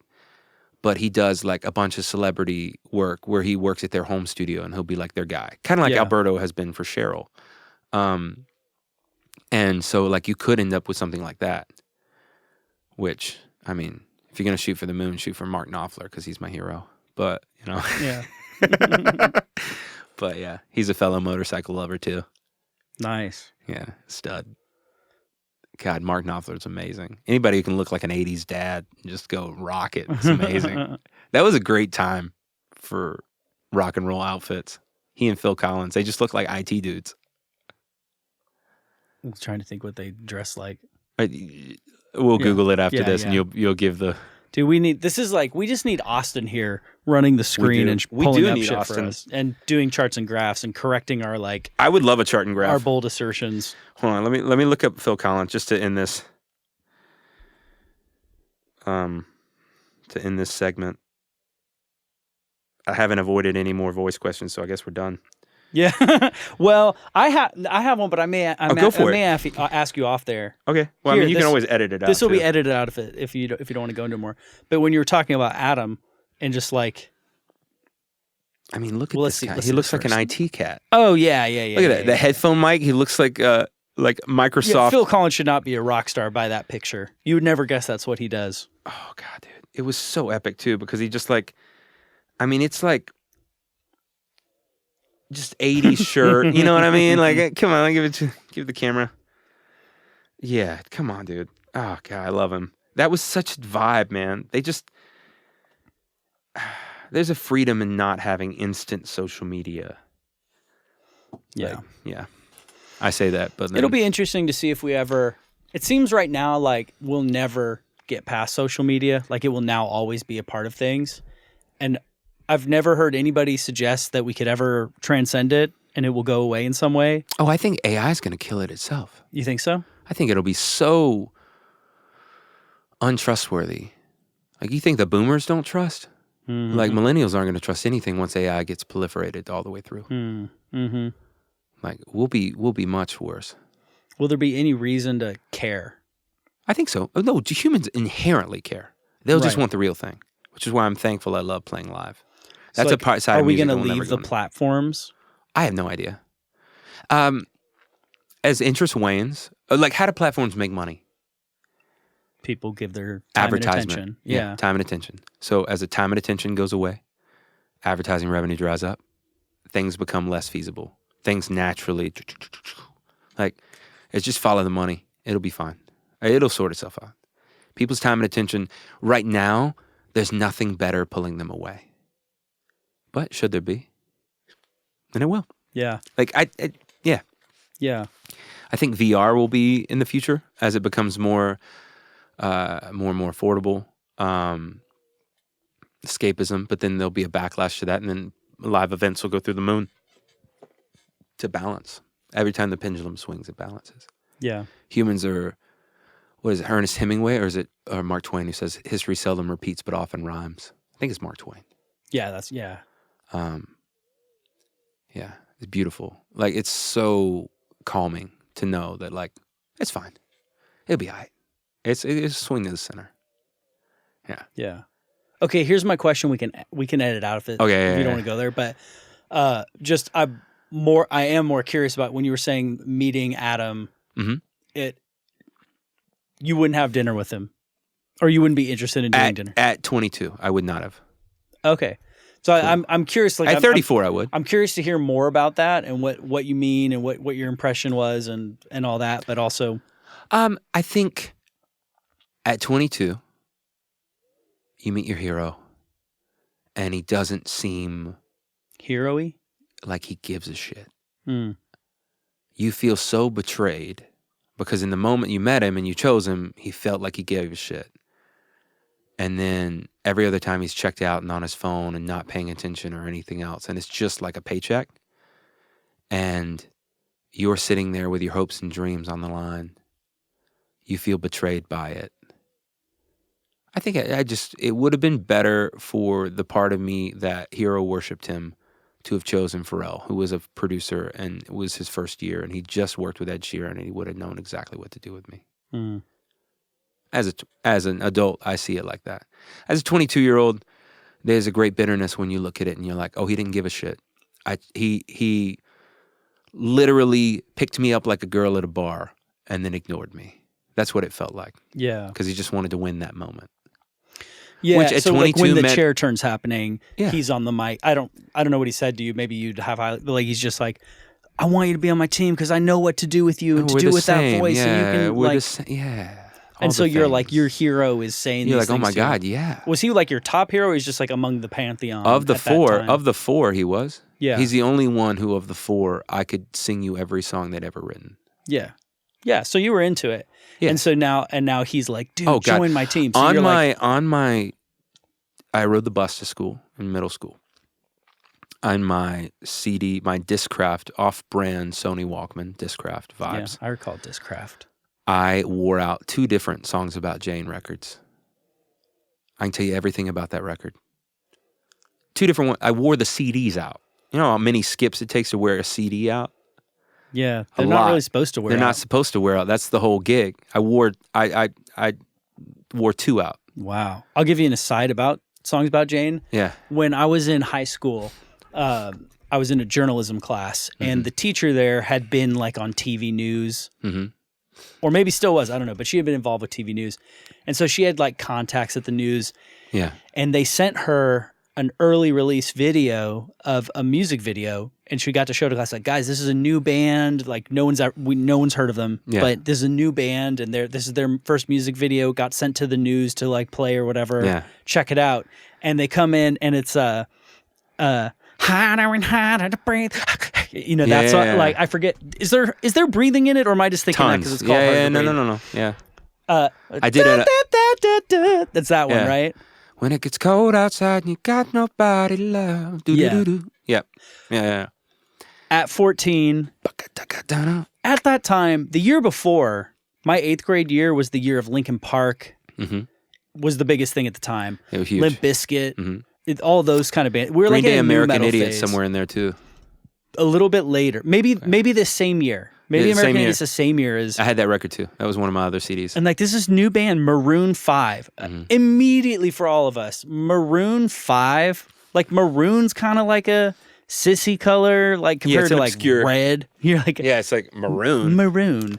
And then it was 5, which like coded like Jackson boy 5. band Yeah, or Jackson 5, or boy band, which we were just coming out of the era of like it was like the war of Backstreet Boys versus NSYNC. Linkin Park. Oh yeah. On TRL. You know what I mean? I went double boy band, but yes. Yeah. Well, they had their boy band war, but as like a 13-year-old boy, it was like it was Jackson 5. down with them, Yeah, up with Backstreet Blink Boys, 182 and Linkin Park. Yeah. You know what I mean? Like we hate Christina Aguilera and blah, but blah, blah, Backstreet blah. Boys had Max Martin writing the songs, so it was like, Yeah. God, Black and Blue was such a great record. I've never gone and listened to it. I had sisters, so I was hip to all of it. Gotcha. I had a sister, but she was 2 years younger. Okay, I had So- older sisters, so yeah. So it was like, that's stupid. I've Maybe always it's just me respect- and my friends. I've always loved songs, so like I loved the Backstreet Boys when it happened too. Nice. Like I wouldn't have told anyone I loved it, but I dug it. You were more evolved. No, I at a core I wasn't involved. I didn't know why I liked it. I just liked songs, Yeah. and I liked voices. It took me a long time to get over voices. Like it took me a long time to understand Tom Petty. Now I think he's the best rock and roll songwriter to have ever lived. But at the time, I couldn't get past his voice because I was such a vocal prick. Quality vocals. Yeah, and he has a very specific thing, but he is pound for pound my favorite rock and roll songwriter ever. Yeah. But it took me years to figure out. Yeah, so like, everyone comes from different things. So easy with the evolved shit. Yeah. It took me a long time to figure out Tom Petty. I got my flaws, all right? Yeah. I just like great vocal performances because Max made it really easy for me. He put the cookies on the middle shelf. He's like, great songs, great performances, syllabic melodies. It's like ABBA, but different, hell yeah, cool. At that age, I just wanted... Chun, chun, chun, chun, chun, chun, chun, chun. Ah! Yeah. Did it for the nookie. Fuck yeah! And we were into like skateboarding and shit. Yeah. And so then when Maroon 5 comes out, you're like boy bandy, the bluesy kind of the influences, jazzy, the influences of that song. It was, just put it this way, our whole class was just like, like, this band is stupid. They'll never make it. This is so dumb. Like, I hate this Maroon 5. Yeah. And then all of a sudden I started hearing that song on the radio and I'm like, the song from school is on the radio now? Did it grow on you? That song didn't. They did as a band. Cool. I think I didn't want to let go of my initial, like, pubescent hatred of it. Yeah. I think if I listened to that song now, I could be like, man, that's a catchy song, So, but I had a buddy of mine tell me that great pop songs are like beer. You don't like it at first, but before you know it, you order it without thinking. Yeah. So that's a good way to say interesting. It was, he's not in the music industry. That's my buddy Nacho, who like when I was like, Nacho! He's not in the music industry, but he dipped his toe in and did a better job than anybody had ever. Yeah. Yeah. Modest Mouse was like that for me. Float On. Oh yeah. The first time I heard Float On, I hated it. It was a great lick. Yeah. But then the way he sings, like, all right, here for it's kind of has a bouncing ball thing to it. Yeah, it's really cool. Yeah, in a like passive listening makes you want to turn up the volume because you're like, is that Pearl Jam? Because it does the same bouncing ball thing that like Eddie Vedder does if you turn it down. Like even flow, like the same kind of bouncing ball that kind of grunge had. Cornell did it a bit, but then like with him it was cleaner, so it was almost towards Keen. Never thought of that with a bouncy ball. Yeah, like if you turn it, like it's like has a little bit of like I'm thinking of the hand drawn animation thing with the bouncing ball. Yeah. But like it was like the hip singing of that era. Yeah. And like it's a thing. I'm trying to get better at like I can not like a thing but understand a thing and even produce a thing. Yeah. And that's really like that's my journey as a producer is understanding. And it's really like I have to just find the things about it I like and make the Venn diagram, like grow my taste to overlap more with someone else. One thing that like really changed my life around that same age was finding this book, Your Brain on Music. Have you heard of that one? No. It was written by a neuroscientist, and it's much deeper than this, but the nugget that I pulled, love a nugget, was when your brain first hears a new genre, you don't have scaffolding for it, so you don't understand it. Mm-hmm. And so you won't get it. Right. So when you're not a fan of a genre, for instance, like a good one for like a lot of people would be like metal. Yeah. If you're not a metal fan, it all sounds the same to you. It all sounds like But you expose yourself enough. Then you see the nuance within the genre. And then you find animals as leaders. And you're like, this is sick. And then you can understand it. Yeah. And so what I pulled away is like when you first hear something and you don't like it, you should push past that feeling. That's what I've interpreted for me. So if I hear a song and I don't like it at first, it feels like a challenge. What I feel is that I'm not good enough. Like I have to expand to the song. Not that the song's not good enough. Now, with taste and time, some things just suck because it's like a bad vocalist and a shitty song. That's different. But I mean, like, if this is something that has merit to people, you know, let's say ABBA or something. Yeah, ABBA's amazing. Something that millions of people, Backstreet Boys. Do you not like ABBA? Good example, Backstreet Boys. You can not like ABBA, that's okay. I like ABBA. Okay. I'm not a deep fan or anything, but I understand Dancing Queen. Like, I like that song. Oh, interesting. How about Gimme Gimme? There's like 8 hooks in that song. Gimme something. Oh, yeah. Oh, God. Yeah, yeah. It's so good. Yeah, that's super cool. That song like would like pump me up. It is, but I've never chosen to listen to it. You know what I mean? Oh, yeah, okay. But if there's a fan base that like, if it's good music, if say a Backstreet Boys song, yeah. If I don't get it, that's an indictment on me and my ability to understand the music more than it is one of their hits. Their problem. Got it. Do you know what I mean? Yeah. Within limit. My point is like how this practically works for me is like if you showed me a dope band that you're like, dude, this band's sick, and I don't like it, I feel that it's an inappropriate response to go, nah, it's not good. That's not for me. I don't like that. Like I should try to figure out how to get into it, how to understand it. Yeah, it doesn't have to become. I have a listen band. Twice rule. Yeah, does that work? Yeah. Listen twice. I like that. Listen twice, but like in different settings, like after lunch. Sure. You know? Yeah, I mean, it's if I show somebody something, especially if something you think is great, and they're just like, "Oh, it's really not for me." It's you know what? For a normal person, for somebody not in music, for not a producer, that's fine. You're not trying to like really dive into music. For you, it's just this thing you put on. Yeah, you're not into it.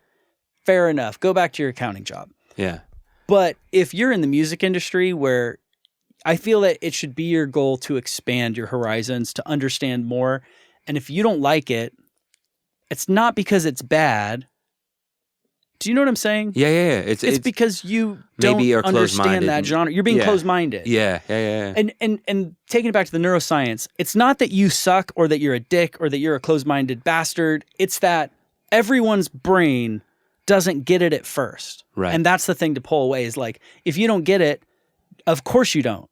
Your brain doesn't know that genre yet. You don't have it. You don't have the scaffolding. You don't have the understanding of the genre. Yeah. Now, it's up to every individual. If you want to take the time to build the scaffolding for a genre, you may have enough genres, and it's just you don't need to learn opera. Right. But maybe opera's not for you. Nessun Dorma's pretty lit. I know zero opera, so that would be for me. Like if you showed me an opera. Actually, you know how I would get you into opera? How?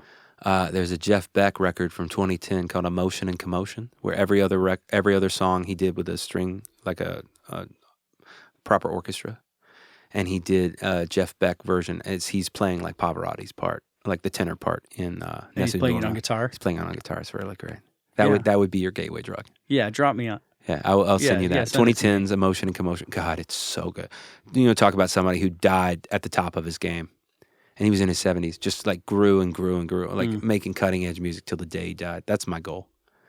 I just want to get better. Yeah, that's a great goal. Yeah, he's a king, dude. Even John Mayer at his cockiness was like, Jeff Beck, greatest guitar player in the world. Yeah. You know, like at the top of his cockiness, he's like, I always look around the room and like, see if I'm the best. But then you see Jeff Beck and you're like, okay, I can relax. Yeah.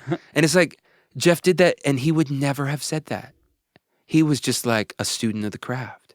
And like, what a gift that gives to a guy like John who felt less than, because I think, you don't want to speak for someone just because you're a fan of them and idolize them. But I don't think John Mayer's ever known how good he is. I don't think he has ever known how good he is. Maybe now. I saw him play at Pilgrimage and he looked comfortable in his own skin. But I saw him play not too long ago and I was like, he deserves to be so much more comfortable than this. He doesn't know how good he is. I honestly do not think. I think everyone worships this dude and I do not think he knows how great he is. That's how I feel about John Mayer. I think he's amazing, but I don't think he knows how good he is. He probably still doesn't know how good he is. It's really, I think he's in a really comfortable state, and I really enjoyed watching him play at Pilgrimage this year because he looked comfortable. He looked like almost Keith Urban's level of comfort on stage, but I wish he'd had that his entire career. I just want people to enjoy it, man. Yeah. I want it to be comfortable. Like I was telling an artist I work with, because she was asking about, like, am I competitive? And I'm like, with myself. Like, I never want to show up and get shown out on a show because, like, I don't want to give the audience less than my best. But, like, I'm not competing with anybody else on a bill. Like, it's all subjective. And, like, nobody writes as weird as songs as me.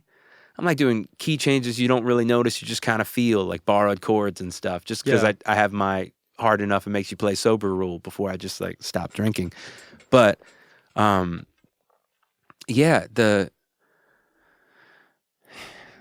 not a competition. I don't think that guy knows how good he is. I really don't. So anyway, if you're listening, John, I love you. You're real good.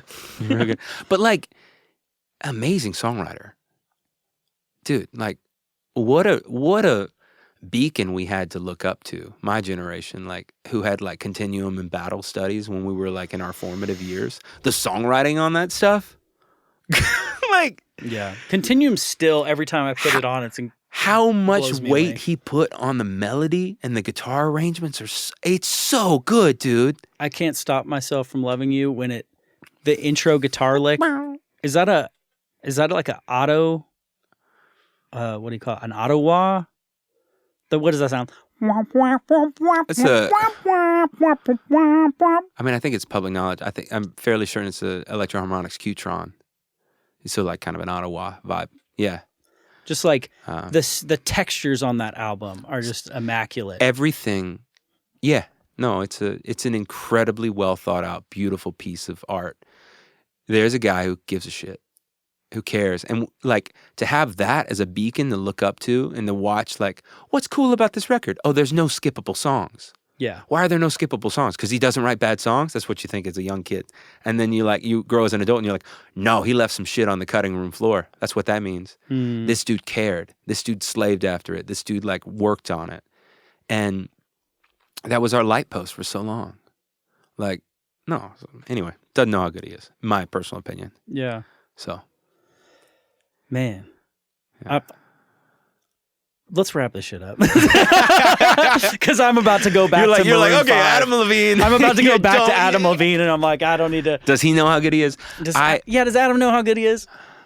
And I need to say, by the way, I came around to liking Maroon 5 a few songs later. Just Harder to Breathe, 14 years old, coming out of Limp Bizkit. Yeah. It wasn't the move. So. I came along later. I would go to dinner with him now as a 34-year-old. Yeah. You know, for sure. Maybe if it lined up, and I don't know, if we met at a different time, probably not cold. I probably wouldn't go to dinner cold. If somebody's like, we can set up this dinner, I'd be like, I'm good. But like, if we met and it was cool, I don't think he knows how good his band is. I don't think Adam knows how good his band is.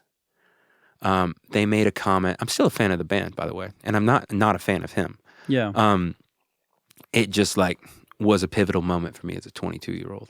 Yeah, I get it. You're in your pivotal moment, and then here's somebody that you look up to, and they're saying, "Come be on my team." But at the end of the day, it sounds like he was treating it like a job. This is his job. He has to show up. They made $8 million a season at that point. Yeah, it's just like a run-of-the-mill job. And he'd already done it. Yeah, he'd already done it before. You know, like choosing someone who was their first time, so they had like that would have been the wiser choice. looking back. But also, like, I didn't know who I was as an artist. I started writing I wrote the first song for my now solo project in 2016. And then I didn't write another song to fit that project until 2017, and then recorded it in 2018 for the project I now have. So, like, I wasn't ready in 2014, so it doesn't matter. Had I gone farther, I would have had more people tell me what they thought I was and put me farther on the wrong path. Everything worked out perfectly, so I'm glad I chose him in the grand scheme of things. Gotcha. Yeah. I might not have had as broke a 20s as I had, but I might not have grown. Having to play guitar for money has taught me made me fluent in genres I did not like before. Right, sure. It has made me build the scaffolding and develop the skills to play those genres. Yeah. It's made me a much better musician. I'm not mad about any of it. It maybe sucks in the moment where you're like, am I going to make rent? I have to learn this singer-songwriter's 12 forgettable songs to go play this one thing, and I'm still going to be $50 short. Yeah. Like that. I've been there in my 20s. Like, yeah. It sucks, but it's life. And you're like, I guess I'll sell that guitar pedal. I have a theory that to get like really good at your craft, you have to do that. I guess you don't have to. There's some other ways around. I did. But it's one of the most motivating ways to get good at your craft is you have to survive. Yeah. And so you have to do it. Right. And so we have to make rent. So I have to go to the studio. And so I have to finish this song. Yeah. And it has to be good enough that this person wants to work with me next time because I need more money. Correct. And so, you have 10 years of have to do that and work with. And there's some good ones where you're like, there's days where you're like, oh my God, I get to do this. I'm the most privileged person on the planet today. Right. Yeah. But we have to do this. And I have, other people in my life who do art things where they haven't had to do it because it was never their living. Right. They don't have to do it. Right. And they've never achieved their potential. Sure. Yeah. And I don't know that they will because I don't see them having to show up and take the shit jobs to get better at their craft to build enough of a career where you could ever then go do the things you want to do. They're like, I don't have to, so I only want to do the things I want to do. Well, the things that you want to do don't just show up and ask a random stranger on the street to come do the project, if you know what I mean. No, if you meet a random stranger, which I've gotten one gig from meeting a random stranger when my dog was super fresh. And it was only because I was already on tour with someone else. It was like I was touring with like a dude from the Gaither vocal band, Guy Penrod. And, which was such a funny gig because you had to play everything note for note because you were playing along with the 2-track just without the vocal. So at best, you were phasing out in your in-ears. And at worst, you were horrible. So that's a great way for me to break my half-ass learning song thing. Yeah. That was a pivotal gig for me. But the Gaither band probably isn't where you wanted to end up. Well, I never played in the Gaither band either, but yes, you're right. Gaither guy. Yeah, even though he had a couple Grammys. Yeah, but like I didn't, But you learned a part of the craft. I was in my early 20s and I didn't have any discipline of like learn the song note for note exactly correct. Yeah. And I learned it there. Fast forward when I did the audition for Colbie's band, nobody wanted to replace the dude I was replacing. So like I showed up and Randy, the drummer, told me that going in. He's like, they're going to try to eat your fucking lunch and get you fired. They don't like Nashville players because they were all LA based. So there's a stigma against that. And they don't like their friend getting replaced. So you better fucking know it. And so I walked in the rehearsal and Will, the MD, is like, you're the new guy. Where do you want to start? I said, anywhere. I did my homework. And they were all like, ooh. It was very high school. Yeah. And then I never messed up. That's awesome. But that was because I sweated for weeks learning her entire discography that no one saw, and I did not bill for that. That's the part of being a pro that nobody wants to do. So that's the unglamorous part of it. It's like, because then it's really hard to leave a gig because you're like, well, it's free money now. I know everything. Yeah. You're just paying me for my time. Yeah. So, yeah. Well, dude, it's been an honor, a privilege. It's been awesome to talk to you. It's been fun. Inspiring. Encouraging. Honor and privilege. I don't know about all that. An honor and a privilege to speak with the great Jonathan The Wyndham. Queen Mother. Yeah. No, and I mean, I mentioned this one, I think, when I met you with Joe. But even if I over didn't. barbecue Over barbecue. at Edley's. Yeah. in which Sylvan Park. was fun. Like, I love that place. dipping I the got British barbecue guy in. nachos and just went full my fat kid dreams with that place. I love it. And what was it that he tried for the first time that day? Catfish. Was it catfish? Yeah, Was Joe that his doesn't eat first meat. time? Well, yeah, because he's only pescatarian. Yeah. So he went catfish. Well, and then he tried. I think it was an above ground pool experience for him, honestly. But what do you call it? Grits. I think that was Grits, his first yeah. time having like a grit casserole. yeah, which is aight. Yeah. It's all right. I need to make him shrimp and grits. I need to give him like the low country experience. I really But I don't know how wanted to make take it without him to- bacon. Hmm. Maybe I can't. I wanted to take him to Monell's Oh yeah, for like, because I think that's a cool experience. it is cool. But Do they have what any, are you gonna eat? Yeah, do they have any? I don't know. I think Pescatarian they fare? probably have like a My wife catfish and I, night or we something. took him to the British pub and he got fish and chips. Oh, fun. And he said it was solid. Was it the The pub in in yeah. the Gulch, yeah. Because I was like, Yeah. I want you to rip this place apart. He's too nice of a guy to rip it apart. No, he gave a solid review. Like Yeah. he gave it honest. Yeah, good. I can pull that out of him. Yeah. Yeah. Anyway, He's good about being curious and not judgmental. But I'm like, I know you're not here to judge, but that doesn't mean you can't judge while you're here. Tell me. I like that. I'm Yeah, taking that. That's Rocky Block. He said that on a gig. Who? Rocky Block. He was a bass player. Now he's just a songwriter. But he doesn't tour.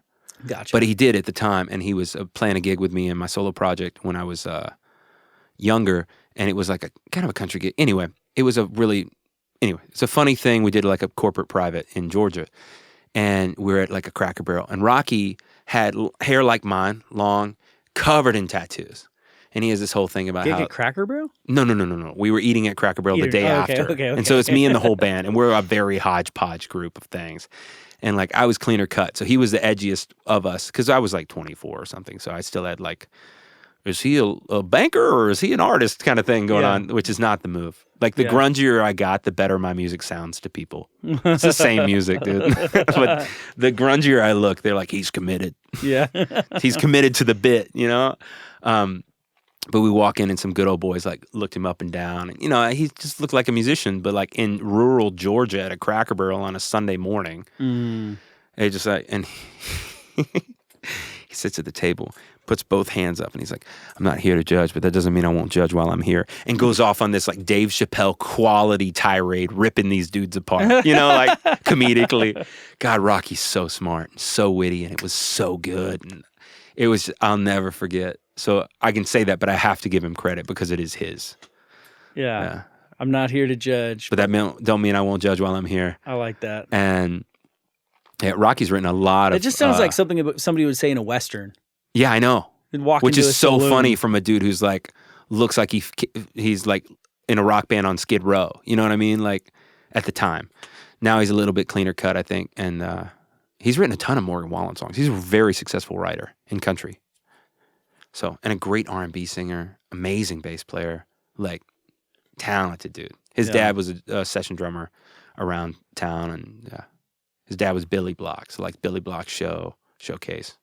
And his brother's Grady Block, amazing drummer, also talented writer. Just great family. Good people, man. Dude, there's just so many talented people here. It's the best. I love this town. It would be, I'll never leave forever. Because I love this town. Yeah. I love the people, man. It's the people. I would like them to stop ripping down my favorite studios, but it is the people that keep me here. Yeah, Omni Sound was sad for me because that was the first big studio I could afford to pay for my own money. Yeah. So I recorded my first EP there, like for this project. Yeah. R.I.P. God, it was sad, man. I But almost a rented lot a of my room there buddies for a while. have some of the gear, so like it lives along. That's cool. Like, yeah, the Q system is at Gideon and Gabe's studio in Gallatin, and I think Sam Hunter has the B3, and like so like I know the people that have the gear. So like the piano's at Gabe's, so like the right people got the right stuff. So like it's cool. That's cool. So it lives on. That's the best B3 I've ever heard. So that's important. Wow. Glad Sam has it. Dude, I could talk to you all night. I know. I'm just ending it now. I do too. We don't have any windows. We're done. We're done. Dude, thank you so much. Oh, yeah.